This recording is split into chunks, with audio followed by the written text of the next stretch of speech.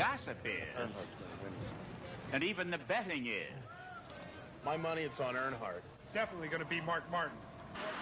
The word is that if one of these guys win Richmond today, he'll take it all. The $1 million Winston Cup Championship. The following is a presentation of TBS Sports, exclusively on TBS.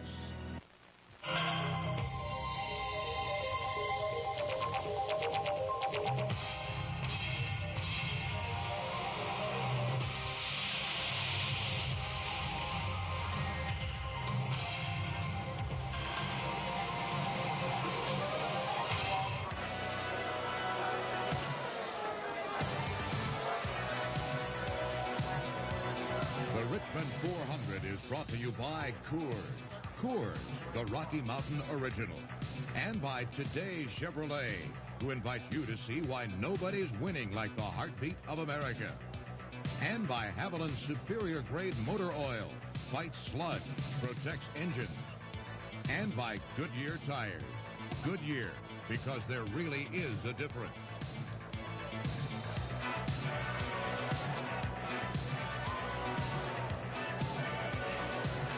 The day is dead letter perfect for a race.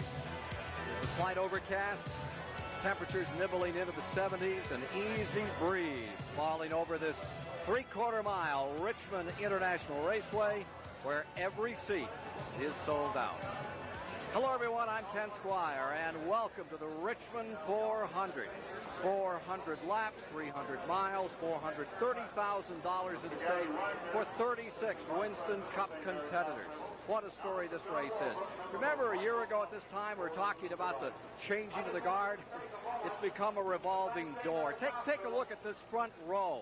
Ernie Irvan in number 4. Who would have believed a year ago he'd be sitting in the pole for the third time, or for that matter, that Michael Waltrip would be on the outside of the front row for the first time in his career. And that new guard of a year ago, they're looking up from under that pair that will start this race. Now, working with me today, my colleagues are Johnny Hayes and the great Neil Bonnet, and I'm sure you're aware that John is never one to flavor anything vanilla and doesn't consider it particularly brain surgery out here. The Richmond Times-Dispatch this morning, and a lot of the fans coming we were talking to, say this is getting down to it, this race, that this is crunch time, John. Well, the Crunch brothers are starting 6 and 7. Dale Earnhardt and Mark Martin. They're fighting for $1 million Winston Cup championship. Dale Earnhardt, Darth Vader, the man in black. It scares you to hear his name. He's going to drive every single lap as hard as he can. He's going to try to go to the front. He's going to try to win every race.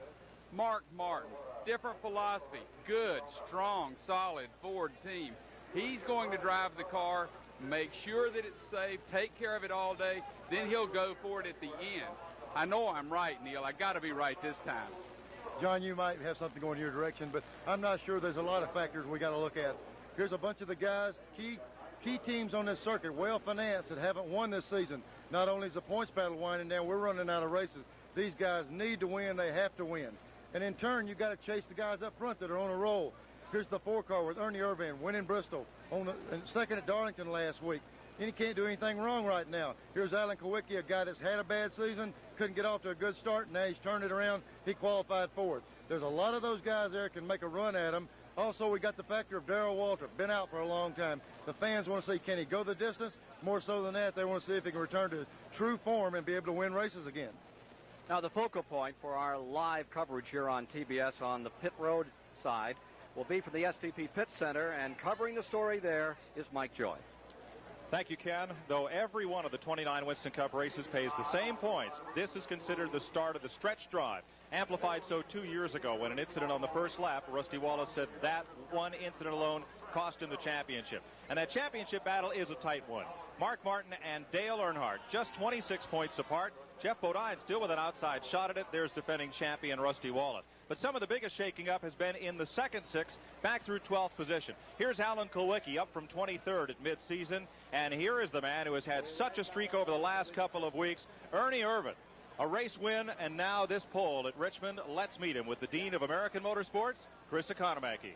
Okay, we're down here with Ernie Irvan, besieged by reporters, a man of the hour in American stock car racing. Ernie, not too many years ago, you had a racetrack which you were welding up seats. Now you've won a race. You're on the pole here. When you shave in the morning, what do you think about your career? Well, I tell you, it's came a long way, Chris, and owe a lot of things to a lot of people, and appreciate everything everybody's done for me. Welded seats at Charlotte Motor Speedway about 4 years ago, and now racing there. So, it's amazing how fast things can happen, and I appreciate everything Kodak's done and all the Morgan McClure race team. I saw you talking with your front row compatriot, Michael Waltrip, over there. What do you got cooked up for the start? We didn't even talk about the start. We were kind of talking about chassis setups and that sort of thing, but Michael's one of my buddies, and we just need to get through this first lap, and each one of us is going to lead the first lap, and we'll go on and race 400 laps after that. All the best. Have a good day. And now let's go to the STP Pit Control Center, my colleague Mike Joy. Thank you, Chris. One name you'd expect to see at the front of this field and the point standings is that of Darrell Waltrip. But Darrell has not raced in 8 weeks, not since the crash at Daytona Beach, Florida, the second such devastating crash at Daytona of his career. Waltrip, taking the hit there, suffered a leg broken in several places. But the pain of sitting on the sidelines watching that car run without him in the seat has been greater than the pain in his broken leg. 2 weeks earlier than scheduled, he returns to action and now sits on the starting grid with our Chris McClure. Mike, I don't think there is anybody here with more well-wishers or a wider smile this morning as he moved around the pit area getting ready to run. Darrell Waltrip, is it really comfortable? Has it been a comfortable situation the 2 days getting ready for this race? It really has. The thing that I forgot was I had to qualify Friday. I spent most of the day just getting comfortable in the car, and then when qualifying came, we didn't qualify very well. But I just tell you right now, don't be surprised if this car don't make its way to the front, and we run pretty good today. I got Bobby Hamilton standing by for a relief driver if I need him, but I think with the weather the way it is, and that's the answer to prayers, I think I can go all the way. I'm excited about it, and I think adrenaline alone is going to get me a long way today. Congratulations on getting back. It's good to see you. Yeah, thanks a lot. I want to thank all the fans for all their prayers and support. It's been really, really helpful. Darrell Waltrip, we'll have more from Richmond in a moment. Stay with us.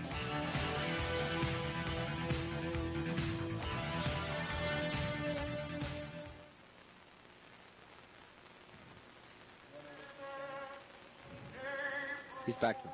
Yes, we're in the booth. 1, 2, 3, 4, 5. This is check. I'm in the booth. 1, 2, 3, 4, 5. Johnny Okay, Hayes. we're coming 1, 2, 3, back. 4, 5. Goes to the PCC. 1, 2, 3, 4, Neil.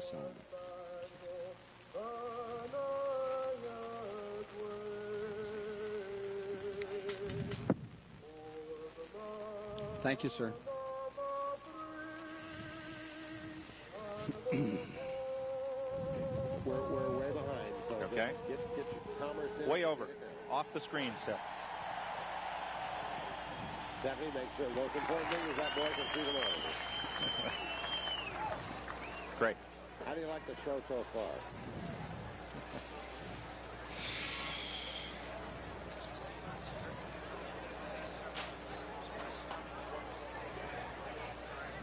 Yep, absolutely. All right, so we'll lose the commercial. What the fuck? Can you split commercials? What's that? And that? Yeah. See, usually they can. Fred? Yeah, we're hearing everything that you're saying in the truck. Are we supposed to? No, you're not. Okay. Why are they hearing everything you're saying in the truck? Dennis, can you hear me say this, Ken? Yeah, absolutely. Everything. Shit, we're in trouble. I can hear it all myself. The talent, the interrupt is speeding all the time. Get it fixed.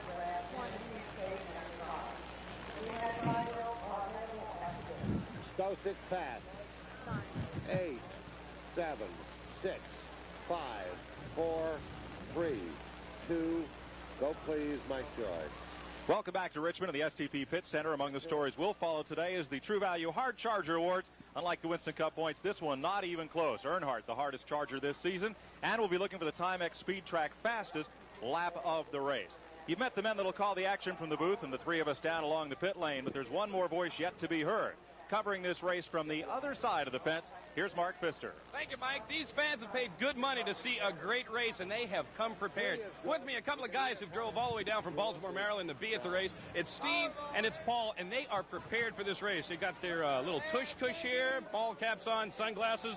got the binoculars, and they came equipped with the stuff you definitely need. A couple of ice chest filled, I'm sure, sandwiches. I don't think so. Oh, no, the breakfast of champions, maybe. So I hope you guys have a safe ride home. Who are you pulling for this afternoon? Oh, Mark Martin. Bill Elliott.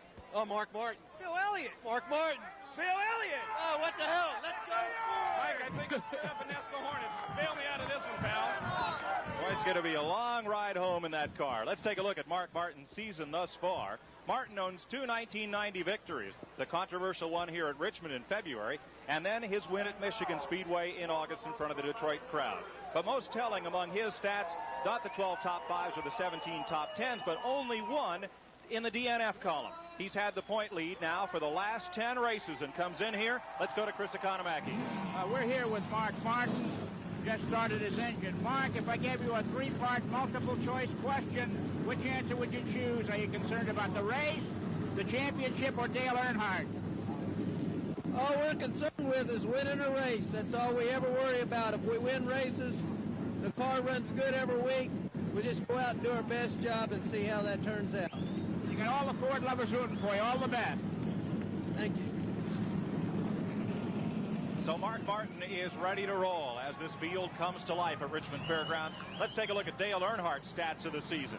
Earnhardt, 7 1990 victories. Nobody else on the circuit has more than 2. He started that tear at Atlanta and has run it right down through to the last race at Darlington, South Carolina. His season stats are much like Mark Martin's. 12 top 5, 16 top 10s, and only 1 DNF. There's a look at Earnhardt. Let's go down to Chris McClure. Engines have fired. I'm not sure Dale will hear us. Dale, they talk about Richmond. They talk about Richmond as a launching pad. Is this more important getting into the last part of the season than other races? Well, I didn't hear a word you said. Okay. Is Richmond as important as the races in the future? Is this the launching pad? Dale Earnhardt can't hear a word we're saying as the engines have fired and it's a very noisy environment, but obviously he's going to race very hard and try and overtake Mark Martin here in Richmond. We'll be back. They're ready to roll at Richmond. Stay with us.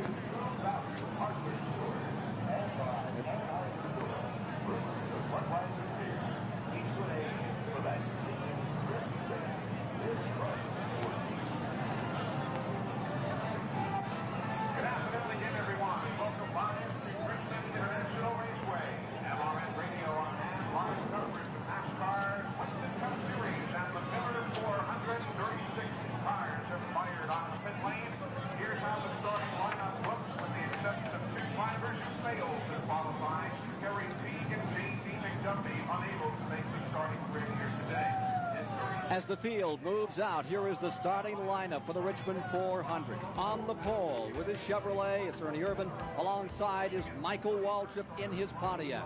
Going to row number 2, Ken Schrader's there with a Chevrolet. And Alan Kowicki qualifies a Ford in the 4th position.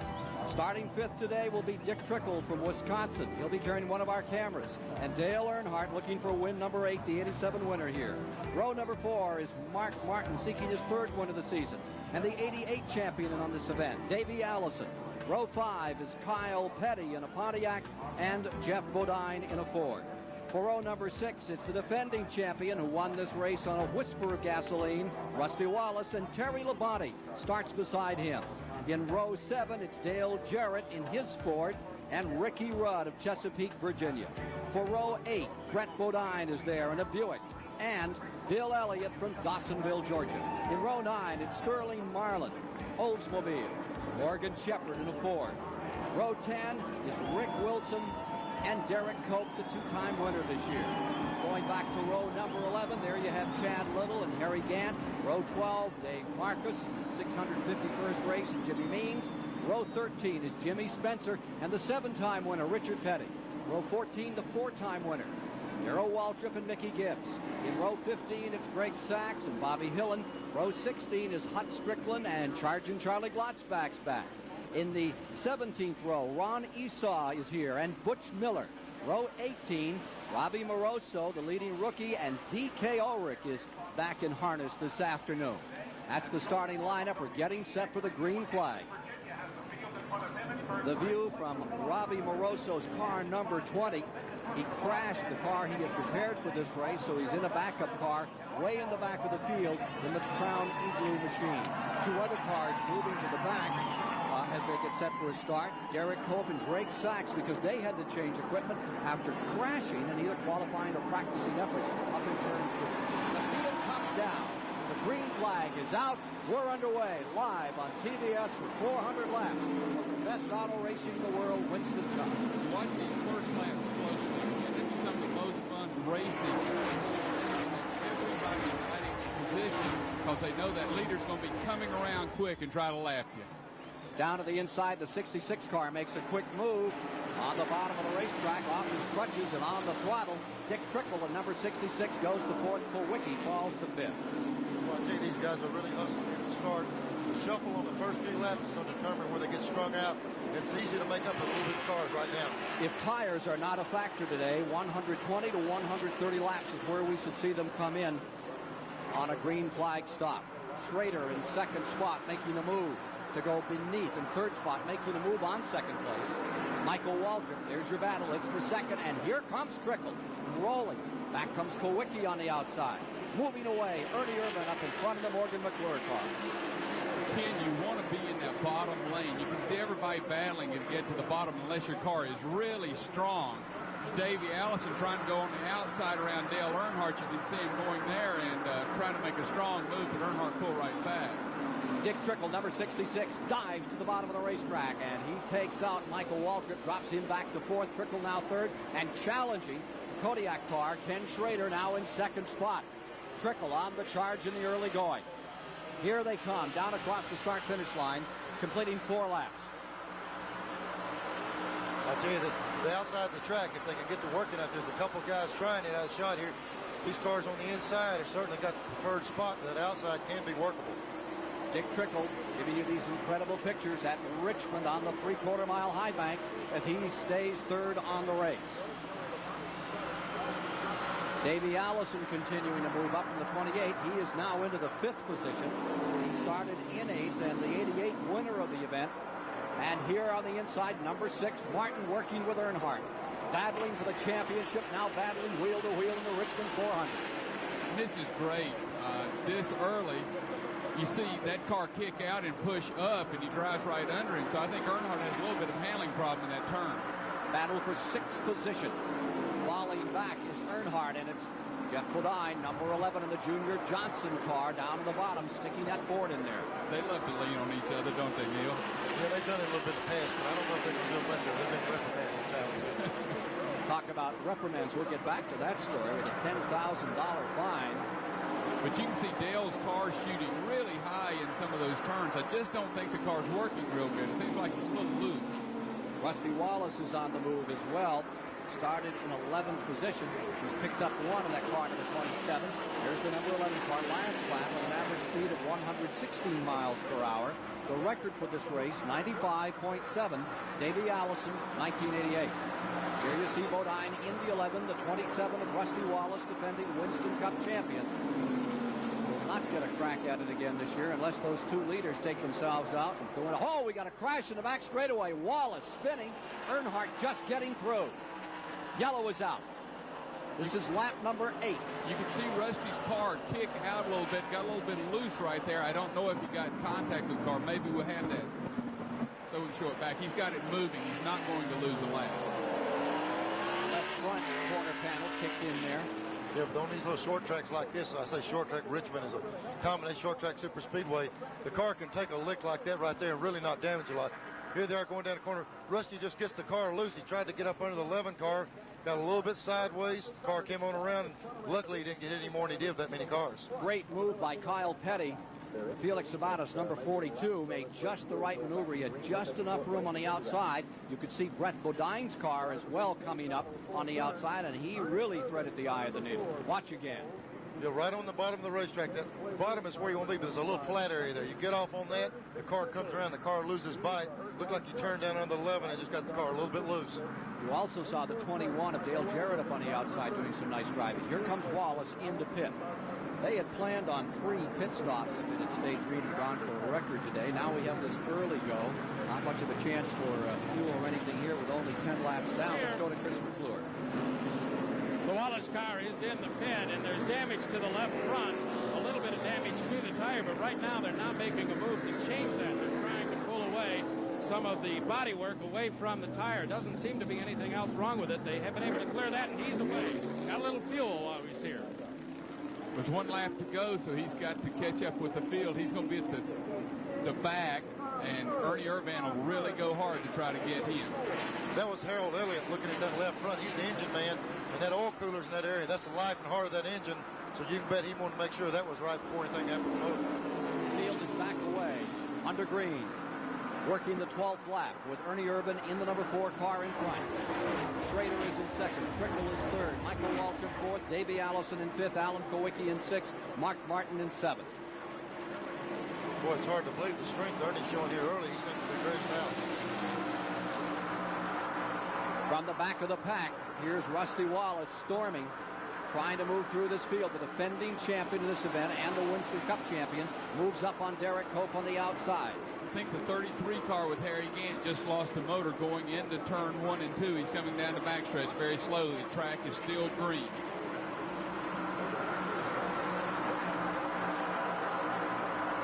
Ron Esock going under the gun of Rusty Wallace, and up in front, we're riding with Dick Trickle, currently in third spot, closing back in on Schrader down the main straightaway. As John said, they did lose an engine, looked like on the first turn. Going in that corner, it's awful tough for them drivers. Just wonder if there's oil there.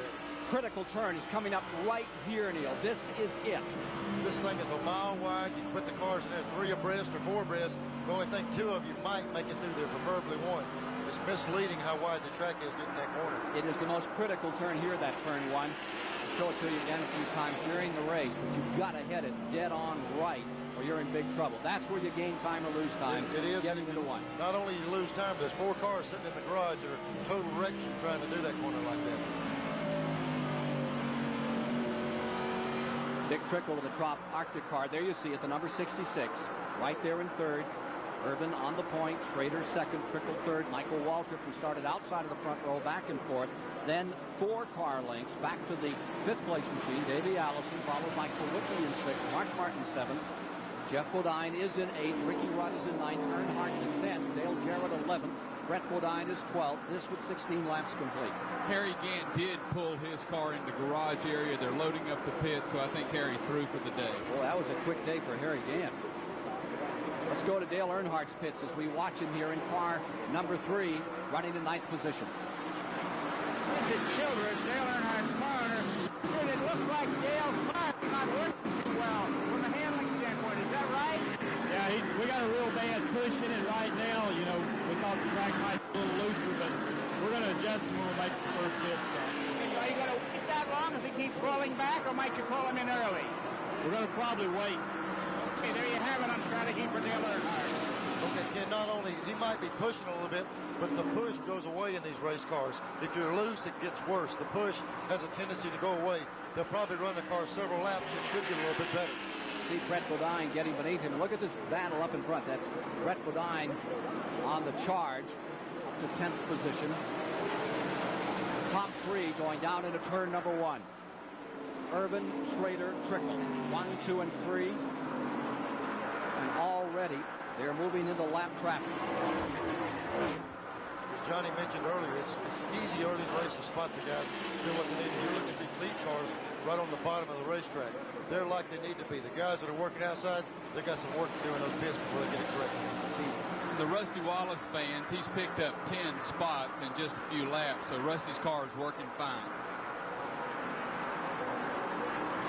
There are now 20 laps complete of the 400 to be run live here on TBS from Richmond, and Ernie Irvan going for win number 2.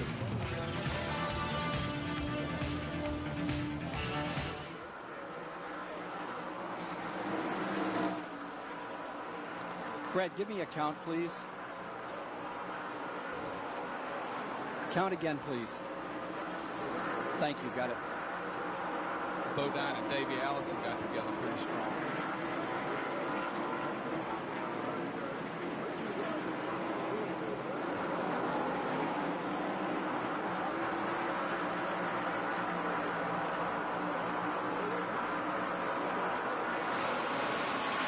All over 25.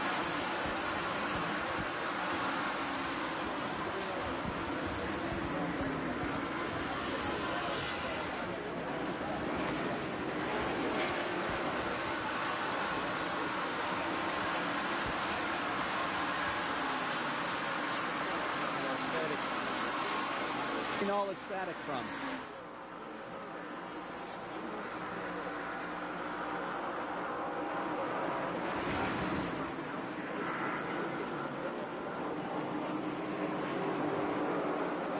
Whoa. Dale Jarrett, Terry Labonte, and Sterling Marlin 3 wide going into 1. Boy. Dale and Sterling been hitting each other the last 3 laps.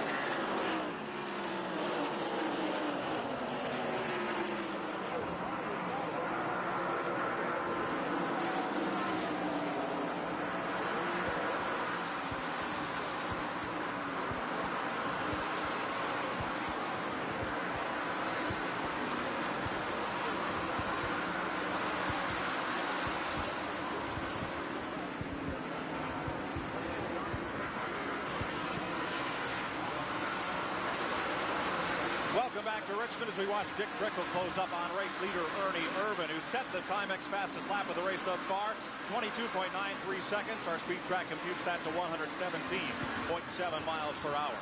Watching Bobby Hamilton in relief of Darrell Waltrip, doesn't even have his suit on, so Darrell feels pretty confident. And a new look in the Richard Childress pit today. Condolences to Danny Chocolate Myers, who lost his grandmother Friday. Danny Lawrence will fuel the Dale Earnhardt car today. Let's go back upstairs. Darrell Waltrip's car is now in 22nd, and here's the battle for the lead. Irvin is there. The Modesto, California campaigner is being challenged by Dick Trickle in number 66 for first place. They're in turn 3, working lap number 28. And also into the picture comes Michael Waltrip on the outside. 3-car battle for the lead. These are 3 very aggressive drivers, so this is a kind of situation that nobody's going to give, nobody's going to live, so watch this one closely. It looked like Trickle's car, the way he was able to run Irvin down, is better, but you got the guy leading the race. He picks which part of the real estate he's going to use. It's going to be tough to get around. From Dick Trickle's Trop Arctic camera, here they are, back across the line, and look at this battle up in front as they work black traffic. Going down to turn number 1. Esau getting lapped into the outside, goes car number 30, Michael Waltrip. Seems to have a little bit of ability from the outside to work. Meanwhile, bottom of the racetrack, Trickle. He may still be on crutches from that Watkins Glen, New York crash, but right now he is flawless. The car takes a little extra bite there in turn 4, goes for the lead and lost a little time. Irvin charges back on the outside. When they go in a corner like that, and Dick had to hold the car a little lower than normal, the back wants to kick out. But his car is so good right now, he can run that inside under him, not able to use the slide up off the corner. The oldest rookie of the year in Winston Cup racing, Dick Trickle in car number 66, holds it on the bottom of the racetrack. On the outside is Ernie Irvin, and right there comes number car in the wall, number 57, and Jimmy Spencer's car off on the backside. Lap 31, second caution of the day. They're going to be racing back to the green. Continuing down for the green flag, they'll race all the way around back to the green for scoring as they come up to the line. As they come to the stripe, they back out of the pedal and pole positions, leaving Irvin first, Trickle second, Waltrip third. There you see the 57th, former modified champion, Jimmy Spencer, back underway after the car looped in the back straightaway coming out of that critical turn number 2. Pike getting into 1, then 2 is the one that collects them. We've lost a lot of cars there all week long in practice, also in qualifying. And we haven't even seen the replay of this, but it's probably this very same situation Rusty got in. Off 2 over there, the car just gets tremendously loose. Now they're going to try to make a quick pit stop. They're on the verge of losing a lap if they can get this thing in and out of there, because otherwise they go down a lap. Leaders all coming on pit road. This will put Kawicki into first position. Michael Waltrip, Dick Trickle, Ernie Irvin, Ken Schrader, Kyle Petty, Morgan Shepherd, Earnhardt, Wallace, all pitting. Leaving on the track in the first position, Kowicki, and going to second place is number 5, the Watkins Glen winner, Ricky Rudd. Another key to this, sitting on the pole means more so than just starting the race here. You notice these guys stopping. Here's Ernie Irvan. In the little Walter Park at the end of pit road, that's the preferred spot. That goes in qualifying order. You sit on a pole, but you also get the better of the pit stops. Here's Schrader making a very good pit stop coming out, but up on the end of pit road, breaking away to 66 in the 4th. They have their choice depending on how they qualify. Yes, the champion, as you saw, Rusty, was the lead car. He was sitting on the first pit. After qualifying, they pick him. If you'll go down through, it's almost exact order through there. So, as matters stand, Alan Kowicki stands in first place, and he is not electing to pit as they come by again with Rudd in second, Jeff Bodine third.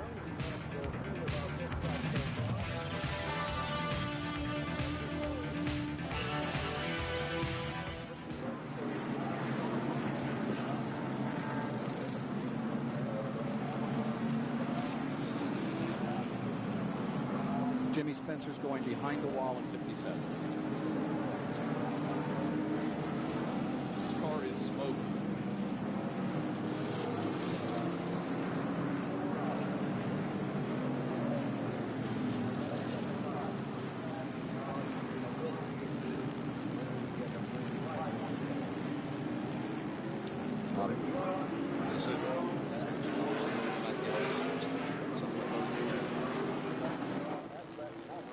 On the racetrack, but Gordon.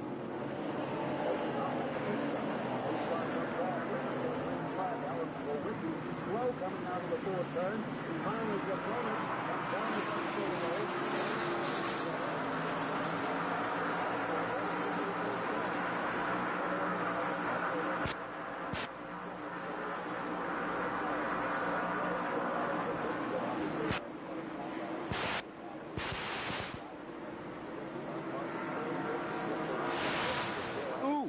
Ernie Irvin just got hit hard, and he got back.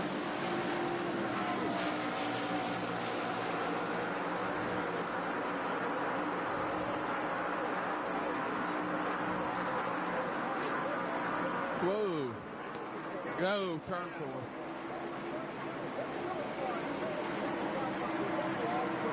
4. Butch Miller. Hey. No caution. He spun and got it back.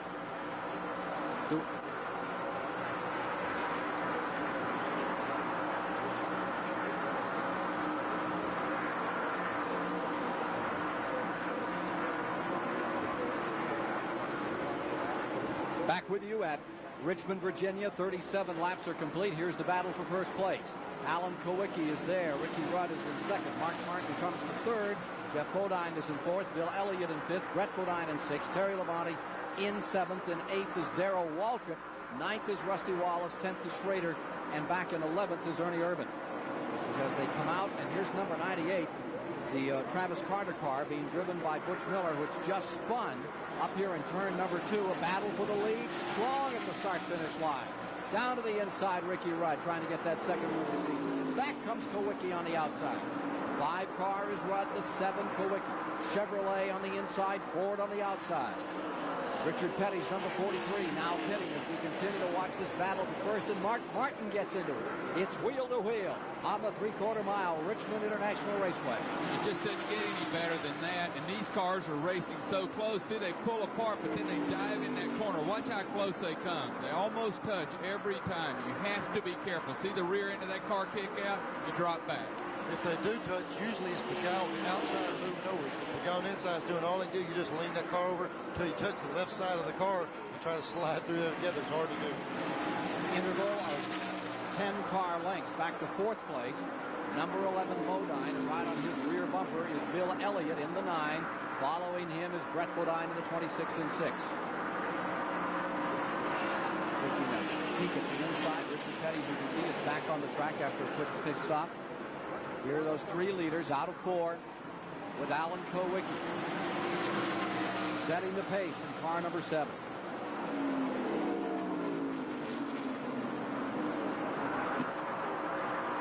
Won't be misled thinking things are getting slowed down. But a pack of cars coming behind these guys are going to really catch up in a hurry.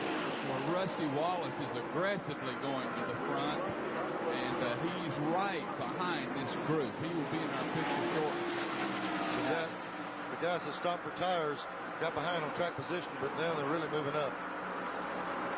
There you see Ernie Irvan also coming back into the fray. He is now up to 9th.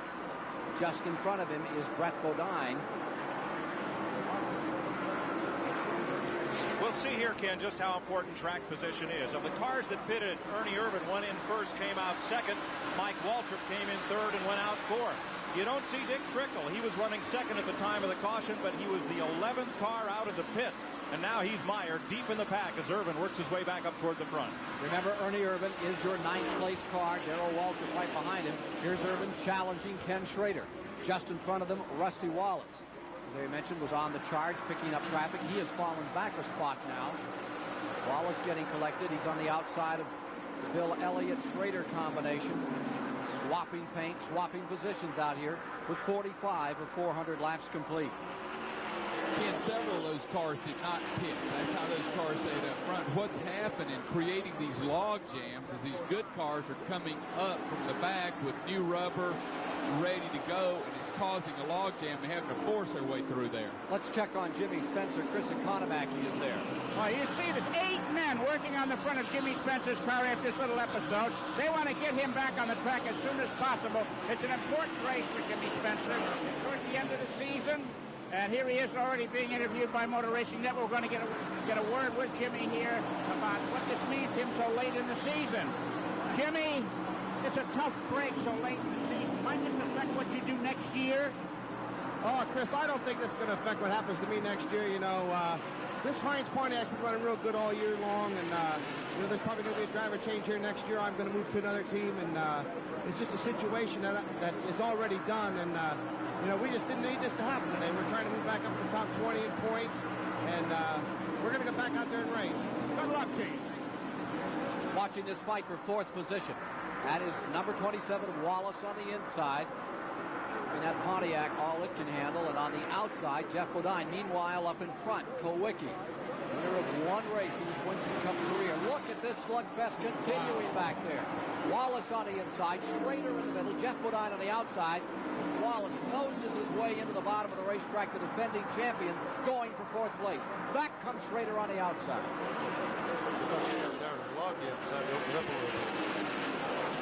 There is only 2 laps to go, right, in the race? Is that the deal? Maybe 2 hours. How about 450? We're at the 50-lap mark. Let's go for it, boys.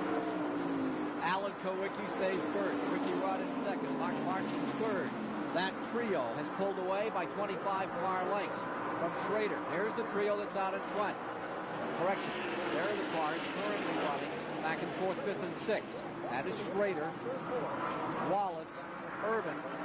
Right behind Irvan is Jeff Bodine in the 7th spot with Bill Elliott in 8th, Michael Waltrip in 9th, Dale Earnhardt coming by in 10th, and in 11th position is Brett Bodine. Here's the Earnhardt car, number 3. He's running in 10th position. Brett Bodine in the 11th. Darrell Waltrip storming back up into this race, broken leg and all. We had a big change in track conditions since the first race. It was really overcast. The sun's out right now. We'll see if the track starts loosening up. If it does, you can see possibly a little change in the characters up front. Here's Waltrip in the 17 car making his move down to the bottom, trying to move under Brett Bodine. Looking to fight for 12th position. And here comes Waltrip picking up one. Kyle Petty trying the outside. That doesn't look like a man with 1 leg, does it? I mean, he's doing an awesome job. Johnny just pedaling real hard with that 1 leg he's got. Kyle Petty working on the outside of Brett Bodine. It's got to feel good for Darrell, huh? You know how he feels sitting out for a while and get back in the car. It's got to be a good feeling for him. Kyle Petty up to 13th position. Let's go back with the leaders, and here you see it, lap number 54. Alan Kowicki looking for that 2nd win, qualified 4th in this event. You'll notice right here, Alan's running a little higher line than any car on the racetrack. He's all the way out on the outside, about a car length wider than anyone else, and it's working for him. Alan Kowicki, who has really turned his season around. 23rd up to 11th in points. Second at Daytona back in July. And running a very strong, steady race at the present time here at Richmond in our TBS coverage. We've had a driver change further back in the field. Harry Gant is now subbing for Hut Strickland in Bobby Allison's car, number 12. Yeah, before the race started, they said Hut was sick to his stomach, and they were going to see if anybody fell out early, they'd try to put him in the car. Hopefully it's nothing bad, but Harry is sure give that thing a good ride.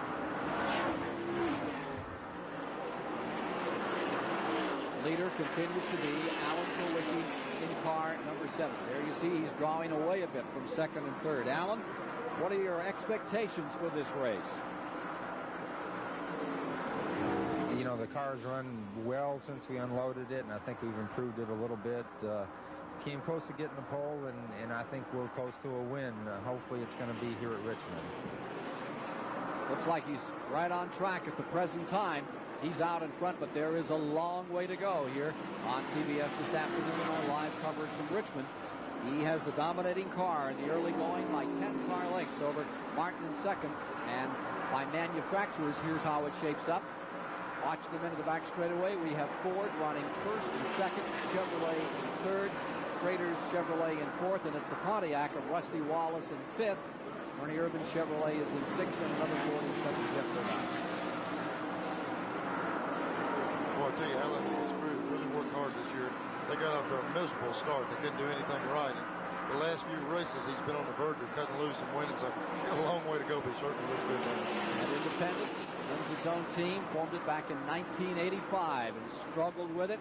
And he's having problems this year as he may be losing a sponsor. And one of the few men alive that was strong enough and had enough confidence in himself to turn Junior Johnson down for a big league ride. So Allen, he's sticking with it, and it's paying off. Meanwhile, from the back of the field, Robbie Moroso, who started in the very last row, continues his work through the field as he tries to get back in this, currently in 22nd position.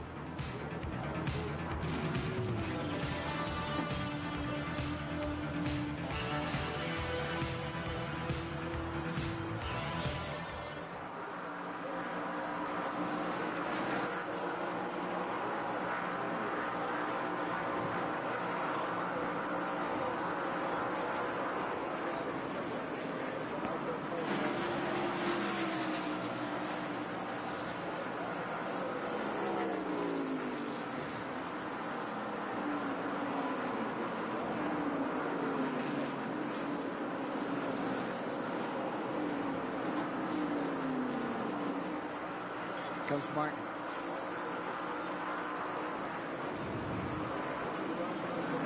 He needs a lead a lap for points.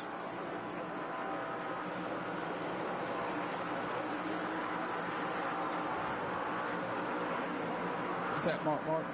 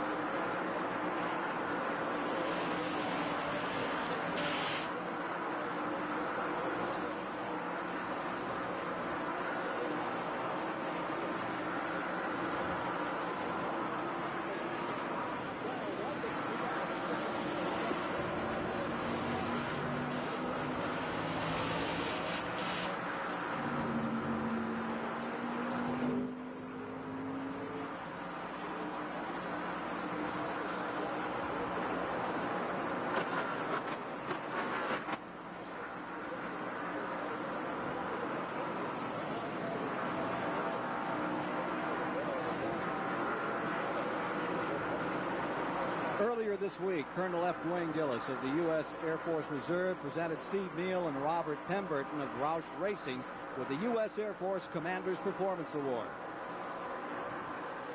It is my pleasure to present the Air Force Reserve Commander's Performance Award to the Roush Racing team.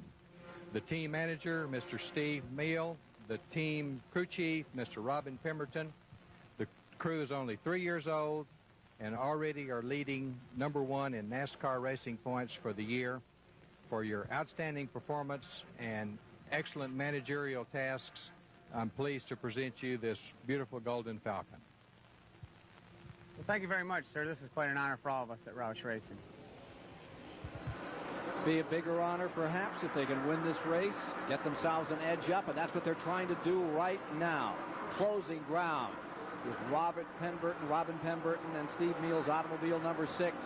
Mark Martin doing an incredible job out here as he winds his way around this 3/4-mile track and stays within 3 car lengths of leader Alan Kowicki.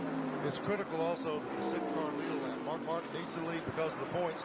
And about 2 laps before, he just made a real kamikaze effort on the 3rd and 4th turn to get around the 7-car and couldn't do it. So he's making real efforts to get up front.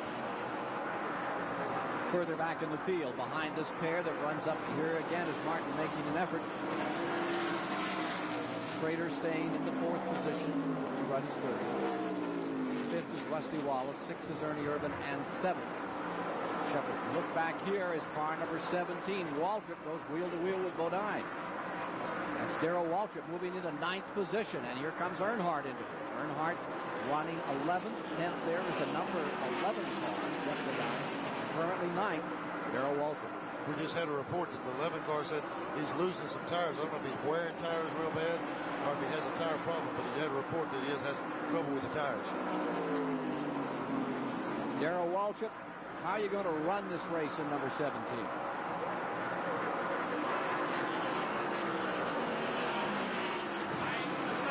Because if I can't make it, I want to at least be looking good while I'm out there. And if I can make it, well, that's how you win the race. So I didn't come to play. I came to race.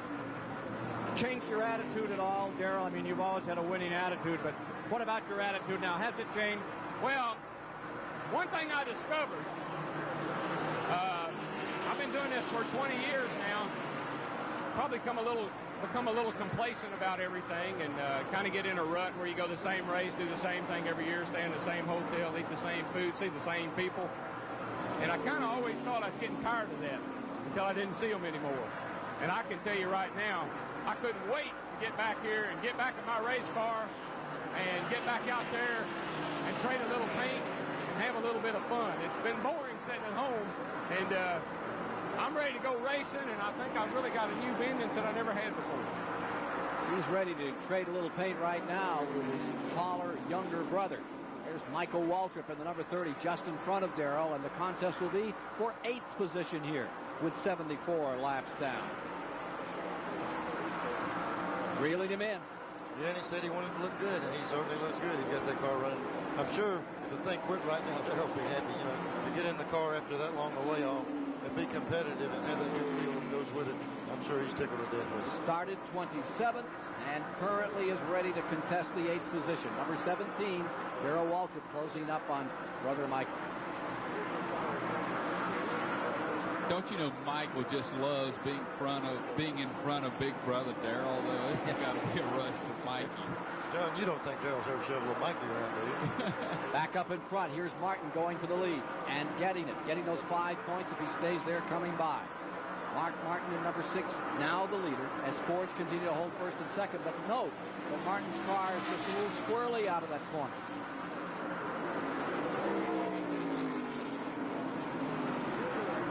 So Mark Martin puts down a lap. Gets those 5 bonus points for leading in the Winston Cup competition. Came in here with a 26-point advantage over Dale Earnhardt. Now stretches it to 31. Alan Quickie just radioed his crew chief and said the car was getting loose, so I'm sure he felt like, let's don't race it too hard, let him by, cool his tires down, and wait till we can get in and get some new rubber. John, I'm sure if he'd never led a lap, he might not listen to him, but he knows that thing's good enough. Right now he can back the pace down a little bit and save the car and be good until we get some work on. Here's Martin dropping to the inside. And coming back is number 7 for the lead another time. There could be a very good instance of him wanting to lead the race for the points. As Johnny Hayes mentioned earlier, Mark is concerned about that points battle. He led it. Looked like he moved over that battle and take the lead again. He obviously just pulled down, and I'm sure he waved it by. He did that at Darlington, so it worked out for him. He had a real good finish there. That's a nice feeling when you got a car you can just jump out front. So I'll lead the lap. Let me move back in. I'm sure you had a bunch of those, right? Yeah, I did. When I did, I sure took advantage of it. Story of the race through 80 laps.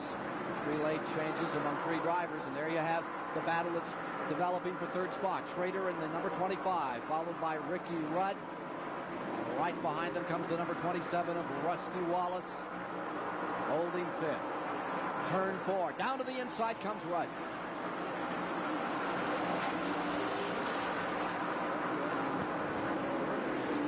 They've been running that line the same, and they're pretty well sorted out. It's going to take one car going a little bit or one getting a little bit better for them to be able to pass. They're pretty well sorted out in that order right now. Number 25, Schrader going to third, staying there. Number 5, Rudd, followed by Wallace. You see Jimmy Means attached on the back end. Change of positions here. Number 17 moving up. It is Darrell Waltrip now by number 30. Takes over in 8th, going back to 9th is Michael Waltrip. Dick Trickle has come to 10th in car number 66 as he's worked his way back after a pit stop. That's a great showing for Trickle because he was all the way to the back and has worked his way back up. The car is working well. Well, I tell you, that work in the pits is so critical nowadays. You can make some of your better passes on that jack stand. If they get you in and out of those pits, get around some cars, and when you lose like he did, it's hard to make it back up. Jimmy Spencer has come back into the race, number 57, coming badly bruised on his machine.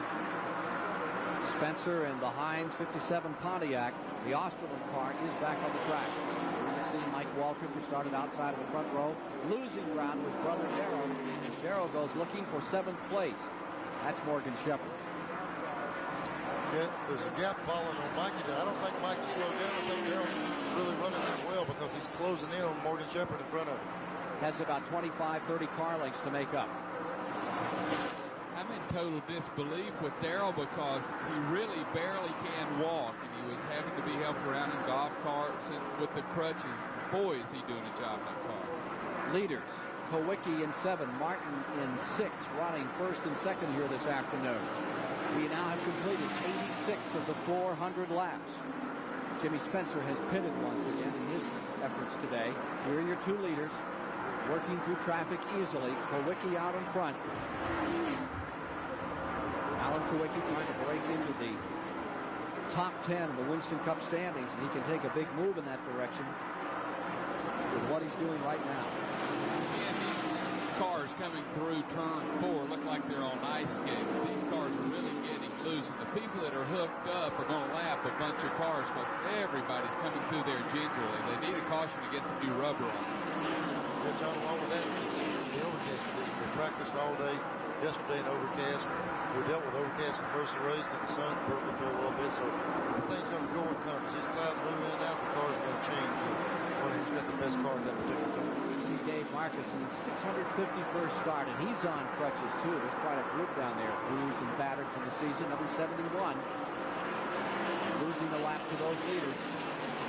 Give Dave Marcus a lot of credit for the determination, Neil. He just keeps climbing. Yeah, you know, a lot of publicity goes to the real big names in sport when they get hurt and everything. Marcus is hurt also, and he keeps plugging away, and he's driving that car every week. It's in that thing, and not only that, he's working on himself. He has to keep his own cars up. Here's the 7th car out in front now by 4 car lengths. As Alan Kowicki is pulling away a bit from the field, Mike Joy. And Ken, you might think this is a whole different team than it was at mid-standing, but Alan Kowicki has come up through the pack in the point standings without any personnel changing. Look at Pocono, where he was 23rd and climbs his way up to the points to 11th after Darlington going into this race. It's almost certain Xerox won't be the major sponsor on his car since they came into racing. The cost of sponsoring a car has increased tenfold. The price of antifreeze has not. And Kowicki right now is under a lot of pressure from several sources to drive somebody else's car next year, much as he was at this point last season. But he's trying to give it a good ride here today and break that top 10. The way he's running right now, he's leading our True Value Hard Charger points. And he gave it such a great ride at Darlington in his last outing. He looked so strong there with 3rd place finally credited to that car number 7. And here he is just putting a lap on Sterling Marlin, who will be changing teams perhaps. The story was that Sterling Marlin, that 94 car that's being lapped by Mark Martin, was all set.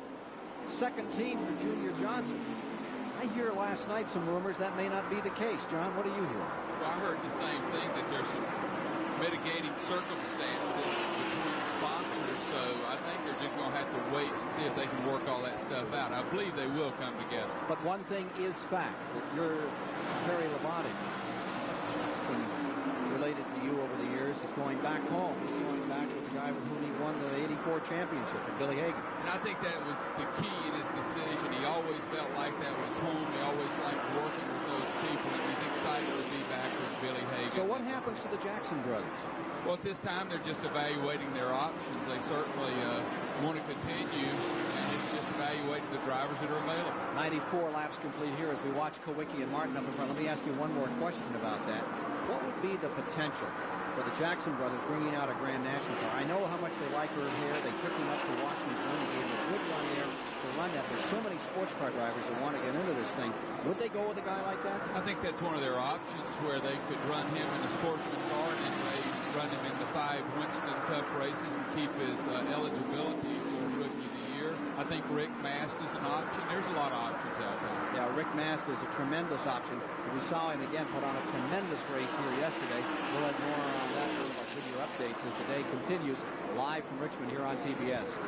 See Kowicki coming up right now to put a lap on Terry Labonte, and the cars are racing very close, but Allen's so strong he should be able to drive by. He's right on the rear end of Butch Miller, and he's got to get by Butch Miller before he gets to Terry Labonte. Butch Miller in the 98, then Terry Labonte in the number 1. Mark Martin in the number 6 stays right there in second place. Mark, what's the most important part of your car when you come to this racetrack? Well, handling is certainly the most important thing. It's become the most important thing almost everywhere we go, because everybody has, such a good level of equipment now that everybody's about on the same level, and about the only edge that you can get is in the handling. Driving it well, Martin, the Arkansas driver, is smooth. He got those 5 points, then came back, willing to wait this race out with now 97 laps complete. Quarter distance within 3. When you come up on this lap traffic like Allen is doing right now, you'll see him. He's outrunning the leaders, but every car you come to is going to run the hardest lap of the race, because that particular car, the drivers are being told you're fixing to be lapped, trying to pick up the pace. So each guy that he comes to is really putting out an effort not to go a lap down. In turn, it makes it that much harder for the leader to get around him. So he's got his work cut out for him.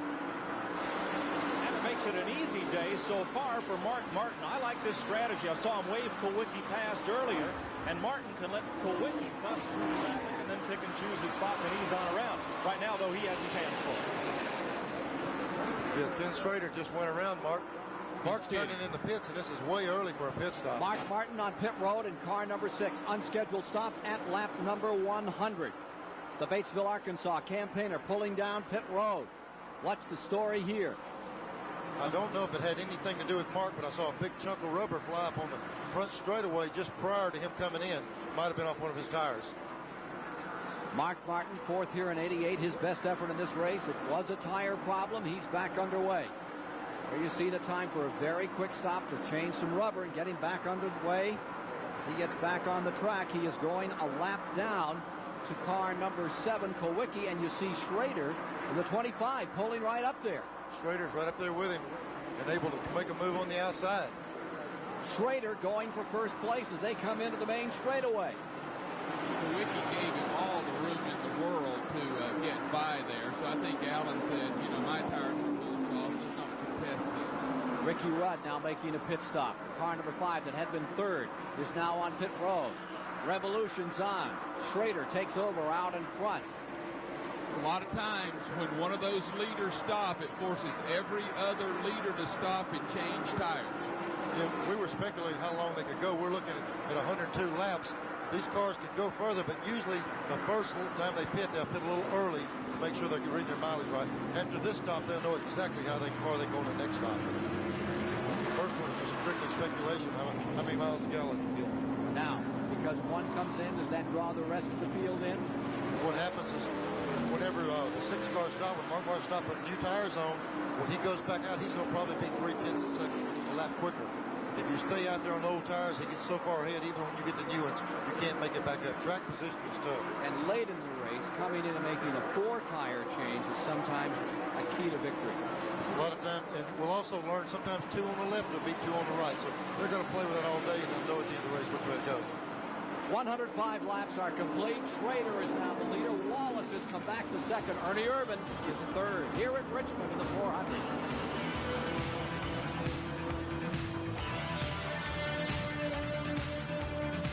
Watch Mark Martin run him down.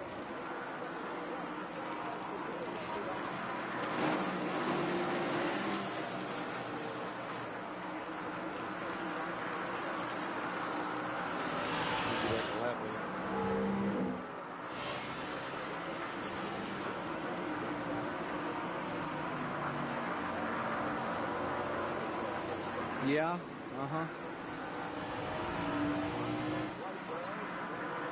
No, I'd be a little concerned if I could get tad early to the races. Okay, am I going to do the big introduction here? Okay.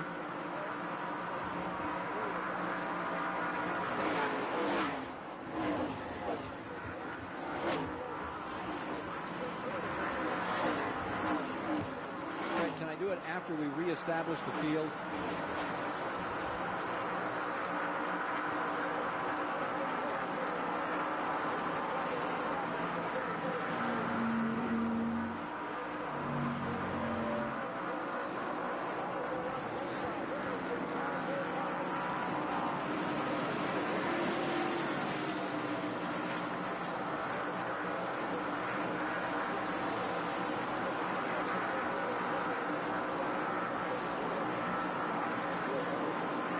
Yep.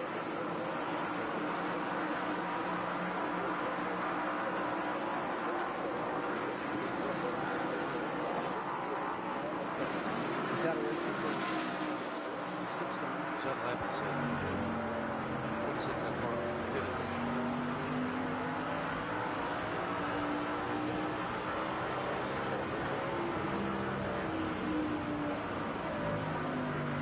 .110 laps are complete as we come to you live here on TBS from Richmond International Raceway, where we have a dandy battle developing. Ken Schrader is currently in the lead. Rusty Wallace is in second. Ernie Irvan is third. Maintaining fourth is Morgan Shepherd. We see the number 6 car trying to get a lap back and be with those leaders again after they've been making a stop under green to take on rubber. In the 5th spot is Dale Earnhardt. 6 is Michael Waldrop. 7th is Trickle. Coming by us in 8th. These are all in the same lap. Bill Elliott, followed by Rick Wilson, 9th. And Dale Jarrett comes up into the 10th position. Top 10, 112 now on the board. Now, one of the things that this crew gets a lot of satisfaction and a great deal of knowledge from are those moments when Chris Economaki gets up on his soapbox and gives us his comments, his views and opinions on what's going on. So, I think it's a generally known fact along Race Row that he has a birthday coming up this week, and we have a birthday present for him that should get us some good stuff from the old editor. Christopher? Okay, thank you very much, Ken. You wouldn't think in the middle of a race like this, put that down, my dear. The place to talk about the issues that face the sport. But I'm going to address them before the race is out. And my dear, don't go away. I'm going to need you. We'll talk to you a little bit later on when I have something to say. There is the official soapbox, his birthday present, which he'll be delivering commentary now and again. Then you'll know when it's a commentary, John. You'll see him on the box, and there won't be any question that there's any editorial opinion there. That's a straight commentary. The rest of it's all direct news. You know. There's no outside chance that we could put him in that box, is there? Birthday coming up in a week for one of the best. Felix Abadis' birthday. Kyle Petty's car owner. Felix is 48 years old today. And I think that's each year for every 10 million he has. I think he has 480 million. So I think Felix will be okay. Felix is trying to make a small fortune in racing. He's starting out with big films. Yeah, he's lost a little money in this sport, but he's having a good time. Now here is Bobby Hillen moving around on Schrader for 25. And Mark Martin still behind that number 6 car, getting down there this time and make up that lap. It shows you how good the 25 car is working, though, because he does have fresher tires, doesn't he, Neil? The 6 cars on new tires. Schrader hasn't pitted yet, and they're getting tremendous mileage looking at the board at 117 laps. But I'm telling you, like you're saying, at 25, to hold him off, if Mark had probably 80 laps fresher tires, he's doing a great job. I don't believe that Mark Martin wants to use up much of that car. He's willing to play a waiting game here.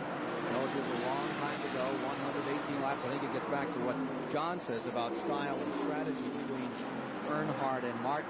Martin will always wait. Earnhardt will always wait. The only thing you got to be careful right here is you might get bit. The caution should come out. He's a lap down. So if the door's open, I'm sure he don't want to abuse his car, but the only chance of this, you could get caught with that caution flag.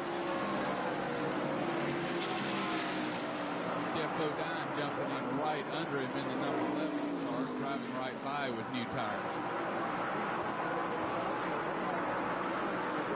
I think Mark may have used some of his tires up getting back to the front, so he may be back to an equal level. We've had 4 lead changes among 4 drivers. There have been only 2 cautions if you're just joining us. The 27 car, Wallace spinning early, did not lose a lap. He stayed in it. And 57, Jimmy Spencer, had a more serious problem in the back straightaway. He's tried to come out, make a run here, and had to go back in a couple of times. Now with the car of Dick Trickle, a good run, or rather with Robbie Moroso. Robbie Moroso's Crown Igloo car, Crown Petroleum car number 20. Moroso, the leading rookie candidate, he came in on a provisional, and Jack Pennington, the other rookie, failed to qualify for this race. Looks like the 10 car, Derek Cope blew an engine going in the first turn. Caution is out, so they need to race back to that flag, get that lap back. Here's Schrader going to lead the 6 car back, and if he does, he's going to have him a lap down. There's the number 10 car of Cope. Won at Dover and won the Daytona 500 to initiate the season. And his engine has expired in the Whitcomb car. Derek Cope has had a great year, though. They've achieved things that nobody thought was possible. Well, I tell you, that thing we're showing, that right there is critical. There's Schrader, who has won 122 laps and not pitted, and he's got the 6 car a lap down. Mark was, they were probably 2 or 3 laps away from Schrader having to come in. Under caution. 3rd time today. Yellow comes out at lap 123, and the entire front of the field all flushes down onto pit road here. Everybody in with the exception of 1 car. Number 56, Ron Esau, stays behind the pace car, and Richard Petty now stays down. The majority of the machines all on pit road. What a break for it. As we watch them on pit road, let's talk about the pits for just a moment. How critical this is. Well, positioning on the pits and also entry and exit of the pits. There's a few little tricks in the game there coming down pit road. Hold these guys, but here's Schrader getting out. Good 4-tire stop for him, 21.2. But this pit road, I'm telling you, when you can do something on pit road, setting still to pass 6 or 7 cars, where you got to fight them all day to get 1 or 2 on the racetrack, that's the place to do it. There's a lot of things blocking these guys around pits and everything that enters into it. Tell them the little trick that y'all used to use when you'd come down and you'd hit your brakes or something. Oh, would you short brake out here on pit road? I've heard some of the drivers do that. Oh, yeah. The drivers, what they do is, fans, is come down pit road, right? They got it at the entranceway, jam on their brakes, make the other competitors hit their brakes, and they hit the gas, run down to their pits, and they pick up about 9 spots on the racetrack. Good, clean, all-American racing. Well, you got to remember, these things travel close to football field a second, and every second you contain that guy, you're way ahead of him. I wouldn't do it unless they did it to me. Right. And they did it to you. I don't know. I remember doing it a couple of times. See, amnesia setting in. Isn't it amazing what he can remember and what he forgets? Racers say you have my word on it. Trust me. My Father Economaki wants to get on his soapbox. All right? All right, and I'm on my soapbox. Seriously, we just saw that yellow flag pit stop with so many men working on so many cars. I feel that the NASCAR regulations allow too many men over the pit wall. It's too crowded. It's probably safer at the wheel of one of these racing cars than it is in the pits. There have been several pit accidents so far this year. I think the number of pit men allowed over the wall should be reduced to about 4. It would probably double the length of a pit stop. But think of the economic value. It costs sometimes $1,000 a man to bring someone to the races. That would be a saving of $4,000 or $5,000 per car per race. A remarkable saving. And that's what I think about the pits today. They're too crowded and too dangerous. All right, my dear, don't get away from me. I need you. Yes, I can understand. What's your reaction to that, Neil? Well, Ken, I've always thought, I know I wouldn't work on pit roads. When I got out of a race car and not driving them right now, you couldn't get me on pit road because it is dangerous. And the number of people there, and I wouldn't hesitate to suggest maybe air jackets. You would see it in the Indy cars, a man standing right by the pit wall, plug the jack in. The most dangerous job out there is a guy running around with a heavy jack in his hand, running around the outside there. He's the further outmost guy on pit road, and a lot of those guys get clipped. So there's the doors opening. I'm sure NASCAR is willing to look at that also. I think what gets overlooked is that the racetrack is controlled and policed, and really the pits aren't. Yeah, and NASCAR can only do so much on that. They only have X number of people on pit road, and they just can't control race car drivers coming down there. Got 36 cars out here, this 3/4 mile track. It's a tough job. Well, the inspectors do a great job on pit road, but you're talking about mass total confusion coming down pit road. You know, as you turn down pit road, everybody's got one of those boards stuck out there sign.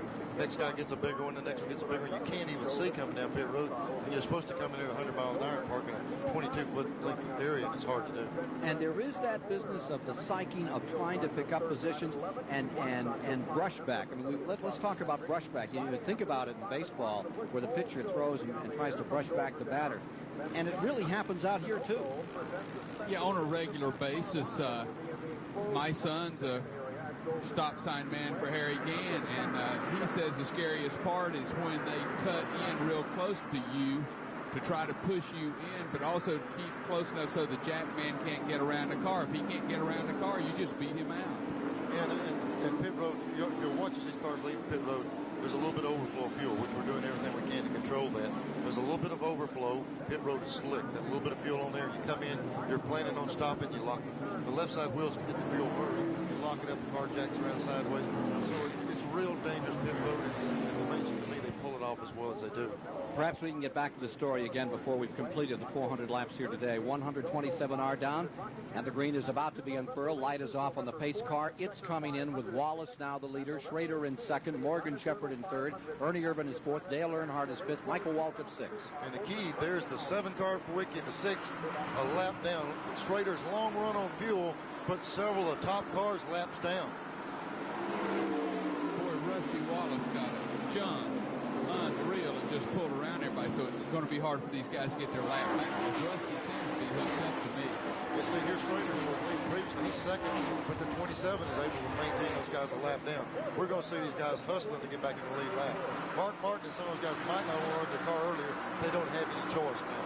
We do have a 2-lane racetrack now. You can see everybody going in double side by side now, where before it was a single lane, but they are not afraid to try it at the top. To Chris McClure on pit road.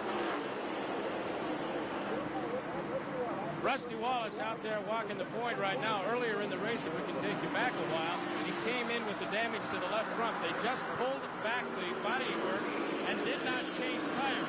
This is the tire right here, and you can see there might have been some risk involved, but it went 120 laps before they came back in and changed it. But it does have a little bit more buildup in terms of the hot rubber on it. I wonder, John Dodson, if that might be a problem. Well, it has a little buildup, but our cars were spotted from when we spin up a while ago. We couldn't get the lift our cars off. Now that we got a fresh set of tires on there, we should be okay. We had a little bit of flat spot in that first set. I think we'll be okay now. So far, they are okay. Defending Winston Cup champion, defending Richmond 400 champion, Rusty Wallace, who won this race a year ago and ran out of fuel on the white flag lap. Berkwood across the finish line is in first place, and he's trying to keep number 6 a lap down. Mark Martin's fourth beneath that Pontiac number 27, nose to nose in lap 132. Alan Pawicki's not far behind him. He just drove it out of 4 sideways and never lifted. It looked like it was a dirt track and didn't lose the spot. So these guys are going hard. Don't you love this track, Neil? I mean, I know as a racer every track is fun, but to watch him on this track is a real thrill. You got to keep in mind here, this track was built as an improvement over a previous racetrack. They took a lot of things into consideration. This is one of the latest built racetracks on the circuit, and they've incorporated what these particular cars need. When it's big and wide, you can stick them out there in 3-4 wide abreast, but you better be ready to get in that corner. You got 2 lanes, and it narrows up in a hurry. Ken, there was a friend of mine leading this race one time and stuck his car in a guardrail off the back stretch there. The car stop immediately. That's why we have cement walls now. Who was that guy? I can't remember. Neil Bonnet, a great French Formula One driver that came over here. You stopped quick that day up in turn 2. I mean, 110 to zip in about 3 feet. I went from leading the race to -5 miles an hour in 5 foot. That's the quickest stop I've ever made. It was a scary looking wreck, and then again, the cement walls, all the stuff, that safety, it makes it safer. We'll talk about cement walls as safer in a moment. As we follow the leader, Rusty Wallace out in front with 136 laps complete. Schrader stays second. Morgan Shepherd is now third, and Ernie Irvin is fourth.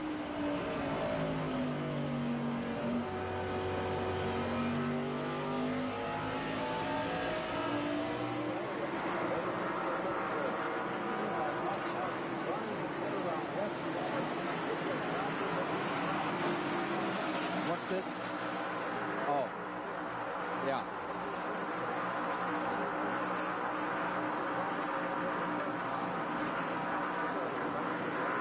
Ricky Rudd's running.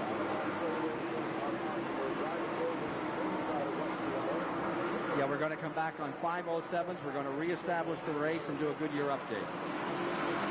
Thank you. So he was talking to me. And Fred, can you just go back over those front 3 or 4 cars, take the leader, and just fade back before we to reestablish? It would be 27, 25, 27, 25, 15, and 4. And they're all easy to come to. 27, 25, 15, and 4. And 3. 3 is underneath 4 right now, so it would really give you the picture of the front of the race. Thank you.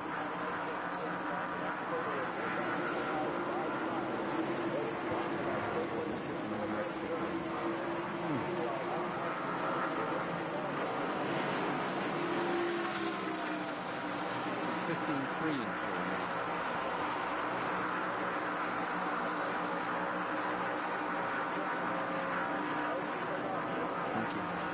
Oh, 11 car. Got it back. No caution. Did we get it, Fred? Spin in 2, and he picked it up.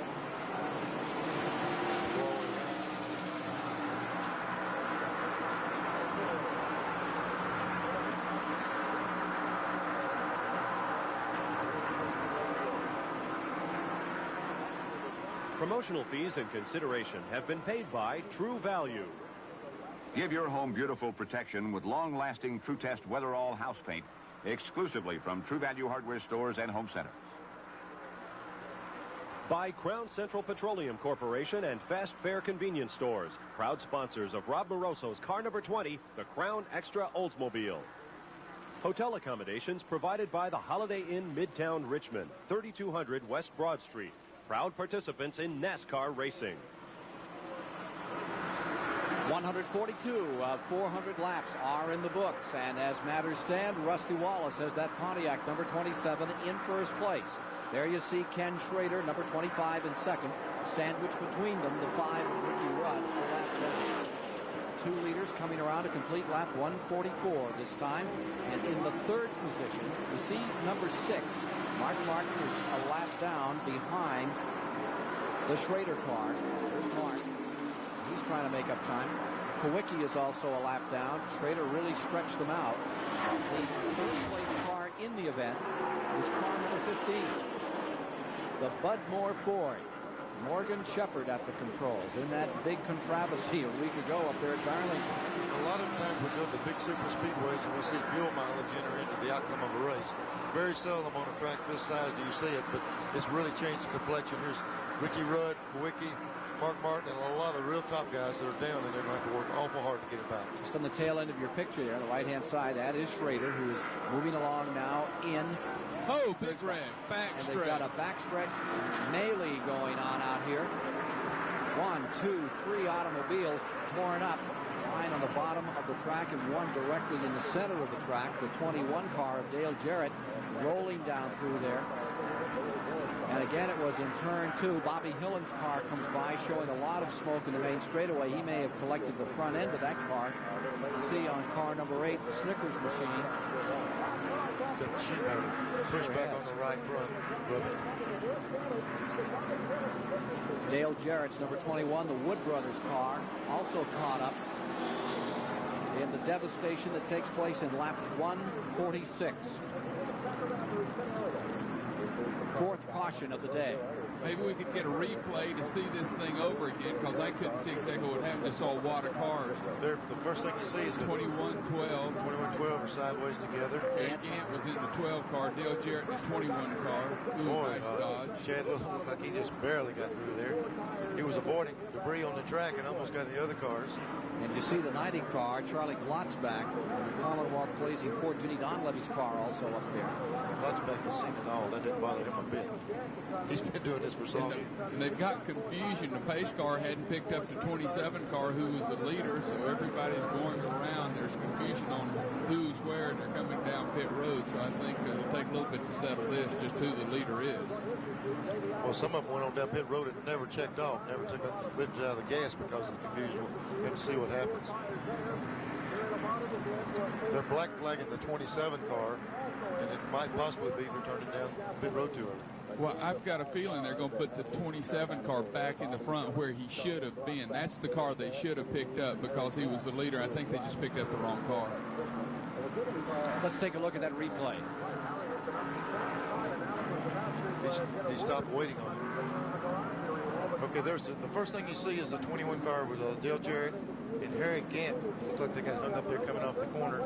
And you see just exactly what the race car drivers see, nothing but smoke. Robbie Moroso with the Crown Petroleum Igloo car giving us those dramatic pictures as he came through that incident in the back straightaway here at Richmond International Raceway. You saw the 27 just parked out there stationary. So it was a setup shot to send home to mother. That was a hold on his part, waiting for the pace car to come on by, and now he slides into position, as John had predicted. Now they have the cars correctly lined so everybody can make their pit stops now. Are you happy now, John? Yeah, I didn't want him to get messed up. Okay. We'll be back with more from Richmond Live on TBS following these messages.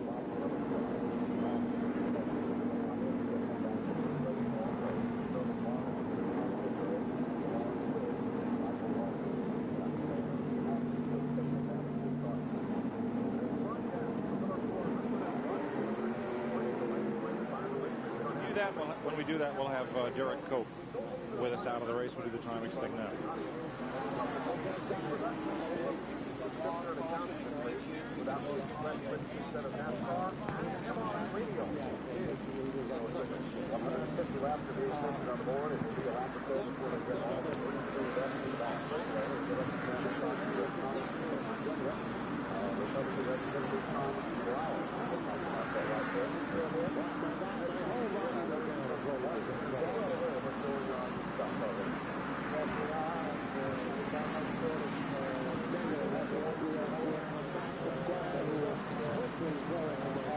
Okay. Yes, sir. Go ahead. What? Yeah, but I'm getting all this other stuff. I'm getting all this stuff. Me too.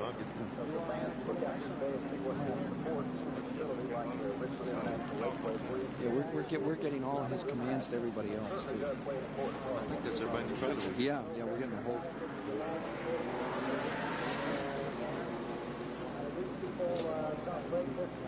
Spend a lot of money with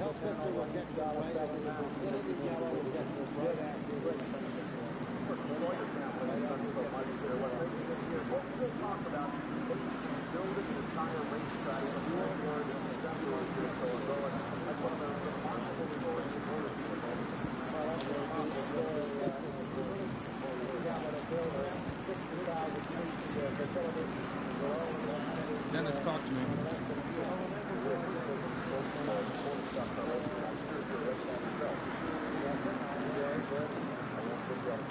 151 laps are down. Fourth caution of the day is now underway. Pace car in the back straightaway with Rusty Wallace out in front in this event. Running second is Ken Schrader.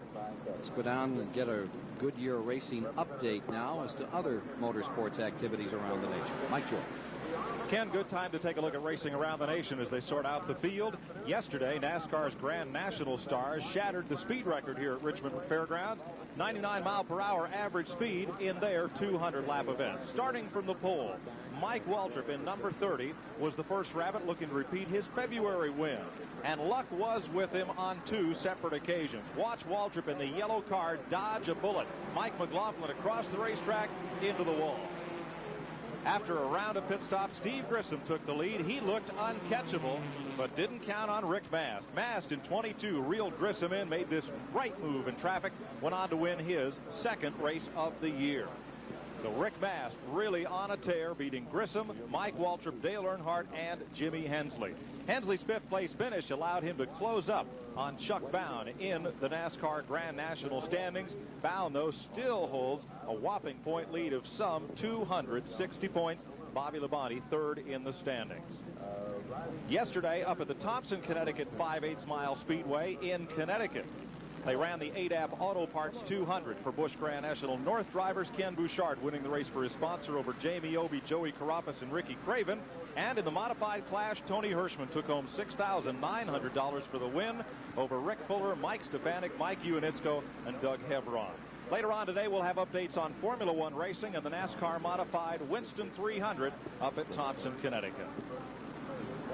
Thank you, Mike, here at the start-finish line with Neil Bonnet, Johnny Hayes. I'm Ken Squire. Hayes, you're the guy that judges the talent. You're the guy that's always finding drivers for people and all that stuff. Why isn't somebody picking up on Rick Mast? Here's a guy that finished 6th at Daytona, comes out here, runs his buns off in Grand National races, talks beautifully, just a real good racer. Why hasn't somebody put him in a car? He'd give him a show.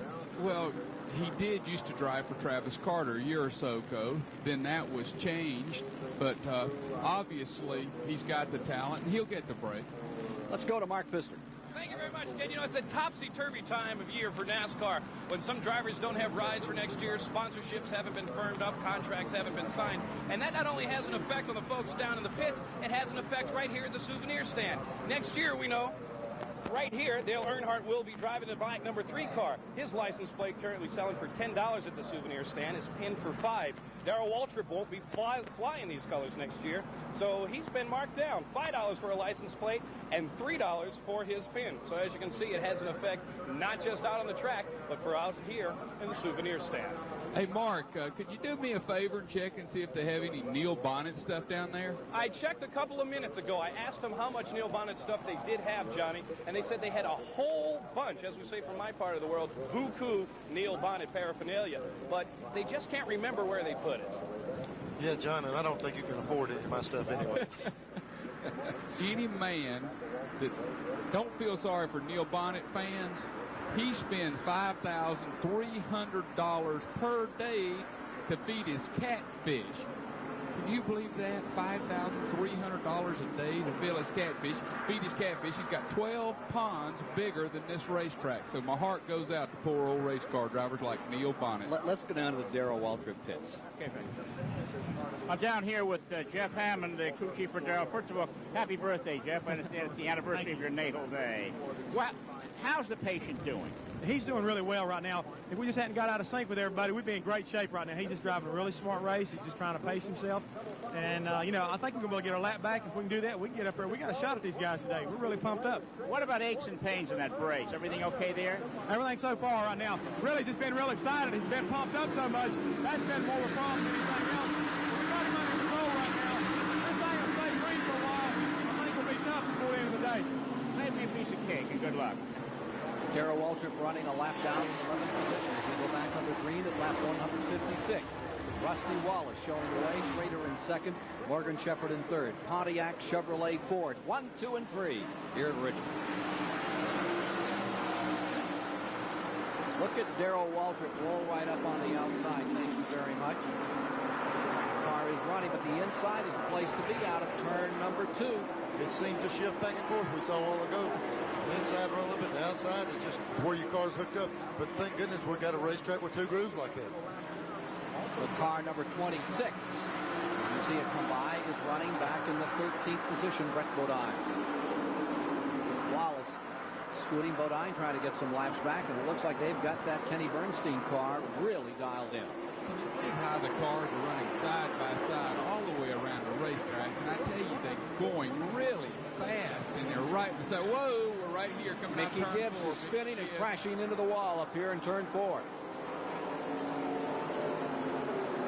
that might have been more than 2. That might have been 3 wide. Yeah. I didn't see it happen, but 3.5. 3.5. Sometimes you can't make it. Racing back to the line, trying to make his lap up. As they come around is the 26 car, the 5 Whoa, car, Gibbs is all going coming. slow. Gibbs is going slow. It's tight getting through, and they're going to make it. Whoa. Mickey Gibbs got it back underway, and he was right in front of the traffic coming out of turn number 4. 4 of your key cars got their laps back. Ricky Rudd got his lap. Brett Bodine, Bill Elliott, and Darrell Waltrip. Those 4 cars got their laps back. Take a look here at Mickey Gibbs out of control up in turn number 4. Backs it into the wall. Those tires spinning in the opposite direction. Your foot's still on that throttle. So if you get out there and you get the brakes on, sometimes it takes off the other way. You hold that throttle down and it'll slow the momentum down a little quicker. Feel that tomorrow? Oh, yeah. He'll remember bouncing into that. Mike Joy, who's had the fastest lap so far? Well, Ken, the race pace has backed up a little. Rusty Wallace, after that round of caution flags, just ripped off at 23:32, 115 miles an hour. But still Ernie Irvan, second lap of the race, 118.22 miles per hour. That's the quickest lap of the race so far on our Timex speed track. Rusty Wallace in first, Rader in second, Morgan Shepherd in third, Dale Earnhardt in fourth, Ernie Irvan in fifth on this shakeout.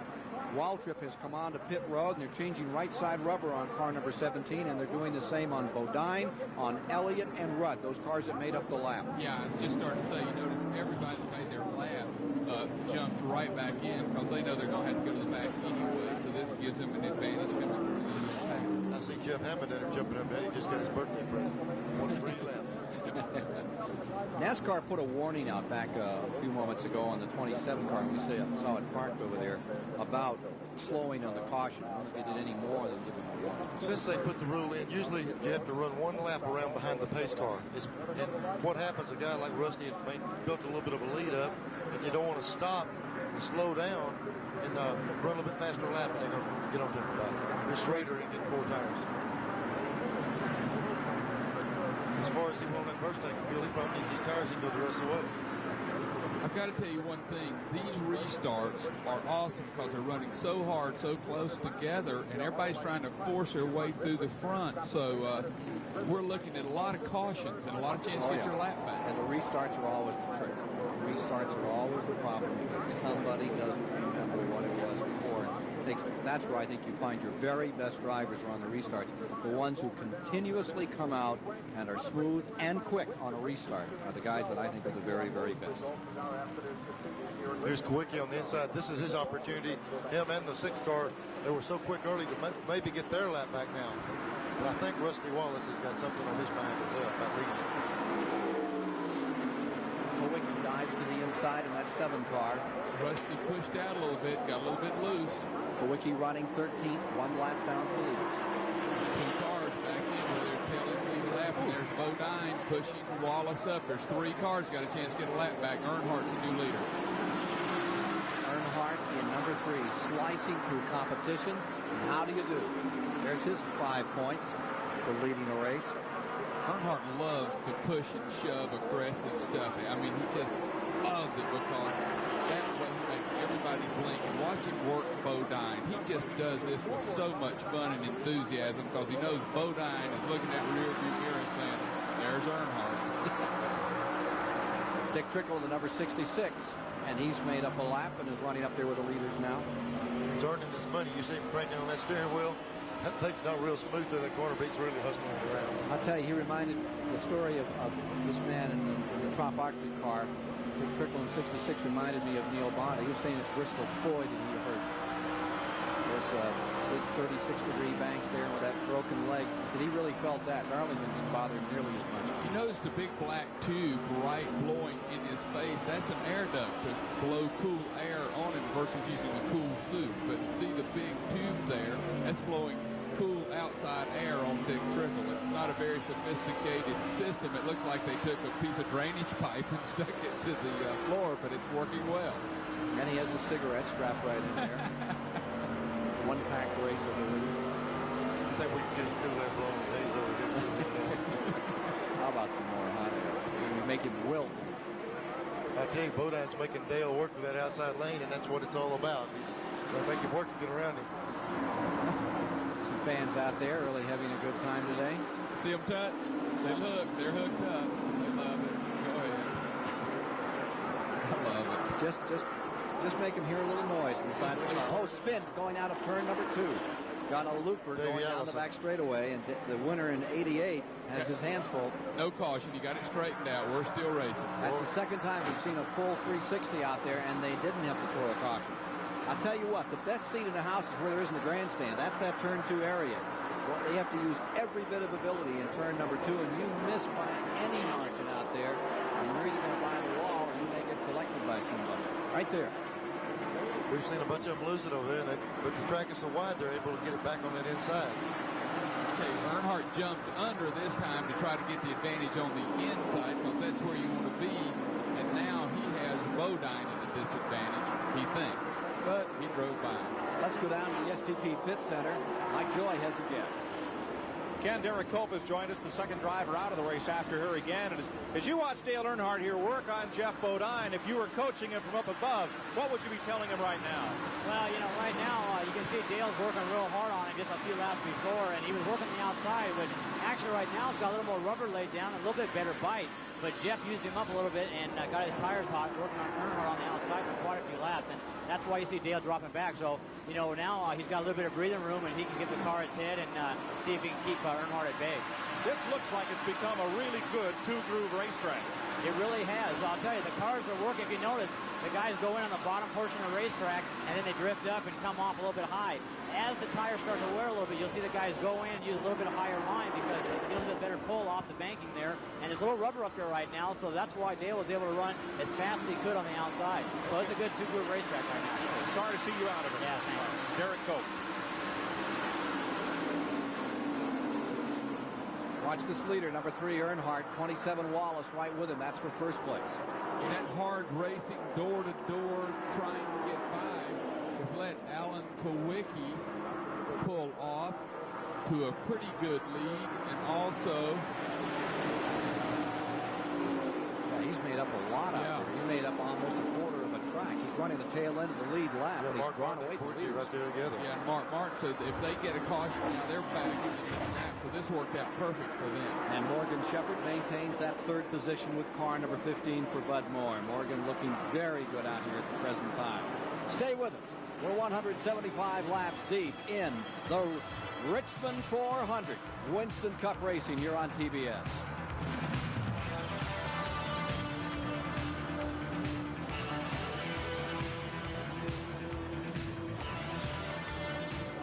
Something happened to Kyle. Yeah.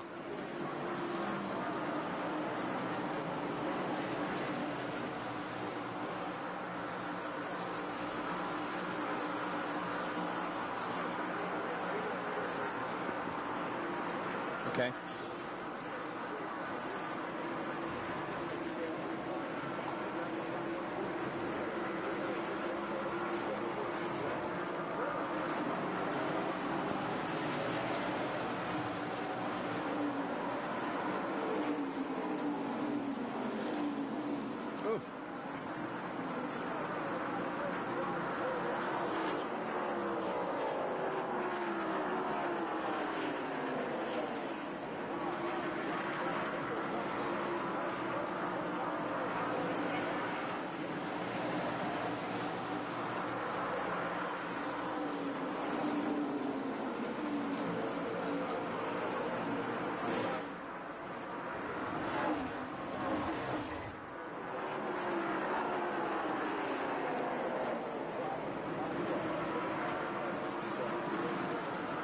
I have the attendance figure, Fred, at 61,000. You want to open on a crowd shot and then come to the race?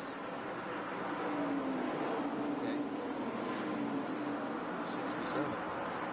61, it says. Oh, okay, I'm sorry. 61. You said 53 earlier. Let's do that in North Carolina. It's a Charlotte Motor Speedway. Excuse me, if you're listening online.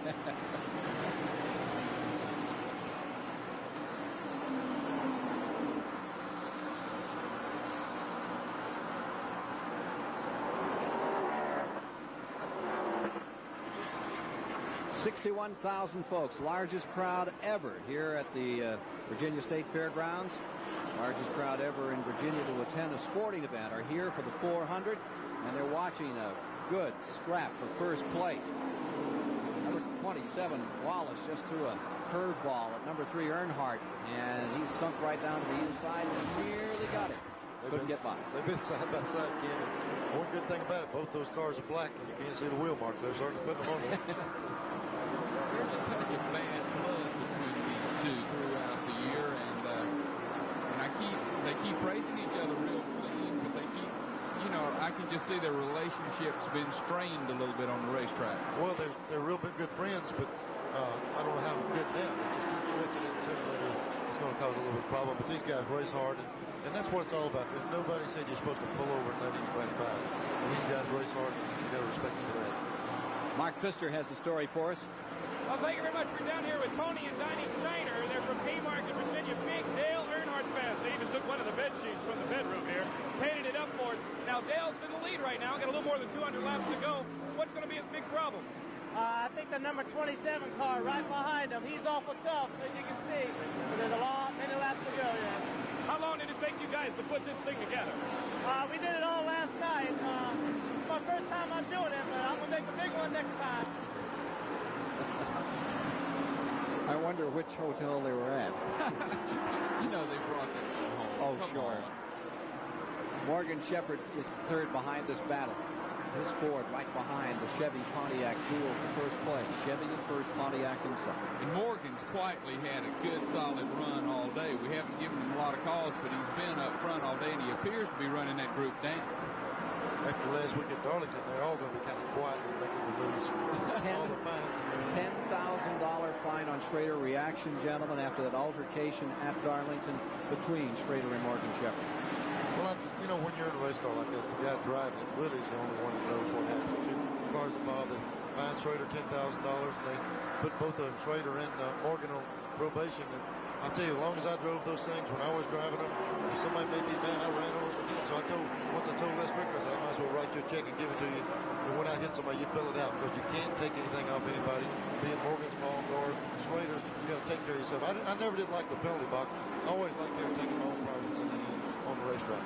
Now, I've always taken a much more logical approach to that because I don't like power, because I never had any muscles. I don't like to get beat up, but I would rather pay $10,000 and have Bud Moore hit me in the head with a hammer.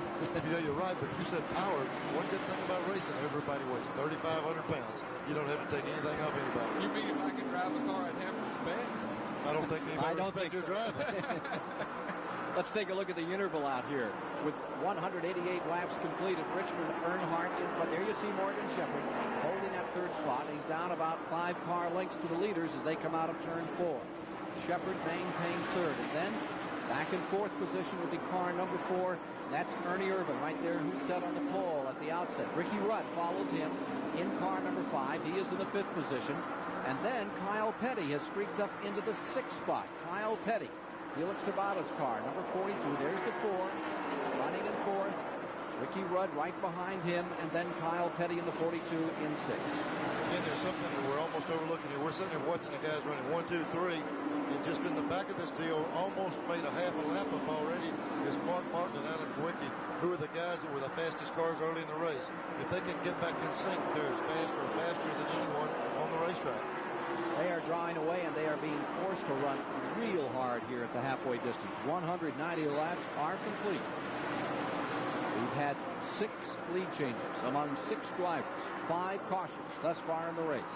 Update you at midway as to how this race has materialized.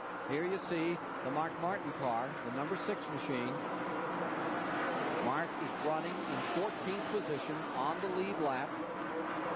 Alan Kwiecki is in 15th position on the lead lap. They are the last 2 cars now working lap 193. But those cars running 13th and 12th aren't running near as fast as it's conceivable these guys could on lap 7 get back in contention as fast as they're running. And after what we saw, no doubt there will be another caution, giving them the opportunity to close right up on the pace car and make a run of it. Here's the story for the moment. Earnhardt and Wallace. Friends? Yeah, off the track. On the track, battle royal. What a show they're giving this crowd as they lap Jimmy Spencer. This car battle torn down on the inside. Out of turn number 4, or rather into turn number 3, go those 2 leaders. This is where the strong suits of the Richard Childers team. Not only are they in contention for the championship, this is the same car that we were talking about early in the race that was faltering to the point that we sent a runner down to find out what was happening in the Earnhardt car. They said, when we pit, we'll tune it in. They certainly tuned it in. That's one of their strong suits. They might not have the best car race car, but they're certainly going to get it in contention before the day's over. The struggle continues for the lead, and it is a struggle. You can see Rusty Wallace hanging the tail end out a little more on that Pontiac. I don't think he likes following the other black one too much, do you?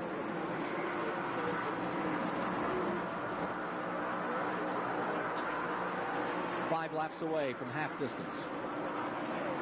Mid-race coming up.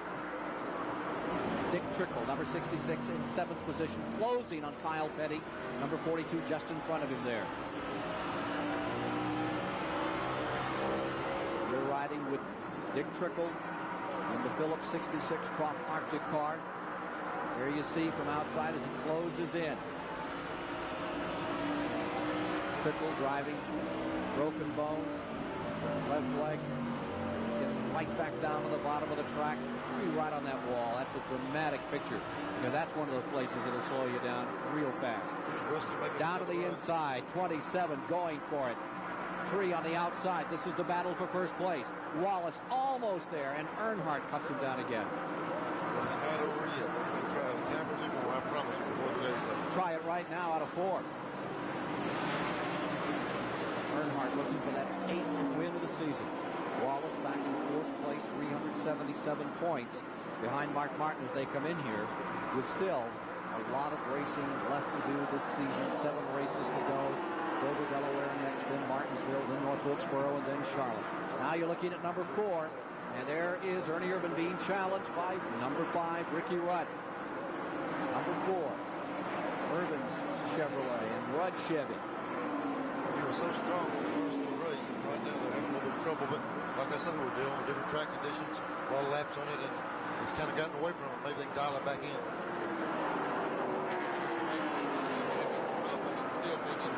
Place that just shows you how much that team's improved and how strong they're getting. But those guys that work for the team running Bills and Motors and the people that own that thing have really made a dedication years ago to be there and bring the racing, and I'm glad to see them get there. Halfway, half distance. Rudd to the inside in the Hendrick car, going after the Morgan McClure number 4. Earnhardt has pulled away by 3 car lengths from Wallace up in front. Wallace willing to let him go for the moment. Look at this struggle. Well, it makes it tough. You can have as good a car or maybe a little bit quicker car, but that position you have to make a move around. We've seen Rudd make a run every now and then. We've seen Rusty make a run in Earnhardt. You almost have to set them, cool the tires, cool them, have a little bit of patience, and make one effort. If you can't do it, you got to drop back and call a timeout, cool it down, and make another run. It's almost impossible just to continuously try to pass. Irvan has been here since 1987. To matriculate for a while before you can go out and really fly with these top stars. He's learned it all, and with this Morgan McClure team, chemistry is just letter for magic for this team at the present time. We're on a great roll. We should continue to watch Ricky Rudd work on the inside. A little bit of smoke off the sides of where they put together. Yeah, Ernie slid up, got just a little bit of juice coming out there. Ricky got the nose in, and they touched. Now, Ernie's going to try to come back and touch him back. That's like an American thing to do. If you touch me, I'll try to touch you back. Okay.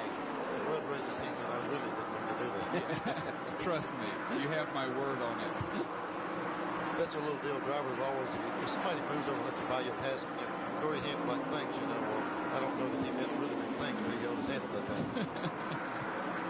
Didn't mean surrender, huh, Neil? No, not yet. Kyle Petty is 6th, Dick Trickle 7th, Bill Elliott is 8th, Ken Schrader 9th, Brett Bodine is in 10th at the present time, with Rick Wilson in 11th. Getting a call for the first time. Darrell Waldrop is up to 12th. Michael, his brother, is 13th. More live from Richmond in a moment.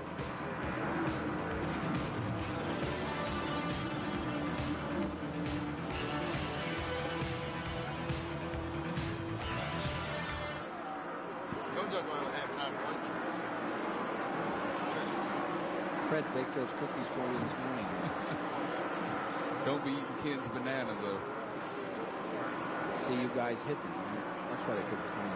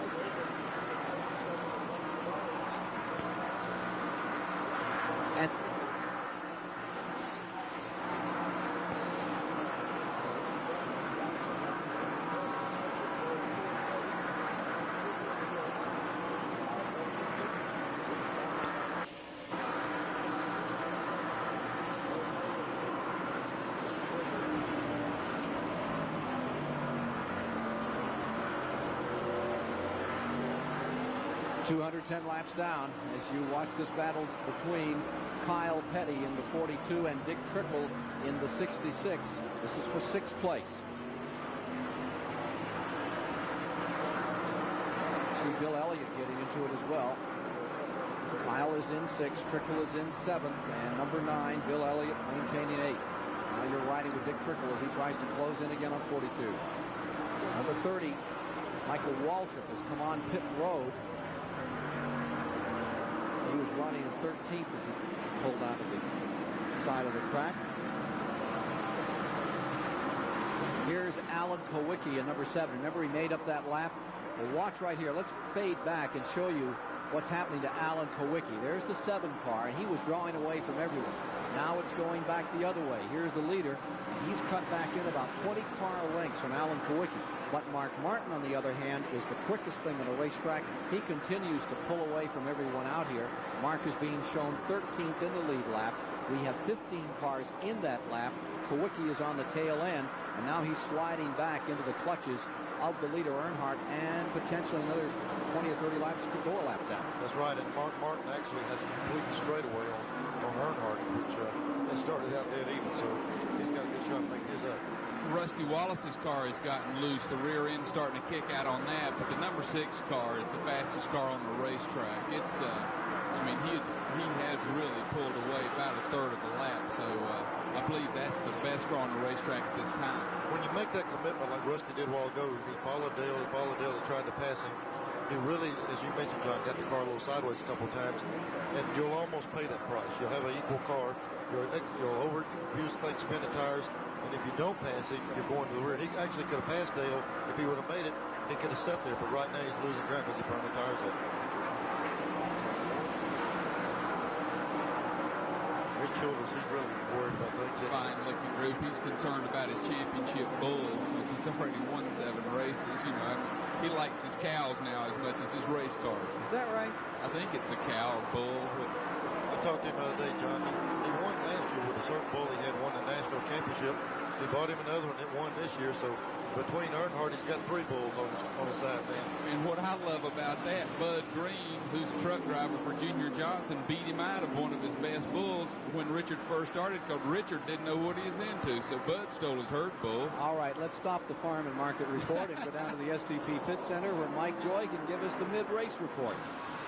And Ken, here is our Goodyear mid-race report. 6 lead changes, starting with Ernie Irvin, the pole sitter. Alan Kowicki was up front for a while, and both of the point chasers, Earnhardt and Mark Martin, have led a couple of laps. 4 drivers in all. Average speed 97.5 miles per hour. 5 cautions. The first for Rusty Wallace, the second Jimmy Spencer. the most damaging when Gant and Jarrett got together. Gant in relief of Hut Strickland. Only 4 cars out of the race, so attrition fairly low at this point, just past halfway. 218 laps officially complete. Here's the story on the racetrack. It's Dick Trickle in the 66 in the 7th position. Bill Elliott storming along in 8th, right behind him in that car number 9.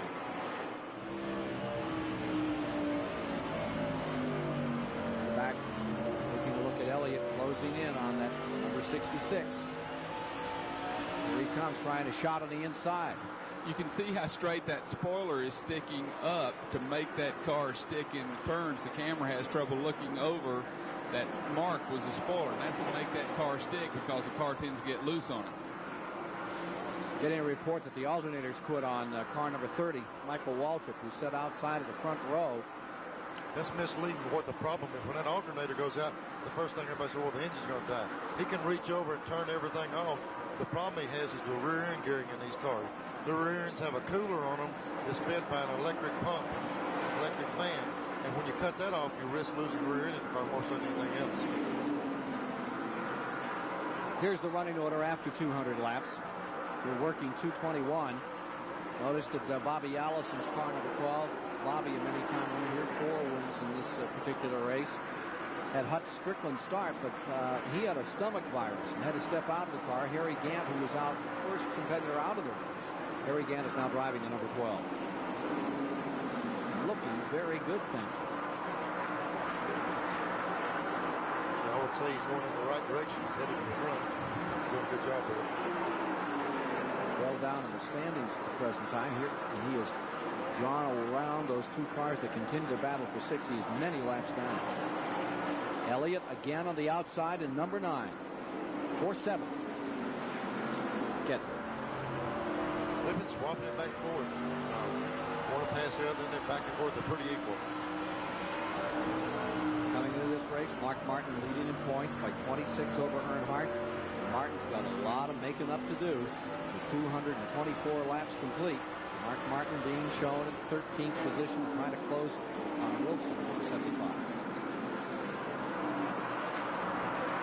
Dale Earnhardt is getting closer and closer to Alan Kowicki. He's only about a second or so behind him now. They put him a lap down. That would leave 14 cars in the lead lap. Now, do you think this point system is fair, guys, where a guy can win 7 races, another guy 2, 1, and the guy that has won the 7 is not leading the points? How do you feel about that? I think you wouldn't change a system that works every year. This thing seems to go down to the last race who our champion is, and that certainly, to me, is a system that works. Neil? Yeah, they reward consistency also. Because if you didn't, you'd have guys come out here with fingernail numbers and these things, and not to be concerned about finishing and winning all the races and everything. But like Johnny says, it's hard to change it because at the end of the season, it comes down to usually the last race determining who wins the championship. Let's talk about another sport for just a moment. We watch these cars beginning to develop a little bit of a competition for first place again. Next Thursday in Reading, Pennsylvania, very special time. Darrell Gwynn, the great NHRA champion, paralyzed after a crash in England earlier this year. We understand all the Winston Cup drivers, in fact, it's almost a mandatory driver roll car by Les Richter, are going to play softball against the top drivers from the National Hot Rod Association. Is that the way it goes? Yes, and it's a $10 donation to the Darrell Gwynn Recovery Fund, which has been very expensive. Darrell Gwynn was at my home a week before he was tragically injured. He's one of the neatest kids that's ever lived, and everybody has pitched in for Darrell and trying to help him. Lou Bannell, the chairman of the board of U.S. Tobacco, arranged for Darrell to get in the Miami project in Miami, Florida. They've had a lot of success. He's had some more movement in his arms. But he really does have hopes and pulls out that, hey, I'm going to get recovered or some partial recovery. So anything we can do, the Winston Cup guys are going to do to help the National Hot Rod Association guys. They're going to do that, but the ball game is kind of getting out of hand. These guys are wanting to win so much that I noticed that Bernstein's car was parked down in the pits, and you have to be a Winston Cup driver to play. So they went through the garage area and found out the good softball players that were mechanics and they let them make a lap in that car so they'd be eligible. So I think they're kind of stacking the odds a little bit on it. And there should be a kudo for Kenny Bernstein, who's worked very hard to put this thing together. He's a terrific guy, and of course, he plays both sides of the street. He's a great drag racer, and he's a great car owner over here on the Winston Cup side, and he's been responsible for putting this program together. At this point, I understand there may be major fines if somebody says they're going to come and not show up. Richter's really on a roll. The guy they call the coach, who used to play for the Los Angeles Rams. He wants to see this as a major success. Usually don't get very excited. There's softball games all the time, but this is one that all the drivers seem to be involved in. It's up and ready next Thursday. Well, Dale Earnhardt stays out in front now, and here he is lapping Jimmy Means. Dale, as we get back to the race, what's your strategy for this all-important affair this afternoon? This race because of the point battle? We hadn't changed it all year. We're going to go out race and try to, run a good race, be consistent as we can, try to win the race. To win the race, the points are going to be there. I'm not worried about where Mark's at. We're just going to be racing our car and our strategy today. How much is a championship on your mind?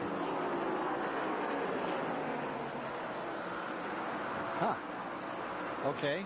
I'll tell you how much the championship is on. Wallace is off the pace dramatically. He almost hit the wall. He got up in the loose stuff and slid. He's back. He just got right up in the marbles and almost caught that wall. Falls back to third. Shepard goes to second. He had to lift all the way out, and he couldn't get the throttle down again until he came to the start-finish line. That started in 3, and he came to the stripe before he gathered it back up. Again, I've been noticing he's been trying a little bit higher line of cautions out now. Yellow is out. I see debris in the corner of the first turn. That might be it. Big chunk of rubber, it looks like. But he'd been trying a little bit higher line every lap, and he just got a little bit too high. That was sixth caution of the day. Boy, that was a saving thing for Alan Kowicki. He was within 3 car lengths of being caught by Earnhardt again. So here we go with Mark Martin, Alan Kowicki back in the lead lap again. Piece of debris down at turn number 1 brings out the caution. Pace car has the field in tow at turn 3. And the leaders are taking it on pit road. There's the debris that has brought out this caution period. Earnhardt, Shepard, Wallace, Terry Labonte, Ricky Rudd, Ernie Irvin, Sterling Marlin, Bill Elliott, all coming onto pit road. Jeff Bodine, Kyle Petty, Schrader, Dick Trickle is in. Darrell Waltrip comes in. Let's go down to Chris Economac. Take a look at the left front tire just coming off of Dale Earnhardt's car. You can see the paint on it. That gives you an idea of just how close the racing is out there. These boys have gotten their man out, but he's behind Rusty Wallace, who got out just a bit earlier down at the end of the pit road. The excitement is here is intense, but it's only intense for a matter of seconds. Back to you. We saw the 27 car coming out first. The 3 swing around him. We'll ask Neil Bonnet about that after we return live to Richmond with 236 laps complete in the Richmond 400.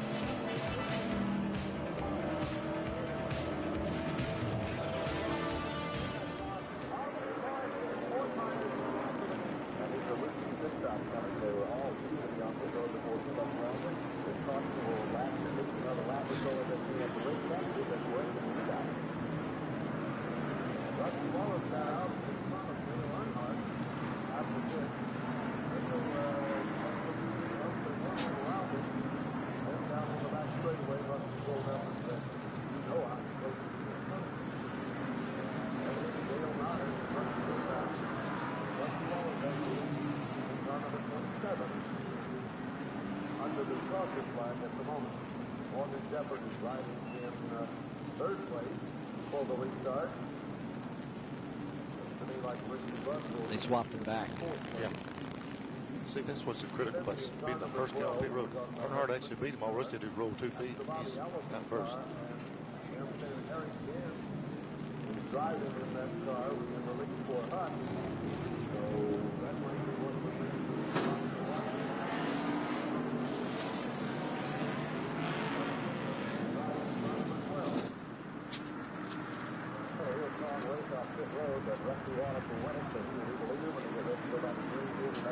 What's that say?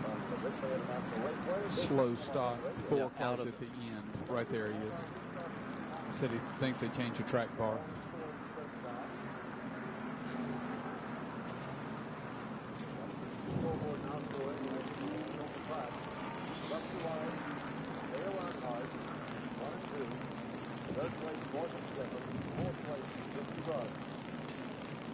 Larry Gant runs 12.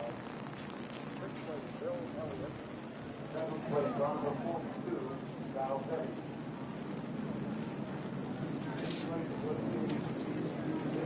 61,000 folks here at Richmond as TVS presents the Richmond 400. Now 239 laps complete and 1 lap before they'll turn them loose under green another time. And as they do, we'll have Rusty Wallace in first, Dale Earnhardt second, Morgan Shepherd third.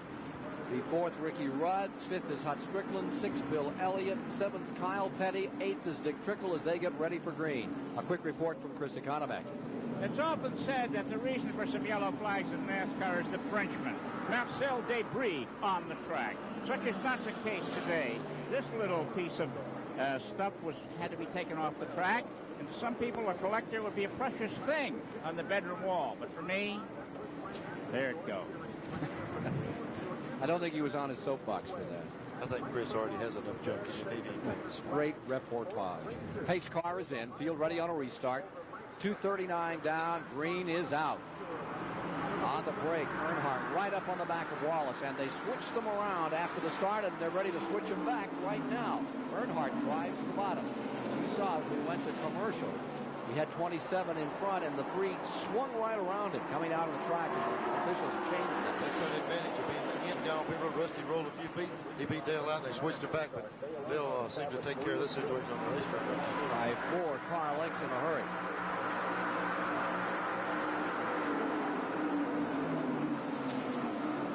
Further back, number 15, as you watch those 2 leaders, and just behind them, the 15 car, that's Morgan Shepherd, has his hands full with Ricky Rudd in the number 5, in 4th.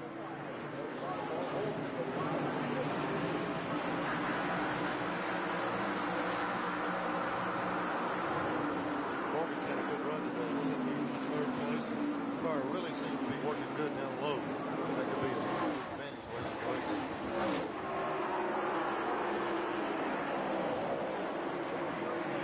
Rusty is out there. Look, big crash going into turn number 4, and it's a big one. Chad Little is in it. 6 car, but he spins away and drives away. Mark Martin does drive away. Brett Bodine, he's taking the back end off the Kenny Bernstein car, but the big crash was Chad Little, went absolutely head on into the wall. His red and white machine now lies at the bottom of the track. Jeff Bodine trying to get a lap back. Watch this. He did it. Bodine getting a lap back as he comes to the line. Serious incident. 25 car has major damage on it also. Kenny Schrader on the front end. Oh, he's buckled the front end on his badly. Here you see Brett Bodine ready to clamber out of Kenny Bernstein's car number 26. Yeah, Brett's moving around, has his helmet off, fixing his earpieces, so he's okay. But the man that hit hard is on the bottom of the racetrack, Chad Little. And Alan Quickie has severe damage to his car also. It's going to be hard to see from here across the track.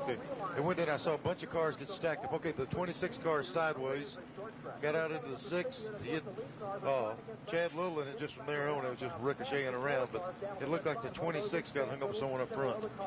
Waltrip very lucky as he moved through. There is Brett Bodine out of the car number 26 and looking over the damage. They have pit road closed to make sure the ambulance and the cars can be moved. And we also got Chad Little sitting right in the entrance. Here's a 6 car that car spun, made a 360. I don't know how bad it got hit. It'd be critical in this points thing, but I think he might have just caved the grill work in the frontal area of the car in. There is the 19 car, and there is the potential for some serious hurt on Chad Little. The Bullseye Barbecue Ford crashing hard up there in turn number 3. The thing that Chad has going in his favor is a young guy. He's real strong. He works out all the time. He's really physically fit, and it pays off. When you have an accident like this, the better shape you're in, the better chance you got of getting out of being hurt too bad. But that's a shot when you're right in front of one of them. Here we go again in the corner. Just a pushing and shoving match. It looked like 6, 26, 25. All of them were just wadded up. It went straight head on into the wall and then comes down the back to rest, but boy, he hit hard on the front end of that thing. Waltrip was lucky he didn't get collected in that. He was right behind him. and we get a lot of times you're kind of lulled asleep at this. We're at a 1 mile racetrack, and I say, oh, he wasn't going but 115. Well, wreck one of your cars at 115 and see what it feels like. No matter though you're in the corner, it looks slow, it's still quite a joke. Mark Martin's number 6 coming back on pit road. You saw it slithering through that incident. Now he's back in. There's some body work wrinkled on that Ford of Jack Roush, trying to stay up in front in the battle for the championship. Let's go down to his pits right now. He just did arrive. Robin Pendleton sends his crew over the wall. They're taking a real close look at it right now down underneath. Tires look to be fine. There is no contact between bodywork and the tires. They're reaching down into the left front right now. Mark Martin, when he went around behind the pace car, was weaving back and forth and checking out the suspension, and off he goes, nearly running over the arm of Pemberton, who still had it stuck underneath, but he's back on the track. Axle housing is bent on car number 7, Kowicki's car, from this debacle up in turn number 3. Major mayhem here at Richmond that happened in lap number 244. 7th caution of the day. I tell you, that's what we're talking about, the pit work. You know, you see right there's Robin. And Mark and Robin, all those guys are real close friends, but it's miscommunications. The key is when that jack goes down or some guy gives you a go signal, you leave. And it was miscommunication. Robin hit his arm up, but luckily got it out before it got hit. I'm telling you, that's a tough place to make a living. And I noticed with Robin reaching out of that particular part of the car, pulled that front wheel up, evidently the toe end is knocked out on the car. And they'll reach in there now and start adjusting on the tie rods and set the toe end again. He probably got bumped. That's exactly, he's working on the tie rods and stuff. And see if he can get the toe end where Mark not only can finish, but they want to get the car back competitive. It could be big hurt for the championship on Mark Martin. We'll see what develops here at Richmond International Raceway from Mark Martin, who came in here leading by 26 points over Dale Earnhardt, who still stays up on top in the race.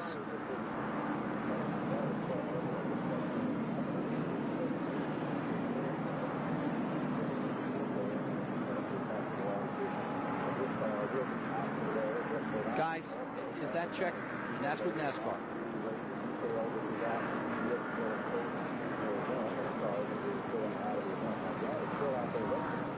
Quickie looks like a sidewinder going to do that.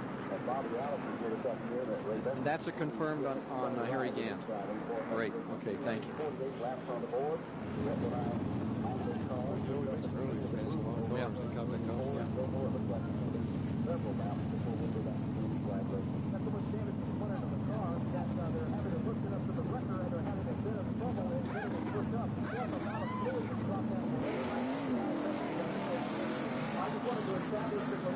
I'll see if I can borrow a ball cap or something from one of the souvenir stands. You want me to head there now?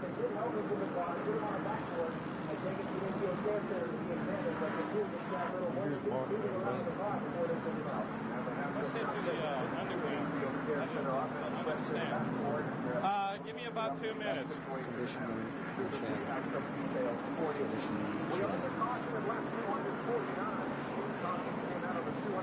Infield center. Yep. Can you give us any more? Put it on back for you.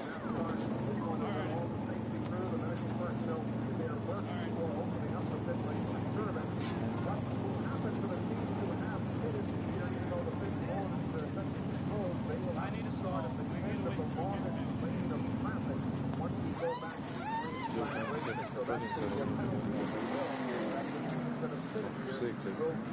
Handle when they go back to flag racing. But we are under caution, 150 laps away from the conclusion of the Miller 400. Dale Earnhardt does continue as the race leader here. There you see Chad Little's car, number 19, up on the hook. He has been taken to the infield care center. He was taken out of the car on the backboard, and that's all we have to report on the young attorney Chad Little out of the Northwest. Terrific campaigner in that part of the country. And the front end of that car badly destroyed after this 4-car incident in turn 3 at Richmond International Raceway. 250 laps have now been completed. The incident took place at lap 244. Mark Martin, they continue to work on his car. They use up 20 or 30 seconds as the field works on precautions. Do some more work and get him back out there again. And Kowicki's car, number 7, they continue to work on his machine as well. Yes, and the difference is Alan, he's been there for several laps, so he's going down laps, where Mark Martin is coming in, making a stop, going back out, so he's not losing laps. So Alan he has a rear end problem, and he may have to go behind the wall. Taking a look at cars out of the race, Harry Gant was the first out, then Derek Cope. Mickey Gibbs knocked out of the race. D.K. Ulrich, who was starting for first time since Richmond, back in '87 was the last time he ran. And Brett Bodine, Chad Little out of this event, but other than that, it's incredible the number of cars that finish these Winston Cup races. And I would point out that Harry Gant is not out of this race. Harry Gant in car number 12, taking over for Hut Strickland, is being shown by scoring. Now in 5th position overall. Those rundowns, they have now added him into that lead lap, and he has not gone a lead lap down. I think Neil was remarking some time ago that car was really flying out there. Well, indeed it is, and it is among the leaders. So what a good moment. You can see the back end rumpled up like a short track car here after a good, strong Saturday night. And Harry Gant, driving for the great Bobby Allison, is a factor in this race. Yes. He's really making a move with the car. It's good for Bobby and everyone. Let's get a Goodyear Racing update. Here's Mike Joy.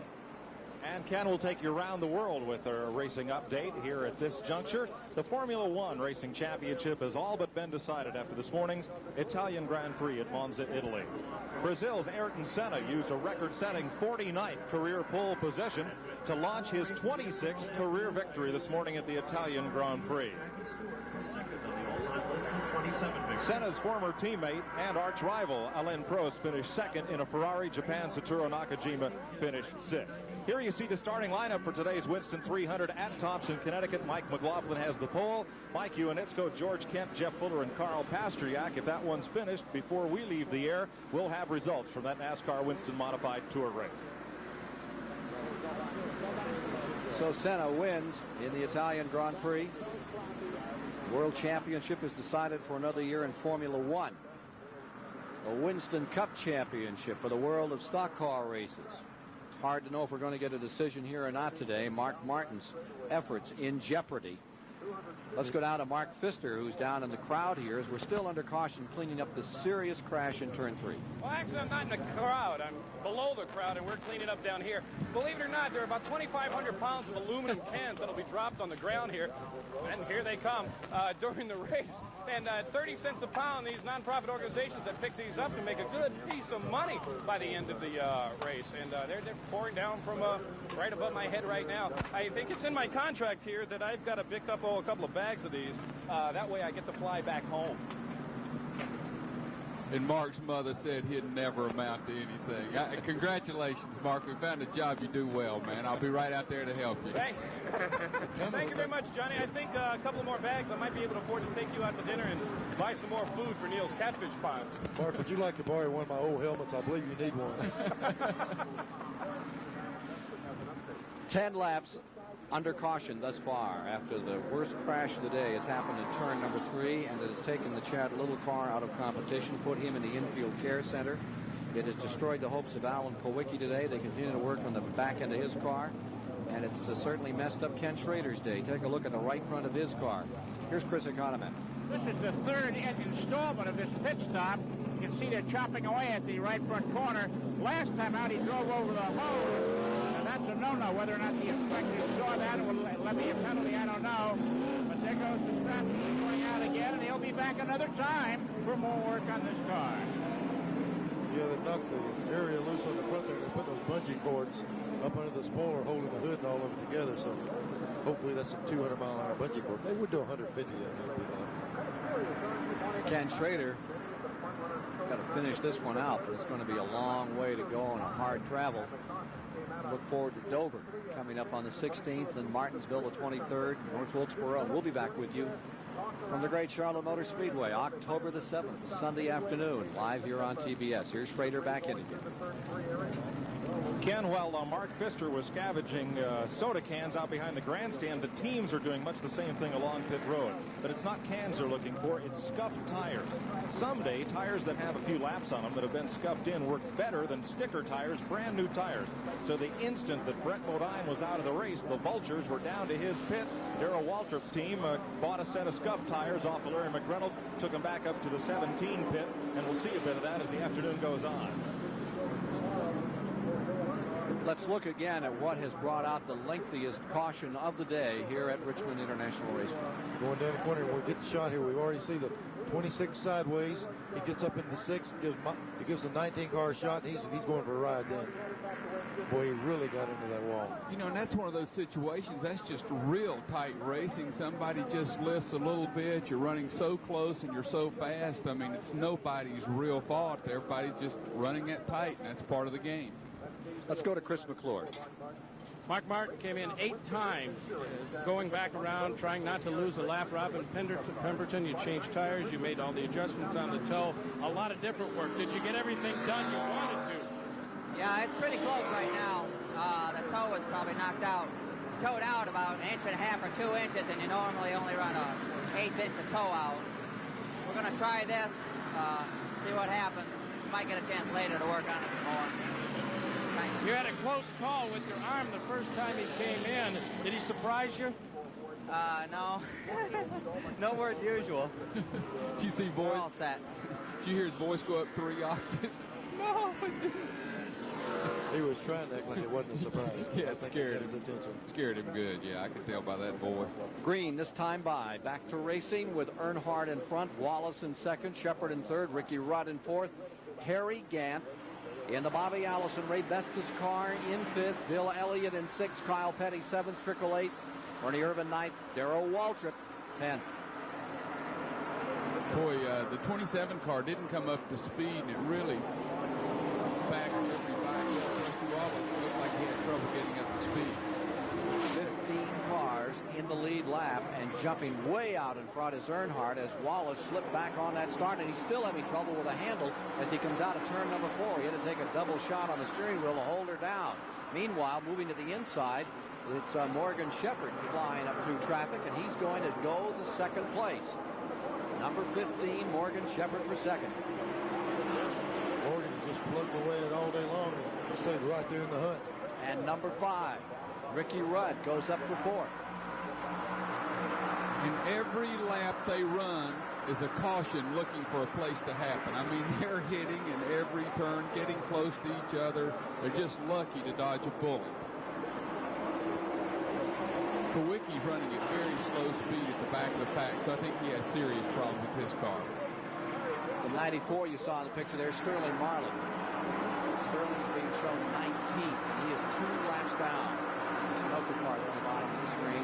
Now there is Harry Gant driving that car number 12. He is running Gant in the 6th position. Elliott should be in there with him, and then 66 Trickle. You see Elliott up on the outside and Trickle down to the inside as they fight it out further back in the field. Here's Elliott in the 9 car working on the outside of the 66, and Harry Gant in the 12. He's working up just in front of them on the outside. Tight traffic here at lap 262. 10th place, number 17, Waltrip. Maria Brisk on the front straightaway. Something's got to give right down here in this area. Ernie Irvin in the middle.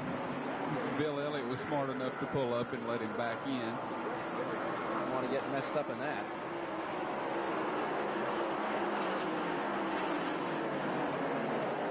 Here's the 4 car on the outside. Ernie Irvin running in 9th position.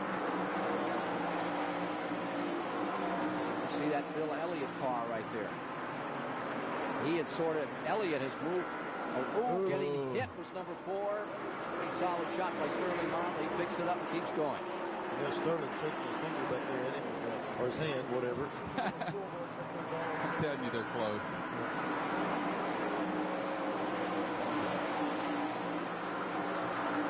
Boy, after these restarts, when everybody's got fresh tires, it makes you feel awful brave.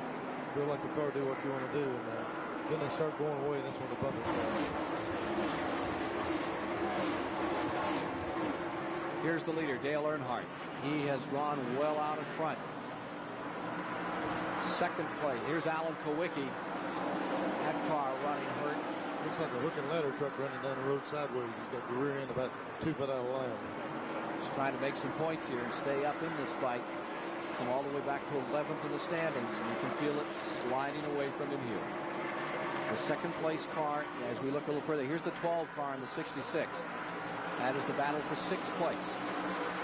Putting a lap on Moroso in the number 20. And Moroso in 18th position, 2 laps down. They just gave Alan Kowicki the black flag, and NASCAR said that the car was too unsafe to drive. So I think we'll see Alan coming down pit road.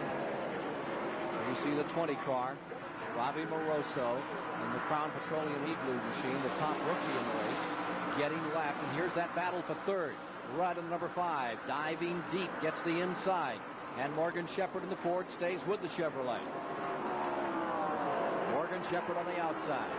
Ricky Rudd on the inside. And it's a good go for third place. Let's not forget that Kyle Petty is in second. Kyle Petty has taken his Pontiac to second. This is the battle for third. Side by side right there. Something's got to give because one of the two is going to really use up some tires. And as they run like that, it's a chance for Wallace to try to gather back some ground. But the Wallace car seems to be off its feed now. He's fallen back about 15 car lengths from this battle, which sees Morgan Shepherd again sustaining third. And now he goes high, and here comes number 5 to the inside. Morgan broke totally. He had to pull over to stop it. He pulled over the side and almost stopped. So something broke in his motor, I would assume. He's lucky at the place it broke that he didn't run over it. Made a good move on the inside.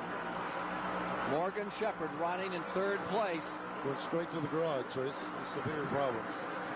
There you see Alan Kowicki's car now out of contention, back behind the wall. So the attrition begins to build and rapidly here. Kowicki now out. Morgan Shepherd falling by the wayside as Earnhardt continues to dominate at lap 273. Working 273, lapping Jimmy Spencer. This car number 3, Earnhardt, with Kyle Petty now in second. Alan Kowicki walking away from a very hard day at the office. I'll tell you, when he walks away from his office, he jumps over in a race car. He works on his own car, so he wants to get involved. Here's Chris Economac. Well, as you can see, Alan Kowicki is overseeing the working crew trying to repair this heavily damaged number 7 CRX Ford. As soon as he gets through talking to the inspectors, we'll have a word with Alan as to what happened and what his chances are. Chris, we got a big spin. Chris had a spin down the main straightaway. Boy, we've got action here. Spin the main straightaway. Wilson. Now, what kind of shape is your car? We're going to wait to get his helmet off here. You can see the man taking off. We've got a spin up in turn 3 as well. A second car has gone down. Wilson spun through the grass and was able to continue. But the number 21 car of Dale Jarrett is down on the bottom of turn number 3, and it will bring out still another caution. This happening as they complete lap 275. It is the 8th caution of the day, as Dale Jarrett, who gave a remarkable performance in the Grand National race yesterday, has his problems with the Wood Brothers car this afternoon. Robbie Moroso just went by with the fender knocked off, so I think that probably had something to do with it. Yeah, there's Robbie. There's Moroso's number 20 grinding it down in the wall, and a hard sock for number 21. Man, that was a lick. They got together coming off 2 after they got straightened off 2. And once they got hit it that way, there was no stopping it. You could see Robbie's car almost go airborne. We need to look at that number again, thank you. That car number 20 up on the outside, using up the concrete. And then to the inside, you saw the old-fashioned steel wall. And we might reflect on those barriers for just a moment as car number 20. Here's number 3, Earnhardt pitting, getting his car in for service. He had built up about a 20-car length advantage over Kyle Petty in second spot. Pit road is open. They're all coming in. Moroso, the leading rookie candidate, he's on pit road. Let's look again at what happened here. They're coming off the second turn that we've talked about all day. They're pretty well on the straightaway. Looks like Moroso and Dale Jarrett got together about a quarter of the way down the back straightaway, and it sent Dale flying to the inside. That's quite a shot on the inside. And also, if you look closely, you see a yellow car. The 4 car may have been the one that touched Moroso first. You can see, I think it... See the skid marks right up to the old-fashioned walls. That used to be the high state of fashion. And that's the one that Neil Bonnet remembers well, that kind of fence. That's the kind of thing he just planted a car through, impaled it in that stuff, and stopped dead about 4 feet from 110 miles an hour. We'll be back to talk more about these barriers while we have this lengthy caution in a moment.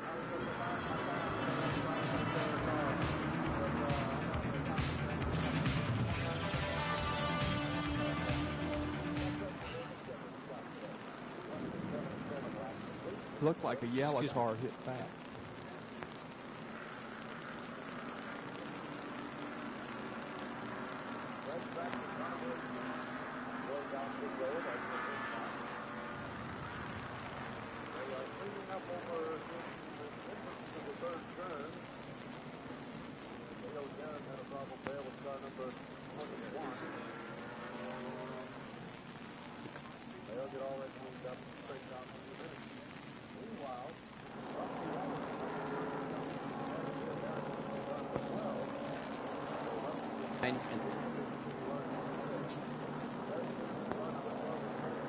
Broke the wall down. Yeah. See there? Yeah. See where it's knocked in? You need that. Thanks.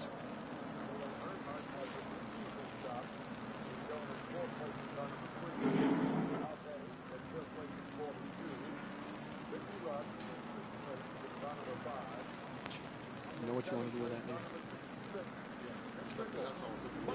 Time. We'll give you a Timex.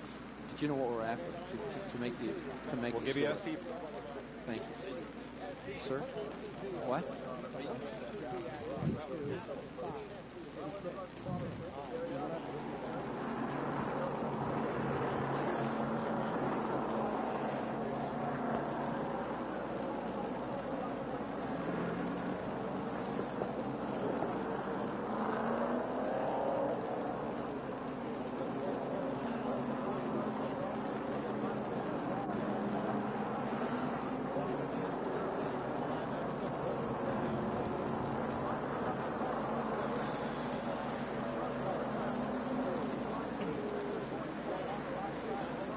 Welcome back to Richmond as we work the 8th caution flag of the afternoon as they're literally trying to knock the house down here at Richmond International Raceway. When Dale Earnhardt took off on that last restart, I thought we'd see some quick laps and an indication of just how quick he would run today. But with the track getting a little greasy, the best Earnhardt could do in those opening laps under green, 23:07 seconds, which the Timex speed track converts to 117 miles an hour. Still not as quick as Ernie Irvan in the early stages of the race. 118.22 remains the quickest lap of the race so far. And for a couple of guys who have knocked some heads against the wall in their time, let's go back upstairs. 279 laps are complete. Thank you, Mike. Let's take a look at those walls that those drivers were facing down the back straightaway, because here's a pretty good view of how much racing has changed. And Neil Bonnet can speak to it better than anyone. He has been a wall tester of major proportion. Well, thank you, Ken. But here particularly, that steel wall was one that collected you several years ago, and you certainly have tasted the concrete a few times. How do you feel about those concrete walls and steel walls as we get ready to get this wall repaired? There's a pro and con of it. I know that the concrete wall is better. Just like this wall here we're looking at took a lot worse shot right there. The car hit there, but the wall is virtually undamaged. It really destroys the race car. In turn, after it hit this wall, went across to the inside of the racetrack. Second car, the 21 car. Went across to the inside of the racetrack. Here's the problem you get into. When you see this wall here, that ribbon of asphalt, ribbon of rail that's laying on the ground, there's the possibility of that getting inside of the race car. When you hit the concrete, you might fly some dust around, but if that ribbon got inside of the race car, it could do severe damage to the driver. I've had it laying right in my face before. And people always say, gee, concrete, that sounds so brutal, so very hard. Not the case. No, I don't doubt that the injury might be worse initially on the concrete wall but you've also got to retain these cars inside of these racetracks. We can't flirt with letting them get outside in these grandstands, and that's one of the big concerns. And we have a red flag condition because there are at least 4 guardrails that are torn up in the back straightaway here, and that's another reason why these things aren't very effective. That's exactly the reason, one of the main changes went to shutting these races down to do work that doesn't need to be done. Let's go to Chris Economy. Well, Alan Kowicki here just got a break with the red flag being displayed. Alan, I can understand the look of dismay on your face. The car's torn up pretty badly. You're one of the 4 owner drivers in the race. What does an accident like this mean in dollars and cents to someone like yourself? This owner driver has nothing to do with it. We're here to win races. We had one of the best cars here. The Zurich Ford Thunderbird was running good. You know, the caution flags fell at the wrong time for us, and we got a lap down. We made it up. We were coming back to the front, and a couple of guys just ran into each other. I mean, it was trouble just waiting to happen, and somebody went in the 3rd turn and ran into Mark Martin. Started a big wreck, and we just got swept up into it. You know, the cost to fix this car is not that serious compared to what we lost here. We're here to try to win. Can you get this thing back in the race? Well, I mean, the rear end housing's really bent in the car. I don't know. We're doing the best we can, but I honestly don't know what we're going to be able to do with this. Okay, tough break for Alan Kowicki. Looks to me like Johnny Hayes called that shot. He sort of got a wreck looking for a place to happen, and that's exactly where it did happen. And again, it was on one of those restart situations. They hadn't run that many laps since the last caution period, and they were caught up in another one here. They went 4 laps green before they had this situation develop in the back straightaway going into turn number 3. I can update you on Chad Little. The story on car number 19, Chad Little, has been transferred to the St. Mary's Hospital here in Richmond, Virginia, with a possible concussion and an ankle injury. That is the latest update we have on the condition of the driver who went head-on into the wall in the turn 3 area in the incident preceding this action out in turn 3. One thing that hurts in these wrecks like this is these cars are built to, there's big roll bar loops out there in the front of the car to protect the radiator and the oil cooler from minor bumps, deals like we saw Rusty Wallace, something happened earlier. And that with that structure out there that far, there's no crush area. When you hit the wall, you don't just bend a fender, you hit the main structure of the frame.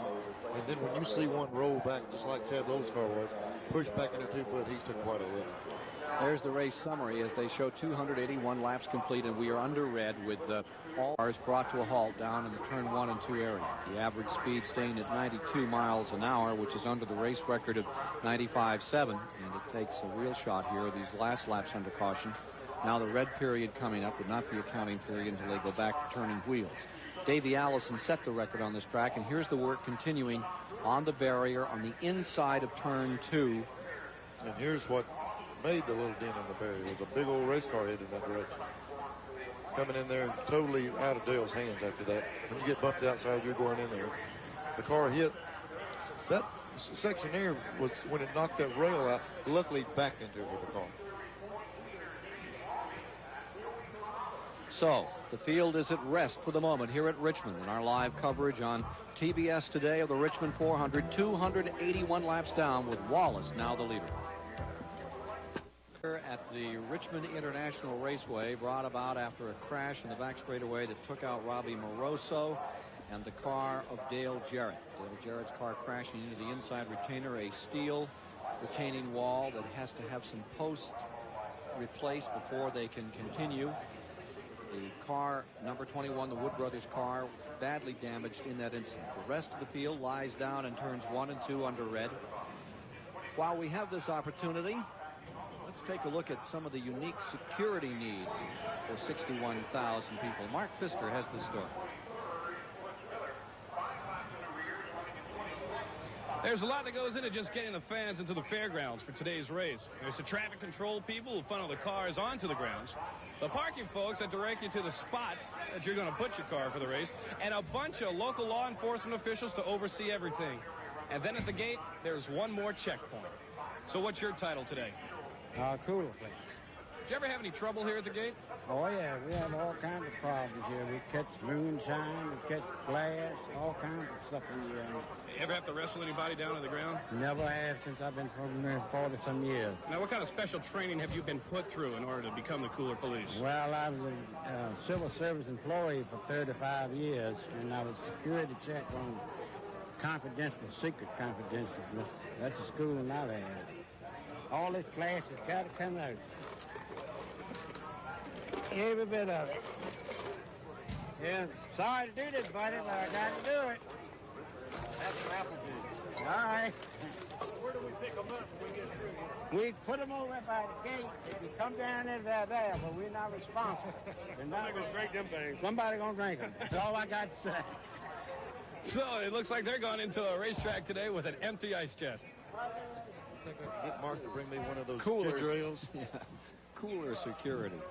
Let's go to Chris McClure on pit road. Quiet down here, of course, and there was a team meeting just a moment ago with Rusty Wallace's crew. Barry Dodson is the crew chief. First of all, you didn't come in under the yellow before the red flew, so I assume that means that you'd have to plan another pit stop at this point. Right now, we got one planned. You know, we got 119 laps left. We couldn't quite make it on fuel. The tires were good, so there was really no need to come in and get in all that traffic. Some of them thought they could make it that were in the back and hadn't been up front all day. It appears that Dale thinks he can make it. We'll just have to see. Early on, there was a touch, and you had to do a little bit of repair on the left front. You decided to leave the tire on, and it was the right decision, as it turned out. Has there been any problem or any indication since then? Everything's been fine. The chassis changed, you know, with the weather all day. But our Miller Genuine Draft Pontiac's running well, and we're hoping for the best here. Does the red flag help or hurt, given your position? It helped us because had they kept running under caution, and that helps those guys' mileage. What we need right now is the thing to go 50 or 60 laps green, then get a caution. Those guys that think they can make it on fuel stay out, and then we'll have fresh tires. It's a chess game. On the last restart, one last question, if I could. The last restart, it looked like Rusty might have had a problem getting the throttle down or getting full response from the car. Was there a hesitation there? Well, what it is, it's a build-up on the tires. These radials pick up everything around. They're so they got such a good grip to the racetrack, and it just took a lap or two to get going. We've made him aware of that. Thank you. Thank you. Story from Barry Dodson on the 1987 winner of this event, or rather on the 1989 winner of this event, Rusty Wallace. And he currently is being shown there. You see the 3 car, which is running 4th in the field as we get set to go back to green here, hopefully in the next 5 to 10 minutes. Reviewing for you, you see Richard Petty's number 43 up there. Richard's car is being shown 24th overall as they continue to work on that fence, replacing those posts and welding it back together up in the turn 3 here, just at the end of the back straightaway here at Richmond International Raceway. 2 cars crashing, one at the outside wall, Moroso, and the number 21 car also in trouble. Here's Marcus hopping around on one foot, bringing Earnhardt a drink. You think they could get a little healthier waiter out there, don't you? Dale Earnhardt's number 3 down there on the inside. Dale has won 7 races compared to Mark Martin's 2, yet the 3-time Winston Cup champion is number 2 in points. Bob Barsha takes a look at his season thus far.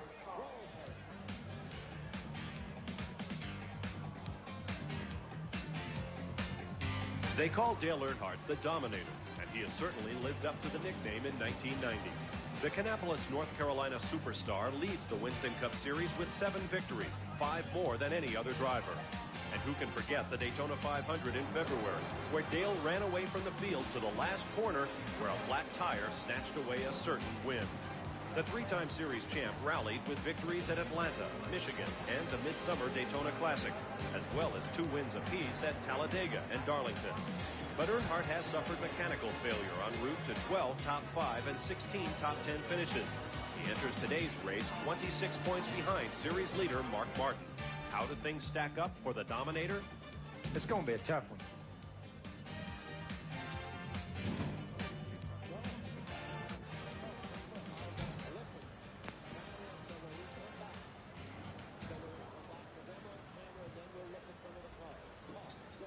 We're back with you again at Richmond International Raceway. There you see the field down here as they await the restart of this event. There are 281 laps complete. And let's just take a look at some of those machines out there that have been running so hard and strong all day through the field as we watch the activity down here in the back straightaway. It looks like they're really coming along well and getting that fence back together, Neil. And up here in front, you see the field that has been competing and running. And I believe at the present time, the attrition shows that we have a total of 8 cars out of the race.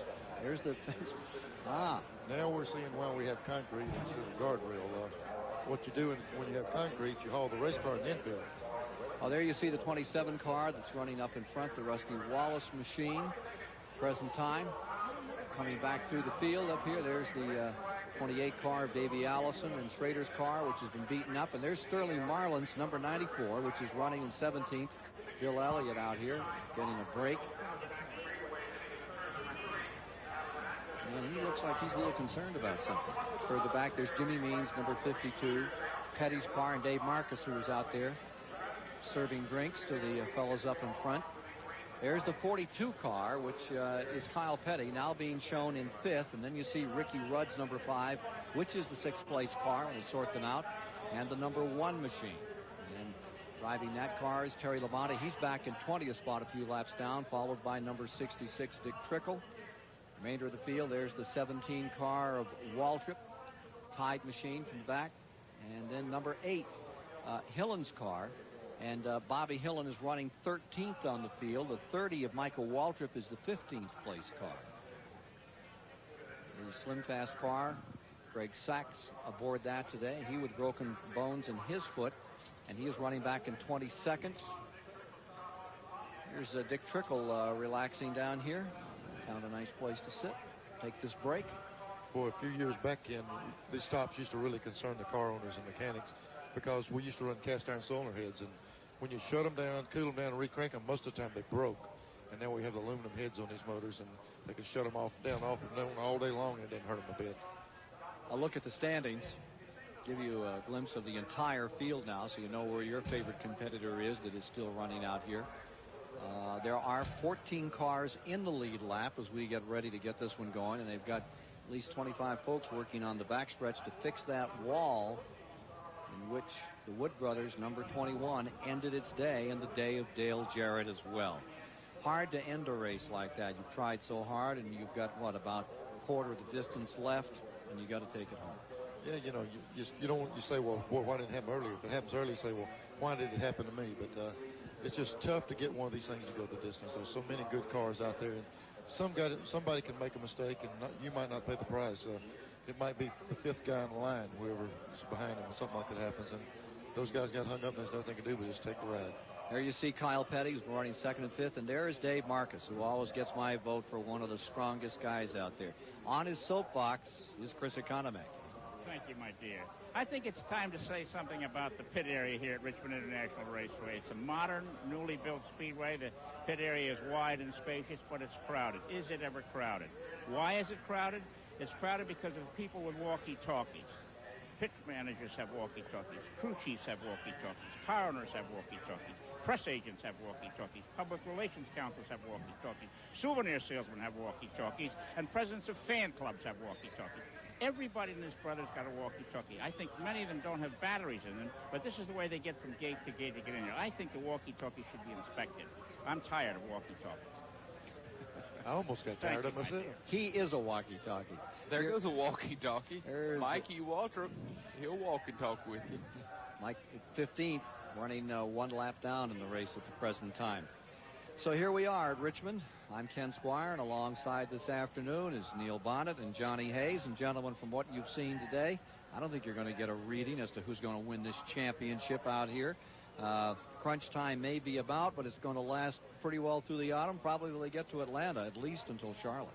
There's just too many things can happen in one given race.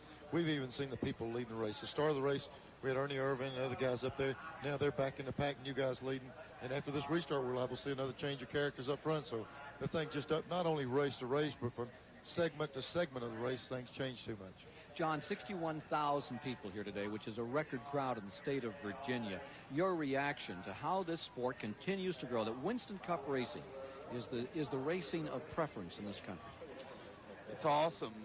The racing is so good. It's so close. It's when you see it in person, it takes your breath. I think when you see it on TV, you get a good impact. But when you hear and they rip by you that fast and they're so close, it's just the best show on wheels. I don't think there's anything close to it except maybe the World Outlaw Sprint Car Racing, and those are dirt track series. But all those World Outlaw Sprint Car drivers want to be a Winston Cup driver. They used to want to drive Indy cars. Now they want to come down with us. It appears to me that this is a choice that most all top race car drivers want to come to now. Gentlemen, for just a moment, let's talk about why this sport, stock car racing, has come to such a place where so many people want to be involved.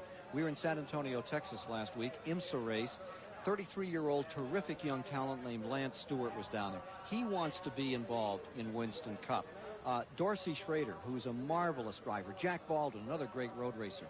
Even Price Cobb, they all talk about, if I have my druthers right now, I really want to be in Winston Cup. In the old days, you heard about Formula One. You still hear some about that.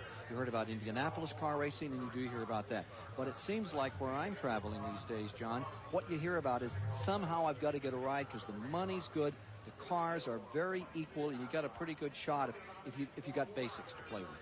Well, I find the same thing, and again, I believe that's what's making the Busch Grand National Series so popular, because all of them know that they've got to come in and serve that apprenticeship for a year or two before they can step right up here with the big time. Well, let us remind you once again that the reason why the three of us are up here having a chit-chat at this point when we should be having racing is there's been a red flag condition here at the Richmond International Raceway, brought about when two cars crashed in the back straightaway, and the Dale Jarrett car collected the inside steel wall. It bent 4 posts. They have to be replaced, and then the rest of it has to be welded back together, hence the delay in the race. And we've had a report that Chad Little may have suffered a concussion and a broken ankle from a previous incident here this afternoon. To date, there have been a total of 8 cautions in this race, and they are building up. As Neil Bonnet talked a few moments ago, as we watched some of the drivers down there, you can see another one of the hobblers there.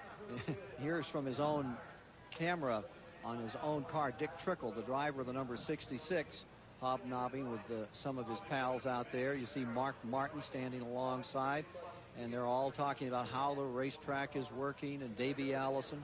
What do you guys talk about? That's a little bench racing right there. These guys are telling what's happening. I see Mark telling the back end's kicking out on this car, and they're right now just, I mean, that's relaxing. This is one sport you don't like to have a timeout. When you're in that car running along, you want to keep running. Right now, they're just killing time to get back in and get going again. The one man who's not climbing out is Darrell Waltrip, and you can see Bill Elliott up there and Bobby Hillen having a chat with Darrell Waltrip this afternoon, who came out on his crutches and clambered into that car and has run right up among the leaders and currently is being shown 12th in the lead lap of the Richmond 400. All right, this red flag is a rare breather for all the drivers in the race, but it's especially beneficial to Darrell Waltrip. His wife said that this is the break he really needed to get refreshed and get recharged for the remaining laps of the contest. Notice that he is the only driver that's not gotten out of his car so far. The other drivers are all going by to say hello and asking him how he's doing. He looks happy drinking and cool there, and if Darrell Waltrip does well, it could be well because of this break in the race. Back to you. For more of the story of the people here at Richmond, let's go back to Mark Viston. Thanks, Ken. You know, football, basketball, they all have halftimes, a chance for you to stand up and stretch your legs, go out to answer the call of nature. But we finally got a halftime, if you could call it, there with this red flag. And with me is John. How you doing, John? You're one of the security guards? Oh, yes. Yeah. Bump this up here so the family can see your beautiful face. About 9 or 10 years. 9 or 10 years. Love it. Now, what's your job title? What exactly do you do during the race? Security. I do 2 or 3 different jobs. One at the crossover and one on the flagman. That's right. And the other job I see you doing during the race is keeping people about 10 or 12 feet back from the wall. And what's the reason for that? Because they don't know how dangerous it is. Something could go wrong or anything could happen besides the rules. Have you ever been at a race where something did go wrong? No, not really. So you've been kind of lucky? Yes. How long do you think it's going to take for them to get the track repaired and get back under green? I hope soon, so they get going with it. Great track. Thank you very much. Back up to you, Ken. Doesn't matter if you're security or concession stands, fan, racer, everybody's here because basically they are race fans of Richmond. Let's go to Mike Jarrett. Ken, standing next to me is the fellow we have to thank for this little halftime break. Though certainly not of his desire, but partly of his making. Darrell Waltrip for 8 weeks has been saying, I wish it was in that race car. Neil Bonnet's been saying, I wish he was in that race car. He's been sitting up on top, and he saw you take that look. And I know he doesn't wish he was in the race car. What happened there, Dale? Well, the Citgo Ford had been running pretty good, and, you know, unfortunately, I was up on the outside of Rob Moroso there, and I thought that Rob saw me. I'd backed off a couple of other times, and as you can see, the car spinning. He pinched me into the wall, and he got into the wall, and then I took an awfully hard lick into the guardrail there. And I guess it tore part of the guardrail down. I don't know. I was so mad I didn't take a look at that. I really wasn't concerned with that. It was a shame because we weren't running bad, especially the car was good after about 40 laps. You know, it wasn't that we were picking up. We just weren't slowing down any. And, you know, it really, the car was working good, and we really thought that we would have a good shot there of getting our lap back and if it would go green for a while. But, you know, unfortunately, it wasn't our day. All right, Irresistible Force meets a slightly movable object there. We saw the damage to the rail. How's your race car? The race car's worse than the rail is. You know, they can fix that here. We can't fix the Citgo Ford here, so we'll just have to get it fixed and be at Dover next weekend. You know, it's a real shame. You know, the car's been running well, and at a number of places we don't have the finishes to show what we've really done. And just circumstances and I guess being at the wrong place at the wrong time. Not saying that everything's you know, been someone else's fault because I've made my mistakes too, but you know, I feel like that we're growing as a team, and hopefully we can get this thing turned around. You know, the Wood brothers are used to running up front and being in victory lane, and that's what I want to help them do. You took a harder shot than probably any NFL lineman will today, but does your neck feel a little longer, or is this just part of the deal? This is just part of it. I try to stay in good enough shape that something like that won't bother me. And, you know, I may be a little sore in the morning, but I'll be okay and ready to go for 500 miles next week at Dover. Okay, glad you're okay. Dale Jarrett out of the race under this red flag situation. We'll be back to Richmond International Raceway and the Richmond 400 right after these messages.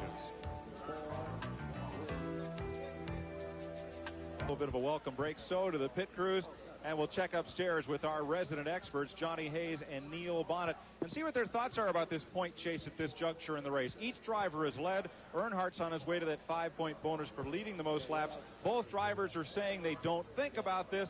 Well, what about it, fellas? Do you get a chance to sit back and count points in a situation like this, or are you just thinking about how you're going to win this race? Ken, I tell you, the way the competition is right now, to even worry about having a chance to make points, you have to worry about being able to win the race and being able to run up front. So I think you hear these guys say, well, I'm going out, I'm going to try to win the race, and the points will fall where they may. There's not very much difference in running up front and leading the race. Just a fine line there, and you might as well go for the win, because when you talk about Earnhardt and Mark Martin, these guys, those cars are so bulletproof with the type of equipment that they have that they can run them hard all day, and they got a good chance of making it. Well, here at Richmond, they have just announced drivers to your cars, so we're getting ready to get back into a race condition here at RIR, Richmond International Raceway, showing 281 laps complete as we get set to turn this one loose once again. All drivers to your cars is the announcement that's being made by track announcer Sammy Bland at the present time. So they clamber back in and get set to go once again. Again, the issue is taking those first 8 or 9 laps and knowing that car is going to feel considerably different than the last time you were in it. Yep, and not a whole lot of fun climbing back in that old wet, mushy seat that you just got out of a while ago, and it's cooled down a little bit. After years of living in his father's shadow, Kyle Petty has focused his energy toward his racing with the Felix Sabattis team, and it's paid off. Bob Barsher reports. No other family is as steeped in stock car tradition as the Pettys. Grandfather Lee won his first race 30 years ago and went on to 3 Winston Cup titles. Father, King Richard, set an untouchable mark of 200 victories and 7 national crowns. Yet despite this legacy, Mom Linda preferred that her son Kyle choose something safe. She was convinced he would become a pharmacist. I said, just because your dad drives a race car and your granddad drove a race car, you don't have to drive a race car. And he looked right straight at me. He said, I want to try to drive a race car. I think I can do it, and I want to do it. And he did it in 1979, racing for Petty Enterprises, before moving on to the Wood brothers in 1985. At the same time, Kyle pursued other interests, a Nashville singing career, and outside business deals.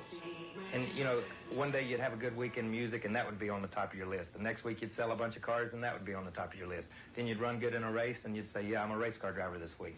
So it was like, you know, you were juggling, trying to figure out where you were at. 1989 was Kyle's first season with car owner Felix Sabatis and crew chief Gary Nelson. It was a learning year at the School of Hard Knocks. People began to question Kyle's dedication to racing, and eventually he did too. His conclusion? To put the music and the dealerships on the back burner. I think what it is, I think you just finally grow up. Is basically what it amounts to. You finally get to a point where you say, hey, you know, I got to do this, or I'm not going to do it. I'm going to do it as a hobby, or I'm going to do it serious. The most striking result of Kyle's newfound dedication came at Rockingham, North Carolina, where he won the pole, the race, and dominated every lap. Kyle enters today's race among the top 10 in points. His recent choice to concentrate on racing is supported by the same two people who helped him become a driver. One thing about my mother and father is, with my sisters, with myself, they never forced anything on us. They never said, you've got to take piano lessons, you've got to do this, you've got to go to school. You know, it was always, hey, if you don't want to go to college, you don't have to go to college. You know, just tell us what you want to do, we'll help you in that direction. At 30 years of age, if the genes run true to form, Kyle still has 20 good years of racing ahead. He hopes Papa will watch, take notes, and maybe one day give him a call. I think it's a combination of showing him that I'm serious, of showing the race people that I'm serious, and showing the people that had the faith in me to put me in the car to begin with, and the sponsors that are behind me, that, hey, you know, so he's messed around and jacked around for 5 or 6 years or 8 years or whatever, but now he's buckling down, and maybe our investment will begin to pay off. Kyle Petty's number 42 lies fifth on the field, and we're very close to resumption here after we've had to delay to repair part of the fence penetrated by the Wood Brothers number 21, being driven by Dale Jarrett. 3,500 pounds of race car, taking 4 posts out of the ground, having to be not only replaced, but the other materials there repaired, some welding done. We're just about ready to turn them loose. They've got it fixed up as best possible to get this race going another time. Let's go to Mike Joe. Ken, Kyle Petty comes in here 8th in the Winston Cup point standings. Let's take a look at the gentleman ahead of them and what would happen if this race were over right now. It's not. We're going back to green in just a minute. But Mark Martin, the point leader, is currently 8th. Dale Earnhardt is 4th. There's 20 points between those two spots, plus Earnhardt's led the most laps. If the race were to finish in this order, Mark Martin would carry just a 1-point lead to Dover Downs. Jeff Bodine 9th in the race. Rusty Wallace the leader. There would be no flip-flop in those positions. Bill Elliott, unless he improves on 10th, could lose 5th place in the point standings to Ricky Rudd this afternoon. But the engines have fired. We're just about set to go back to racing, so let's go back upstairs. And we won't forget that Morgan Shepherd is in 7th place coming into today's race. Morgan was running just 34 points behind Ricky Rudd. The way Morgan's been tracing out some laps for a while there, it looked like he was going to have a tremendous time, but that's not to be in the latest rundown. Morgan's problems, car number 15, have set him back. So, as things stand, the field rolls out. It'll be interesting to see what those standings are after they get through Dover. 500-mile test on that mile track, one in which Shepherd does pretty well. Let's go to Chris McClure. Alan Kowicki pacing a little bit beside his car. Now, under the red flag, they weren't able to accomplish the repairs, Alan, but I think he got a little closer to ready to make a quick switch. Well, it bent the rear end housing in the car. We've got another one ready to go, and we're going to make a best attempt to put another housing in and get back out there and run some more laps and get all the points we can get. It's really too bad. The Zurich Ford was running good. We had just made our lap up. We had a car capable of running up front and winning the race, and a couple guys got together and started a wreck in front of me, and we just got swept into it. But bad break today, but we're going to bounce back from it. How long might this repair take? Do you have any idea what that takes? I'd guess about 15 or 20 minutes probably, but we're going to do the best we can. We'll bounce back, and we'll be back trying again next week. Yeah, and part of that thing, Ken, also is the rule with NASCAR is on a red flag you can't work on a car. So they stood there and made sure they didn't work on it during time. Now they're working again on car number 20, Robbie Moroso's car. From inside his car, from the Crown Petroleum car with our Igloo camera, you see the work continuing on Moroso's efforts to be Rookie of the Year after his great campaign in 1989 that gave him the Grand National Championship. Richard Petty is on pit road, right side tires on his car. Right behind him, Darrell Waltrip pitting another time. Waltrip's just topping off on fuel. Evidently, with these guys topping the fuel up, they're going to try to go the rest of the way. Some of them are going to see if they can go the distance, and Darrell's certainly been one of the teams that can go a long way on a tank of fuel. There's the number 17 just rolling out as Richard Petty also wheels back onto the speedway. Number 94, Sterling Marlin, is back rolling once again. Charlie Glotzback has pitted. Still on pit road is Dave Marcus, and they're going inside his car to make some adjustments on number 71, and the hood remains up on car number 75, Rick Wilson, the Bartow, Florida campaigner. Looks like they're pumping some water into the radiator. They got a high pressure tank over here, and they pump water in the radiator, cooling it down. So now we've got a whole new race. We've got about 120 laps to go here, 118 laps remaining this afternoon at Richmond. $430,000 is what they're trying to divvy up out here. Bill Elliott is pitting, and for the moment, Rusty Wallace has the lion's share, with Harry Gant now showing in second after the pit stops. After we got this race back from a red condition, Harry Gant gets himself to second place. What a great day for Bobby Allison and company.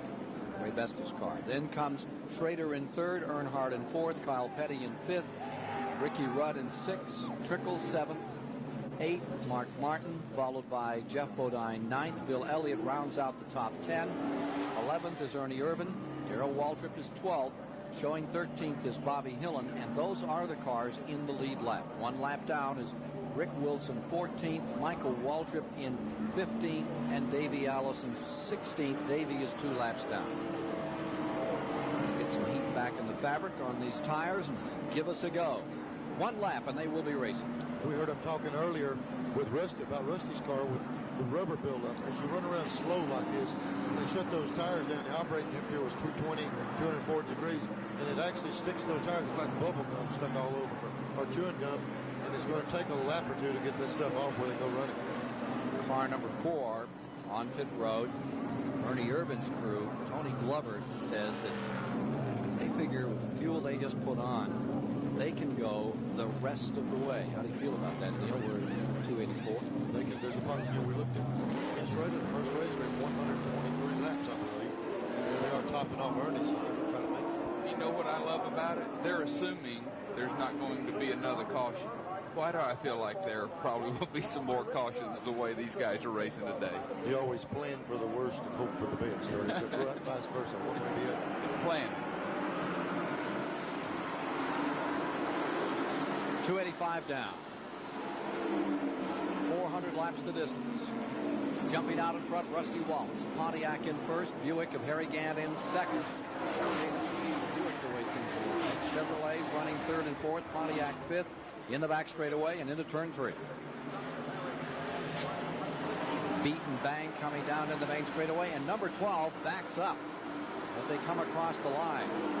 Falling back is Harry Gant by about 3 positions as he and Schrader got together in turn 4.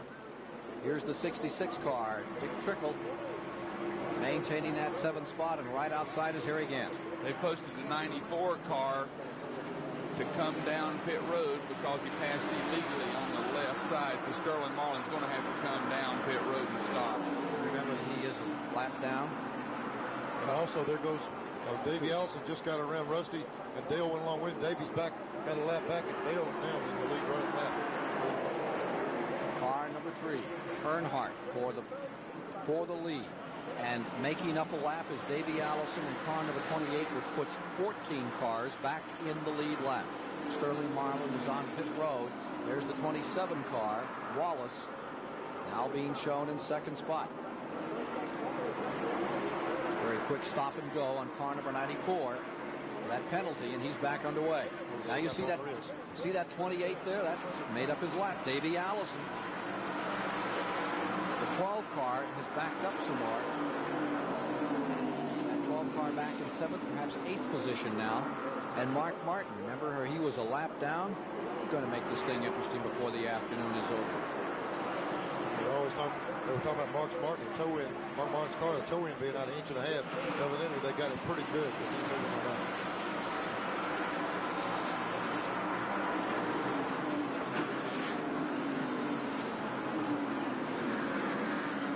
Just to confirm our thinking, gentlemen, Dale Earnhardt has a terrific advantage now because we know Rusty Wallace has to stop. Barry Dodson told us that. Richard Childress just told me that Earnhardt will go the distance. They've got enough fuel to make it. The question would be the tires toward the end of this one, Chris. How do you feel about it, Neil? I'll tell you what, if Dale can get in the lead here, and right now he's having to work the car harder than he wants to, trying to get Davey back down. But if he can get in the lead and run his own pace, he's got a good chance of making it with the tires without getting too bad. Outside line for car number 3, Earnhardt. 2:92 in the book. Wallace stays second, but creeping, crawling up through the field is coming car number 6. And you see Kyle Petty's 42 in third. Kyle Petty passed a bunch of cars quick to get to that spot, so I think Kyle's really strong right now. There you see Kyle Petty in that third position. And then look back here. Here's the 5 car. And right behind him, Mark Martin. The 5 car of Rudd is 4th. Mark Martin in the number 6. 5th. Schrader is 6th. It may be beaten and battered, but it's still a contender to win it all here at Richmond this afternoon. I'll tell you, Kyle's car's looking real good right now. He's been able to stay right with him. Matter of fact, close up on Rusty a little bit. Kyle Petty likes Richmond like his dad likes Richmond. 7 times Richard won here. And of course, Kyle turned it around on this racetrack. Had a big crash in turn 3, but no race is a gimme. He came home victorious that day, and any race you get a checker on, you win. Now you're with 66, Dick Trickle. He's running 6. Directly in front of him, as the 66 crosses the line, is the 30 car. That Michael Waltrip car is a lap down. Schrader has slipped back a bit. He is in 7th. Earnhardt in 1st, Wallace in 2nd, Chevrolet and Pontiac 1 and 2. Boy, Rusty's making a good run. Boy, Rusty got a great fight off of that turn. See Earnhardt pitch it right down on him. Tries to hold him in, but there's no way. Wallace makes his own track. A couple of guys who are a great deal alike in style. Earnhardt has it for the moment on the outside and back out of 4. Wallace. Dandy race, and it gives Kyle Petty a little breathing room to pull up on him there. Yeah, Kyle's kind of liking this one here. He's like as much as these fans seeing a good race. He's fixing to get right in the middle of it with him. And Ricky Rudd and Mark Martin both are coming real strong too. Earnhardt was able to get around that time. The only question I see with Mark Martin, did they get the toe in close enough? Because he is certainly making a good move coming up after him. Look at this battle between car number 5, Ricky Rudd, and Martin in the number 6, and they continue their own affair for 4th place. Down to the inside goes Martin. It's hard to make that turn down there where it's real tight up the corner. Up in front, Earnhardt tries again around Wallace.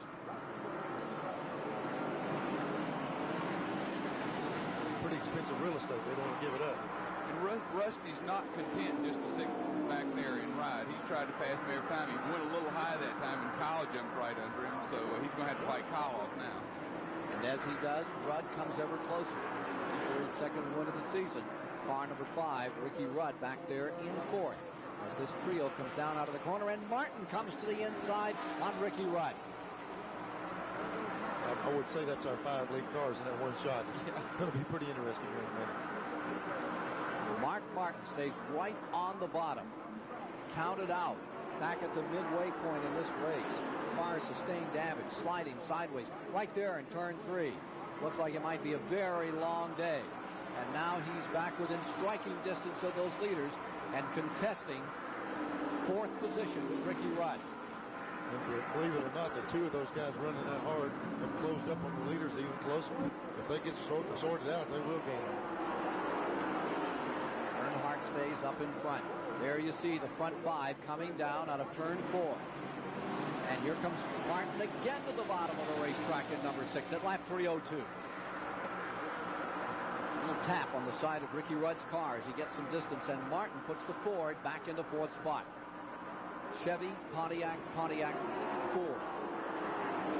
For the manufacturers as Jimmy Spencer goes another lap down after he was in an altercation early in this event. Behind these leaders, Trickle is now 6th, Ernie Irvin the 7th, Bill Elliott 8th, and Schrader falls to 9th. Jeff Bodine runs in 10th. Harry Gantz, car number 12, the Bobby Allison car, has fallen back into 11th position. For the lead another time. That's about the best run he's had off the Ford. See what happens then in the first and second turn. You notice they're giving each other plenty of room. They're running two different lines, really, and it's just whose car's working the best to get through, but there's no physical stuff going on here. Good, clean racing. Yeah, I bet. No, they're doing a great job. It's this track caters to that, too. The track's plenty lined up for that, and these guys still got two-groove racetrack can give you some good racing like this. Meanwhile, just behind these two leaders, Mark Martin is making a move. He's going to third. Tremendous battle up in front, and it is Mark Martin climbing up another spot. Martin's number 6 is into third and now closing at Ford, pulling up on the Chevy and the Pontiac in first and second place. That's always one of the strong suits of our sport. You know, you got people pulling for drivers, you got the manufacturers involved. Here's the Ford Chevrolet shootout building. We'll see what happens in the Pontiac right in the middle of it. Richard Childress on the horn, talking to Earnhardt in number 3, who for the moment has a half-car length advantage. Live coverage here on TBS of the Richmond 400, and it's a dandy. Earnhardt stays just that far in front of number 27, Rusty Wallace, in second, and closing ground is Mark Martin. 93 laps to go. There's Kyle Petty in fourth in the 5 car, Ricky Rudd in fifth, Dick Trickle in sixth, Ernie Irvin in seventh. 13 cars remain in the lead lap. Hey, they're like pushing each other down the straightaway. Rusty was touching Dale as they went across the start-finish line as he was pushing him. So I think he just wanted to let him know he was still here. 2 previous winners of this event, defending champion Wallace in the 27, and the 87 winner Earnhardt, down out of 4. Everybody shaking their head on this one. Nobody's been able to sit down all day in these grandstands. They've been standing the whole day.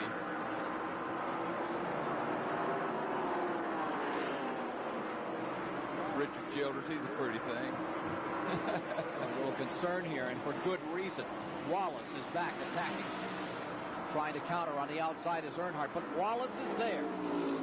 Watch him come back, though. Watch Earnhardt come back on this outside. I don't know what it is. He'll get down that back stretch, and he'll get a shoot off there, and then he'll pass it down the straightaway. Is that horsepower deal? What is that? If you can handle down that straightaway, you can pretty well get him in the corners. So that's motor. And let's remember that this track is so different. Rough tap there.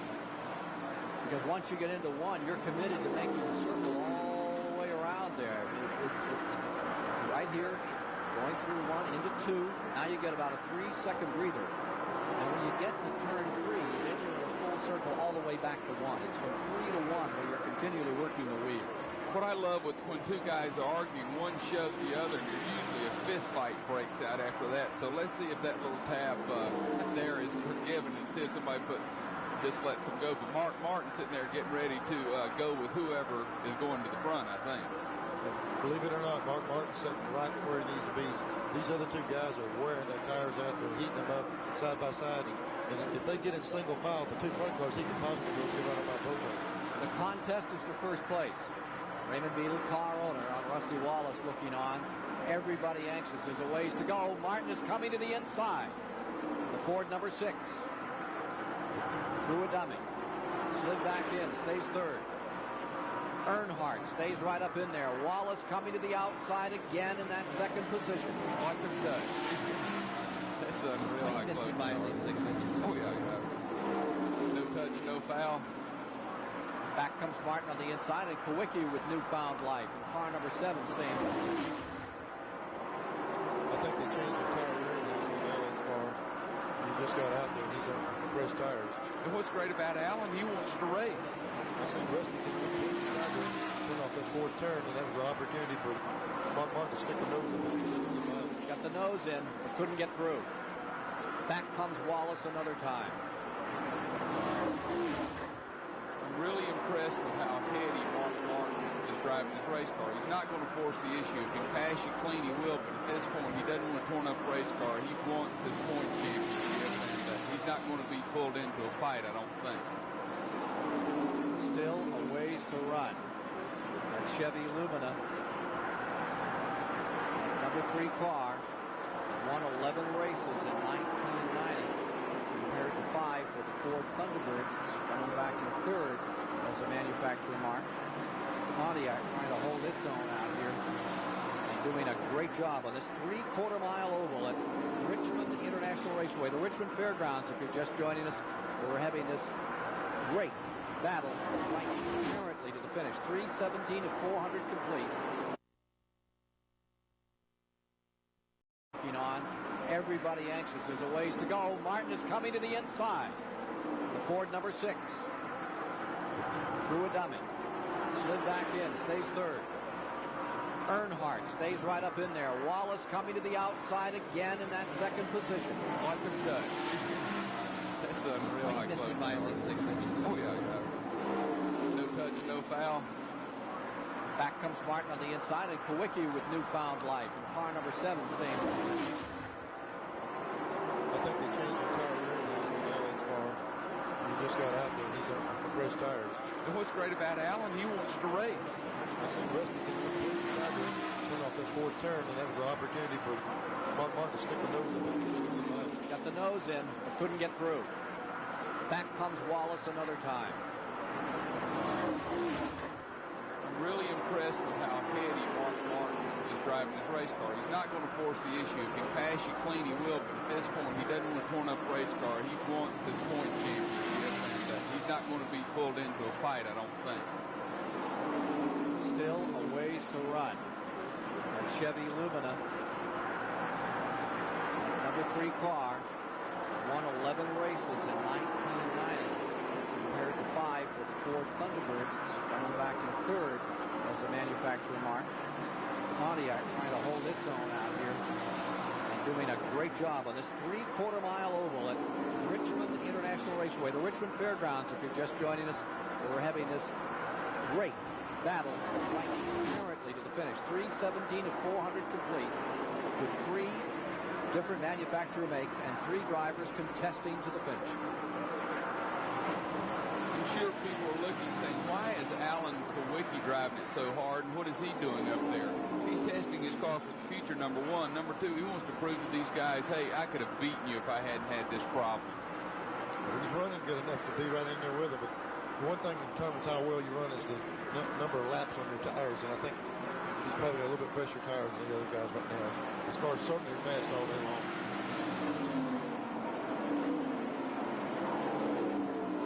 3:20 this time by. Owners looking on. You see Childress. And you see Raymond Beaton. Where Jack Roush is in all of this. Probably plotting and calculating more horsepower for Dover. Yeah, he's probably sitting in front of a calculator. Computer.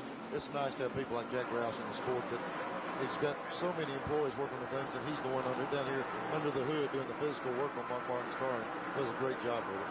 Jack Roush just plain likes to race. Better than that can be, likes to win.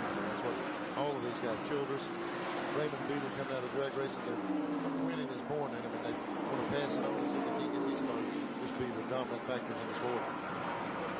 They're the leaders. Putting a lap on Rick Wilson in the 75.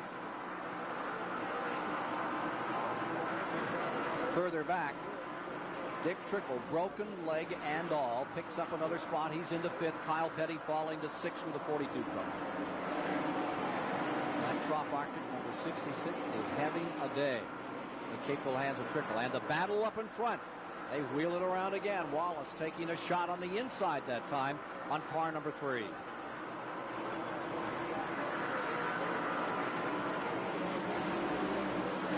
Looks like instant replay every time on 3rd, 4th turn. They just keep hounding each other dead.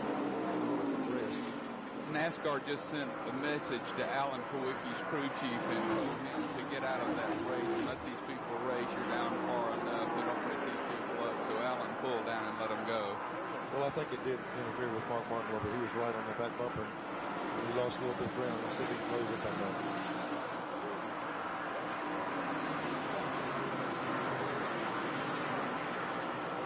Charlie Klotzbach's number 90 going a lap down to the 2 leaders.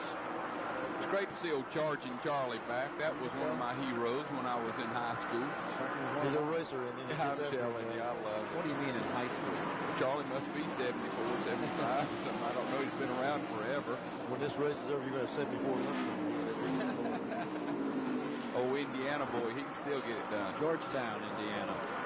Rusty Wallace flying second for Dale Earnhardt. Rusty, what's the race strategy for this one? This track, I try to stay ahead. I don't like to get back and race guys side by side. When that happens, you're going to get in trouble. I like to get gone. I like to be way up front or back in the pack by myself. Or if I'm second or third, I try to stay by myself. Because whenever you get side by side, you start getting physical, somebody ends up losing every single time. And I think the thing that's really helped me here, I've had a good motor. I've had a real good motor. I've had good handling. And I've been able just to get up there and go. And I don't run a weird line going into turn one like a lot of guys do. I run a pretty conservative straight line. I don't stay way out, arcing in there. A lot of guys do that and they have it spinning out. That might not be the fastest way around, but that's the safest way around. I want to point out that recording was made 2 days ago, and you can see that he's changed the strategy a little out here. That's Rusty Wallace, who one time told me that the finish of a race, he wants to come off turn 4 on that final lap of the tires on fire. Well, he might get that opportunity if he stays right where he's at, but it's going to take all 8 of those are going to be on fire. Those first cars, if they're mixing it up like that. Point out again that the car of Mark Martin is right there trailing by just 6 car lengths. And here comes Wallace back on the inside. You can't let go of this one. This is such a great fight. Wallace and Earnhardt. And you saw Earnhardt's car shook a little bit that time. It got a little bit loose, so he said, okay, I'll let him by. And then right as Rusty relaxes and said, I've got him cleared, he jumps back under. So these guys enjoy this. This is racing. They're both having a ball where it scares me to death, but they enjoy it, don't they, Neil? Yep. This is the part, when you're back there running 10th and your base up a starting car, this deal right here, this is when a guy enjoys it. When the car's good enough, he's got potential to win the race and do anything in that driver's seat he's trying to do it.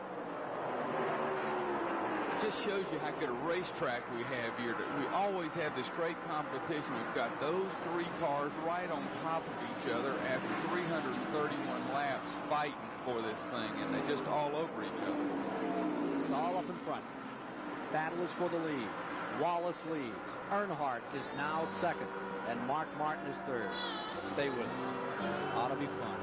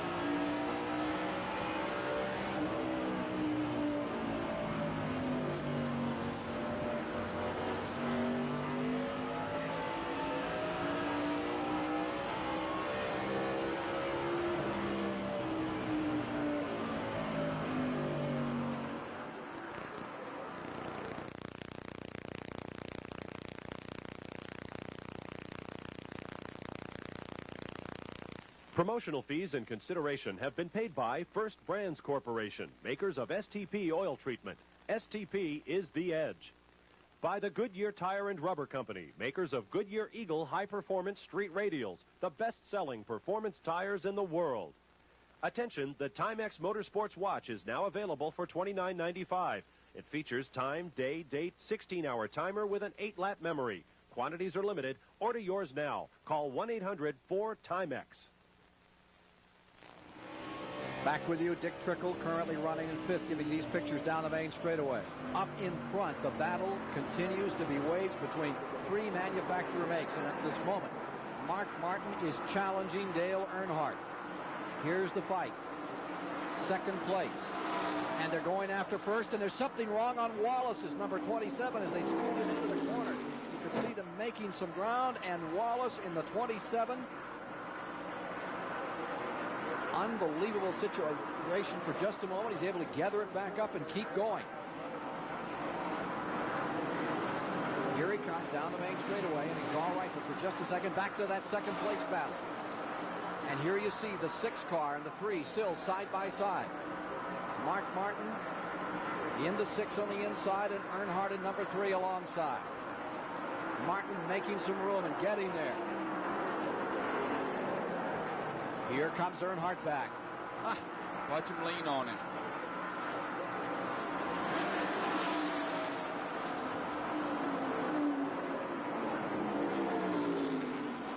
First and second for the points. 6 car leading by 26 points coming in, and what a fight this one is. This is for second. I think they're the same speed. Not race side by side. These guys are mixing it up. They touched again. Drawing away for the moment. Earnhardt shoot under him. Let it drift up, touch. Not quite. Just missed it.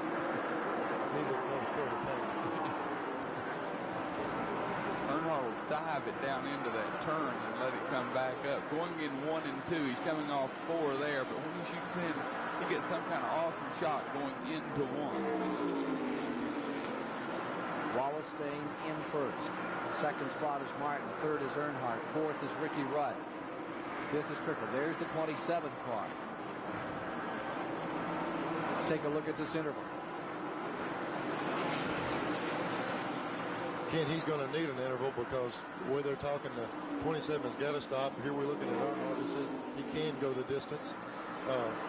And Ernie Irvin says he can go the distance, lying back there in 7th spot. He topped off just before the caution was over, so Rusty knows he's got to stop. He's got to give him a little breathing room.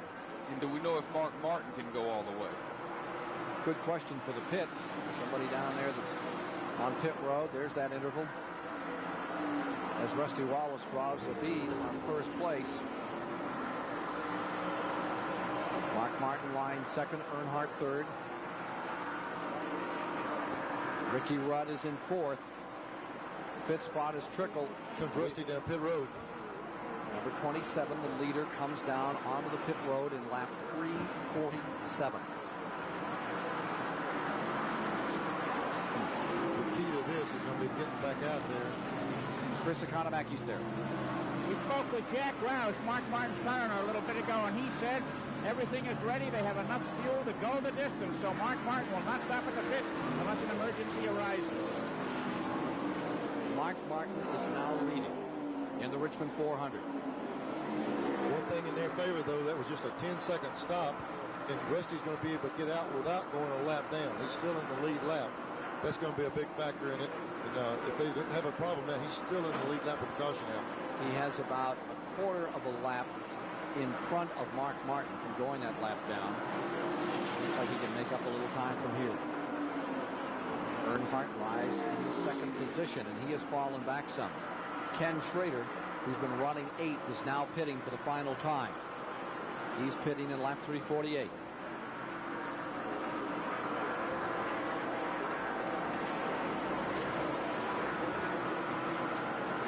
Mark Martin, how's this race going to compare to last February?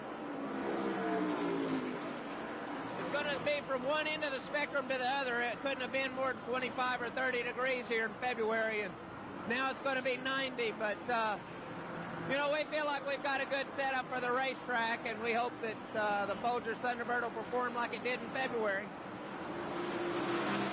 sure performing well right now. He's only led 4 or 5 laps thus far this afternoon, but we're getting down to the ones that count. 50 laps remain. 50 to go. Remember, Martin won this battle and then lost the points drastically and got fined big after the last race here at Richmond in February. Yeah, they found out they had a motor interpretation that didn't agree with what NASCAR wanted, so they had a points penalty of 40-some points was a very important thing also. So he won the race, but he did pay the price. Here he is up in front, trying to win again here on this 3/4 mile oval in Richmond, Virginia. Mark Martin out of Arkansas in front, and for the moment he has a good fat advantage over Dale Earnhardt with Ricky Rudd in third, Dick Trickle in fourth, Bill Elliott in fifth, Kyle Petty in sixth.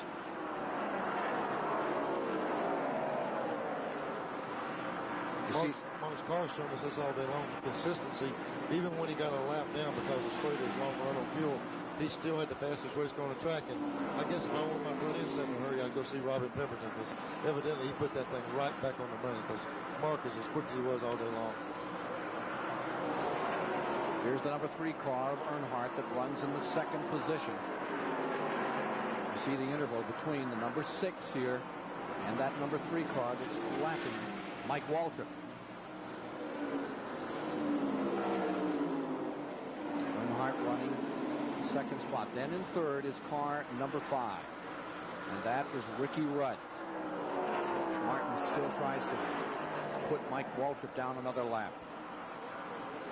Ricky Rudd lying third in the race with Dick Trickle still sustaining for it. What a run Trickle has had today. He's almost a half lap down to the leader.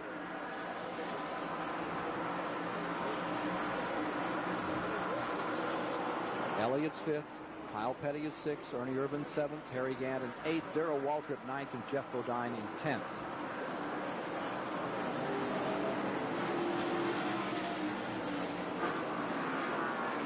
Dale Earnhardt and Rusty Wallace broke off that sensational battle a little while ago when Earnhardt backed up. He's got a handful right now. Richard Children's telling me that he's picked up a push. Still running certainly toward the front, but he's got a bigger fight on his hands. Here you see Earnhardt. Thank you, Chris McClure. Follow that story. Second place car, Alan Kowicki's number 7, back in here with that new rear end, working beautifully, but many laps down. Smoke beginning to show out of Sterling Marlin's number 94 late in the going. You can bet that bunch right there are hoping they don't see a caution flag. Into heavy lap traffic. Jimmy Spencer there in the 57. Butch Miller in the 98.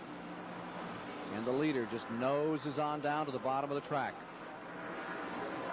There you see car number 30. Michael Waltrip's car, which is running 14th, 2 laps down. Now here's number 3, Earnhardt, which is your second place car. Alan Kowicki's number 7, well down in the standings, out of the top 25. Coming by is Hillen in the number 8. He is 13th overall in this event. Hillen in the 18th, 13th, and he is followed by Greg Sachs. It's the number 18 car. Greg driving with some broken bones in his foot. He's running 21st. Here you see the car.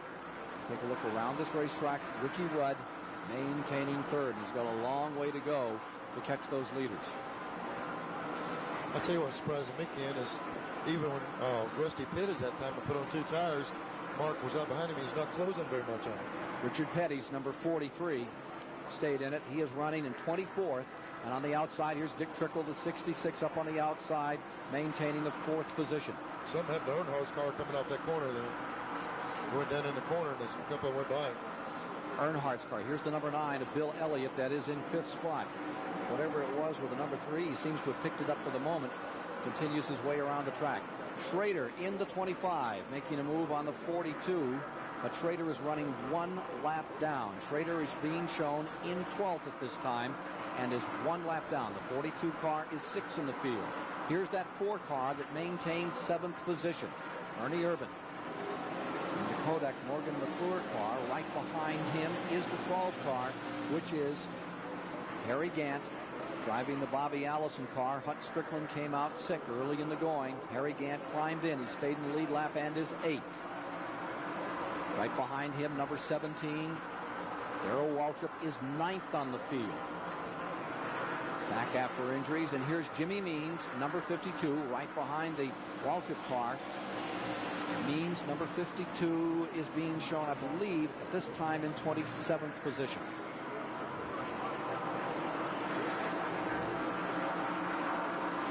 Davey Allison just came down pit road, and Sterling Marlin has been on pit road for several laps with the hood up. The number 27 car in the running order. Get back in this thing. Rusty Wallace on the tail end of that lead lap, and he is up there with Jeff Bodine. That was a scrap for 10th position. Here's Dave Marcus.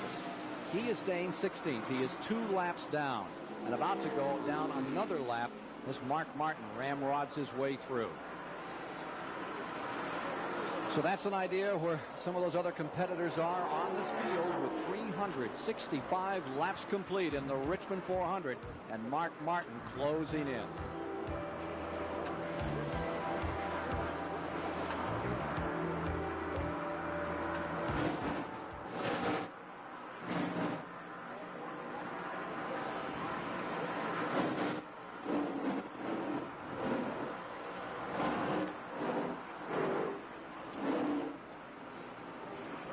Mark's leaning on Rusty. I figured he'd pull away with his new tires.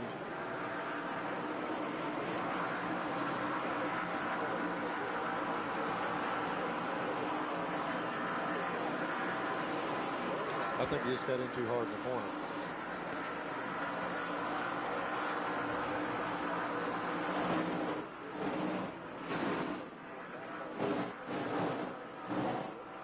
Tell you, the 6 car is loose too.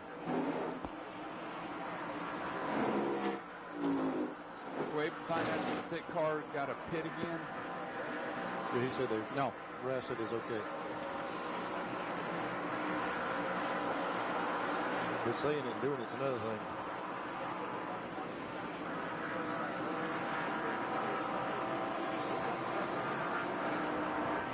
Thank you.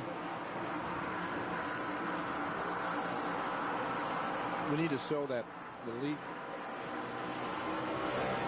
Comes Gann in. Yep. Gann is on pit road, number 12.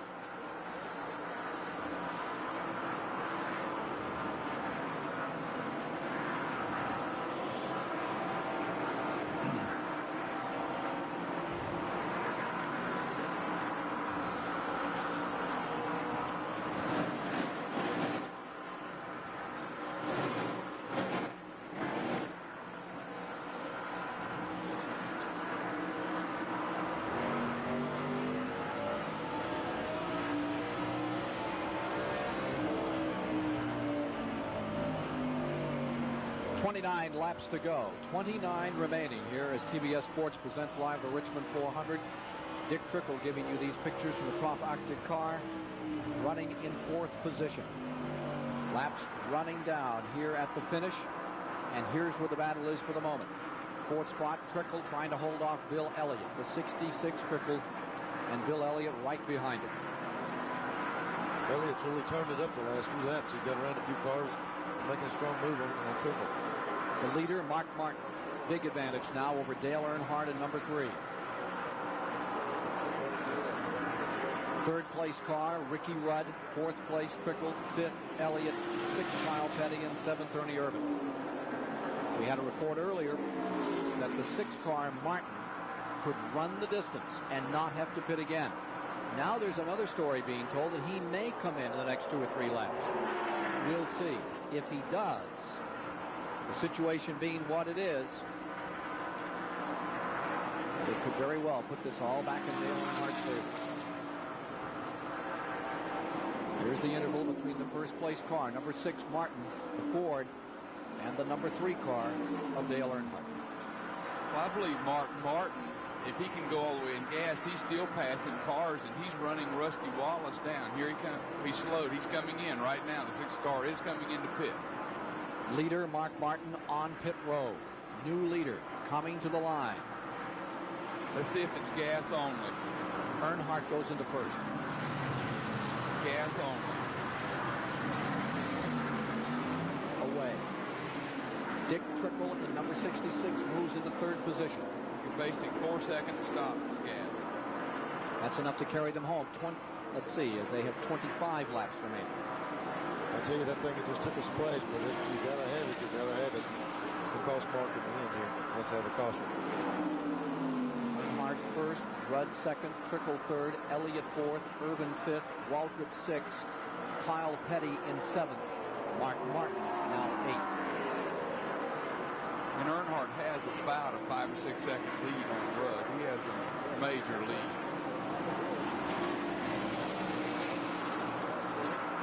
Matter of fact, his lead is going to be threatened by Dick Trickle here shortly. 10 cars remain in the lead lap. 9th place is Wallace. Here is Waltrip battling Ernie Irvin. This is fifth spot being contested. Irvin pulling away for the moment from Darrell Waltrip on the comeback trail.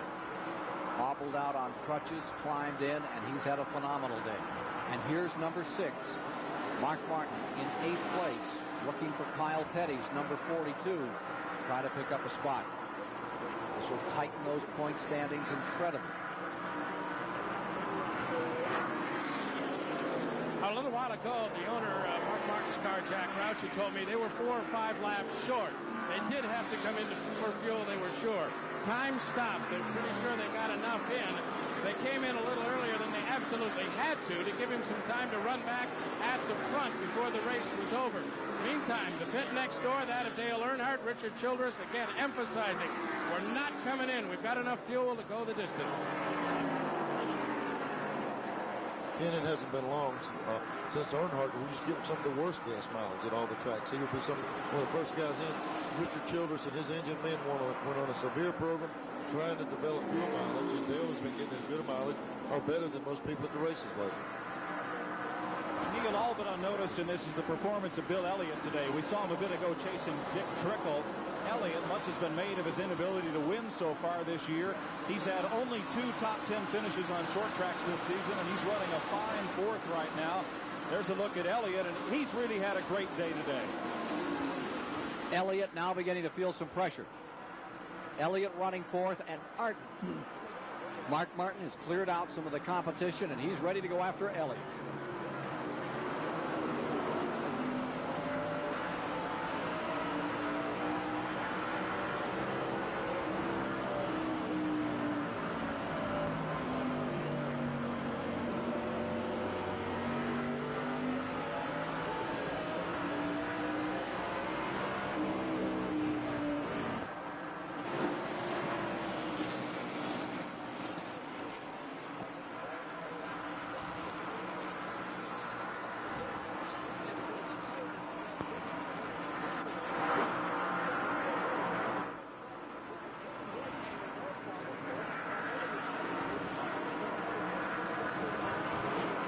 Trickle's closing on the 5 car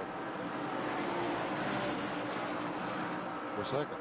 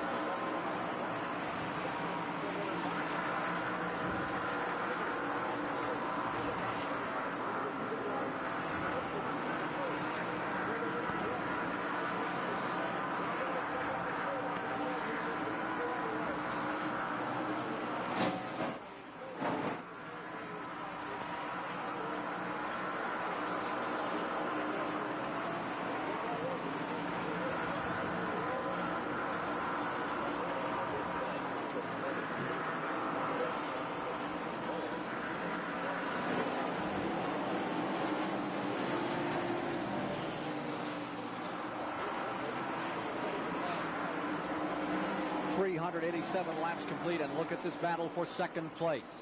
Here comes Dick Trickle to the inside at number 66. On the outside, it is the car number 5. Ricky Rudd slides back around the outside, and something happens to the 66. He gets collected by everyone all the way back to 4th place. Bill Elliott there, and here comes Martin down the inside. Martin going way low, gets Elliott for 4th, comes after Trickle in the 66 for 3rd. A tremendous run by Mark Martin, bottom of the racetrack. Here he is working on Dick Trickle. Back straightaway, Trickle is able to hold him off. Schrader just in front, a lap down, running in 12th position. Trickle and Rudd had to get together for Rudd to shoot off that fast, and Trickle almost stopped. They almost had to get together. Meanwhile, Earnhardt stays well in front. The battle is here, and it's all important for Mark Martin. There's Dick Trickle, that Trop Arctic car, holding on to 3rd spot and trying to fend off Mark Martin. 10 to go. 10 laps left. $430,000 up, and here comes that slugfest again. Number 6, Martin, the Ford is in there. So it's Chevy, 1st and 2nd, Ford now 3rd on the field. And Bill Elliott, he wheels up underneath the 66. Ford's picking up 3rd and 4th now. Dick Trickle's Pontiac falling to 5th. Something happened to Trickle. I'm not so sure it wasn't a brake problem. I saw the car all of a sudden just dart. I've been seeing it like smoke come off the right front rotor coming by here. 9 laps remaining. Chris McClure. Dale Earnhardt's gas man has just brought one can to the wall. There's no move by the crew, Richard Childress, or any of them to go over the wall. No signal that we know of yet to Dale Earnhardt. Perhaps a precautionary measure right now. As far as we know, the intention is to go the distance. They say the brakes on number 66 are on fire, Neil. What you were talking about, that looked like he might be having the brakes jam up. It's got hot. Got lucky that time, didn't he? Good guess. Oh, you're just good at it. 8 laps to go. Oh, he's in trouble. He's sliding. He's into the wall. Dick Trickle in number 66 grazing the wall and continues on his way. You were riding with him as he took the shot out of turn number 2, and he falls back. No caution, so still running her down. 7 laps to go. Trickle is on the inside. Kyle Petty catches him up in number 42. Kyle moves into 7th. Trickle falls all the way to 8th. Here's number 5, Mark Martin. Or rather, number 6, Mark Martin going under 5. Ricky Rudd for 2nd spot. And this has been a dogfight for several laps. They've really been getting after each other. This has certainly been holding number 6 car back. Oh, the 4 car in turn 4. Spinning in turn number 4 is Ernie Irvin, and everybody's out. Taking evasive action. Yellow is out. We're set up for a shootout, boys.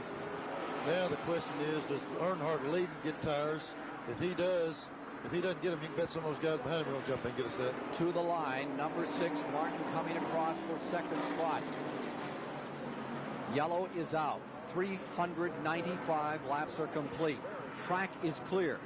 Ernie Irvin spun up in turn 4 and was able to continue running. I'll tell you what almost happened. Dick Trickle came along and didn't have any brakes and almost got into it. Irvin falls to the end of the lead lap. 10th spot. The leader is Earnhardt in the Chevy, and there you see Martin in 2nd place. Oh, this is going to be fun. 1 lap and they'll turn them loose. 1 lap and they're going to turn them loose. They're tightening up now. And let's watch these cars that are down a lap and see what factor they play in it. Martin trying to find the hole. He goes all the way up to to the traffic. Getting him sorted out. Number 5 coming with him. Ricky Rudd wants a shot at it.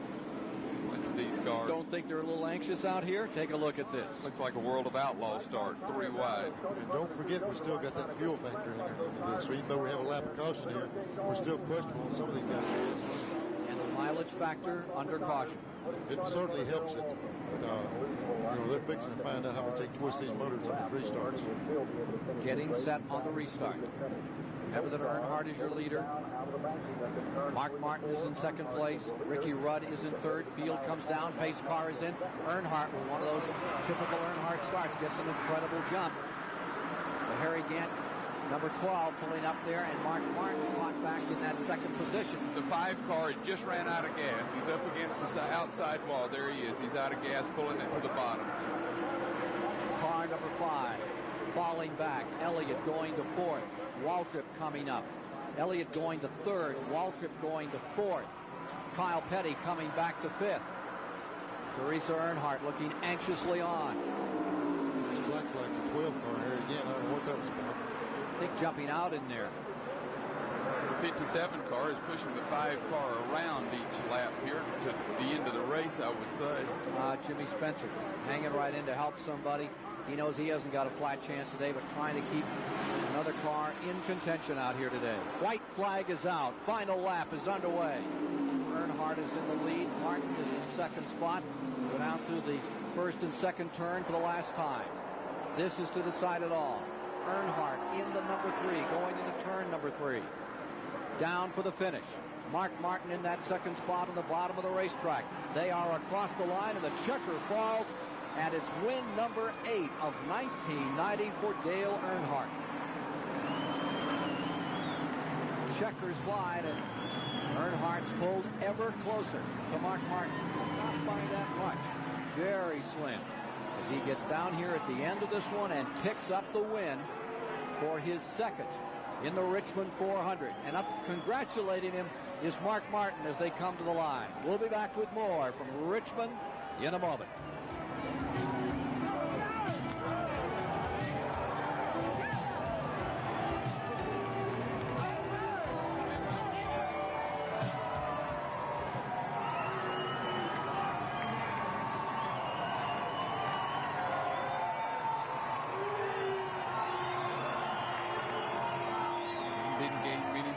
How many points did he gain? 4? 4? Huh? 4? Might be 4 points.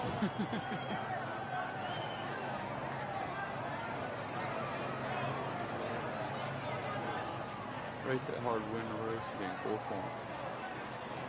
Hey. Absolutely. Wonderful to get him over to Mike. And Darrell Waltrip third. Yeah, and Darrell Waltrip. Any way to get to Darrell Waltrip. You need those. Whatever you can get. Darrell can't walk away with that. You can run Darrell down. Have what, Fred?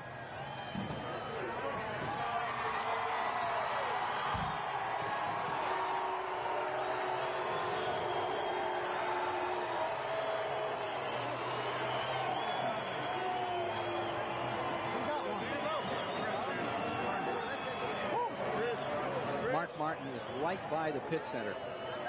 It's out of gas. Martin. It's out of gas. 25 seconds.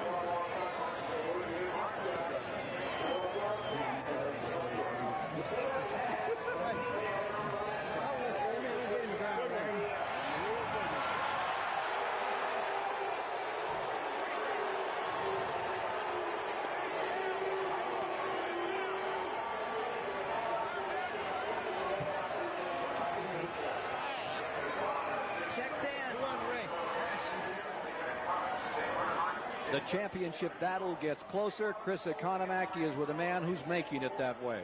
Congratulations, Dale. You got a college education paid for? We're working on it right now.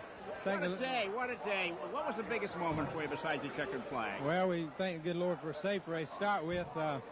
We was a little tight all day. I really wasn't as in good a shape as I'd like to be in, and then we were stretching the gas there at the end, and it was blubbering the last 2 laps. I just didn't know whether I was going to make it, and it ran out when we was coming around to come to Victory Lane. You mean it's empty? Yeah, it's empty. It's out of gas.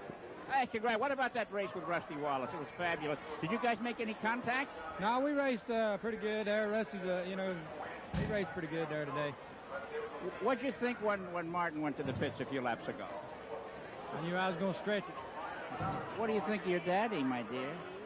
Tell him we won the race. Who? There you go. Okay. Congratulations and good luck. Dale Earnhardt, the winner, on his way to another championship. And let's go to Mike Joy in the STP Pit Communications Center. And the runner-up, a fellow who drove a hard race, Mark Martin. What did it feel like to have to swing that car down to pit road and get that last splash of gas? No problem. I thought we'd still win the race. He sure gave it a game try, and what a charge up through traffic. That wasn't easy. There was a tremendous amount of traffic and guys that were really running well. Well, first of all, I want to compliment Jack Roush and Steve Neal, Robin Pemberton, and the guys. They fixed the car after it got wrecked and made it really as good as it was before. They did a great job. They're the best. We had a shot at winning this thing, even though we had to stop for gas. That was spoiled right there at the end by a lap car. But, you know, we might not have beat him anyway. We just didn't get a chance to try. Okay. Boy, that point battle just keeps squeezing ever tighter. Do you feel the pressure? Well, anybody that watched this race knows that we're not stroking. No. We're out here after the thing as hard as we can go. Great job today. Mark Martin, let's go to Chris McClure. Oh, the man lives up to promises, no question about that. Darrell Waltrip, congratulations. Great run. Yeah, it was. My crew did great today. Thanks to Jeff and all the guys. And man, I got to get home. I got to get to therapy in the morning. Nick and Lori and Dr. Stowers and Albert, all of you guys, thank you.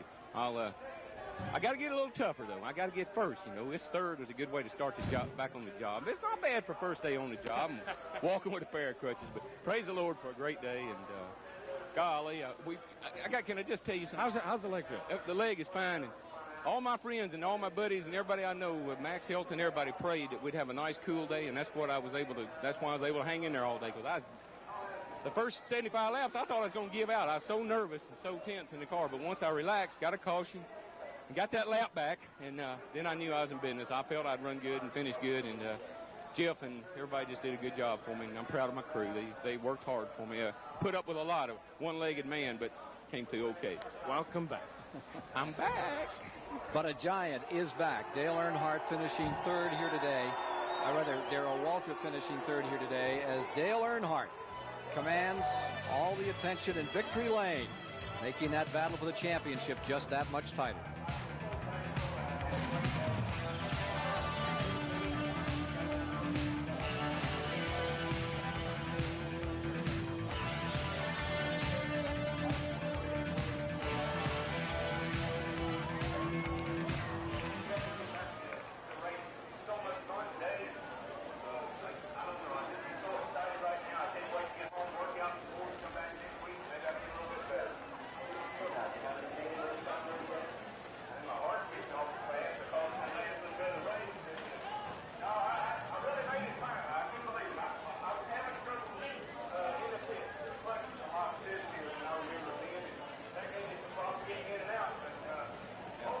He ran down to the 12 car.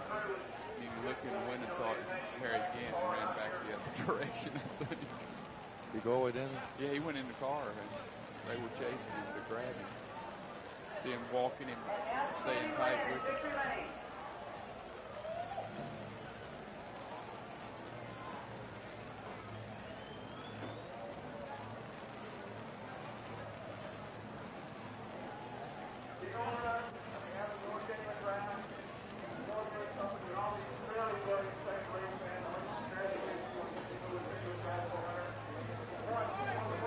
So we'll have Timex and hard charger. You pull back just a little bit. Which one first, Timex or hard charger? Gant finished ninth. Gant finished ninth in the same lap. We have that. Gant finished Yeah. ninth in the same lap. Where's Gant? Ninth. But he was like, You have 2 pages. How many? Huh? I thought he was second. Still Ernie Irvin. Turn it, Chip. Stephanie, 118. Same.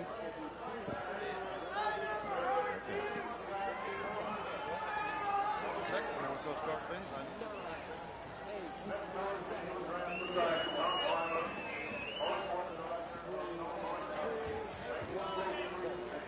Well, little doubt as to who's the hardest charger. The Richmond 400. Dale Earnhardt picked up 1,171 points today to pad his lead of some 6,000 in the hard charger standings. Rusty Wallace, remember, you don't get just points for 5 for leading each lap. You get 4 for second, 3 for third, 1 for fifth. Rusty Wallace, Ricky Rudd, Mark Barton, Kenny Schrader, adding to those season totals.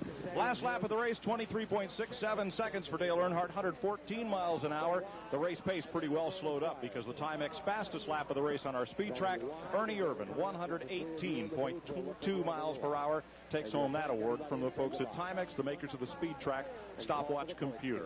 Let's go back upstairs. And those point standings are so much closer after this effort today. We have it as a 16-point difference between first and second spot. Remember, there's a 5-point bonus as well for leading the most laps in the race, as well as for leading a single lap. So when you put it all together, that's how it stands as they move on to Dover, Delaware, and then Martinsville, Virginia. Mark Martin still has the lead, but it is slimmer than it was earlier today. Jeff Bodine in third as we get down to the end of this one. Well, thank you all for being with us today. It's been an incredible afternoon of competition. In all, we had a total of 9 cautions before it was over. Certainly no speed records today, but our congratulations to Dale Earnhardt for his victory. Final word from you, Neil? It was just a good old typical Richmond race. Switch the lead all day, and look who turned out on top. Same guy's been winning all the races. John? I loved it. Earnhardt did a great job. Mark Martin did a great job. We set the thing up. It's coming down to a shootout between these two guys. I think it was a 4-point swing after they drove themselves crazy today. And we've heard that Chad Little, the Spokane, Washington driver, injured in turn 3, is alert and conscious at a hospital here in Richmond, Virginia. That is good news as we come to conclusion here today. So thank you for being with us this afternoon. On behalf of Chris Economaki, Chris McClure, Mike Joy down in the pits, and us up here on top today, Neil Bonnet, Johnny Hayes, I'm Ken Squire at Richmond International Raceway for TBS, where Dale Earnhardt has done it again. Winner for the second time in the Richmond 400. Thank you for being with us. We'll see you at Charlotte, North Carolina, coming up October the 7th. The Richmond 400 has been brought to you by Miller Genuine Draft, cold filtered for real draft taste, so tap into the cold. And by Today Chevrolet, who invite you to see why nobody's winning like the heartbeat of America. And by Haviland's superior grade motor oil, fights sludge, protects engine. And by Goodyear tires. Goodyear, because there really is a difference.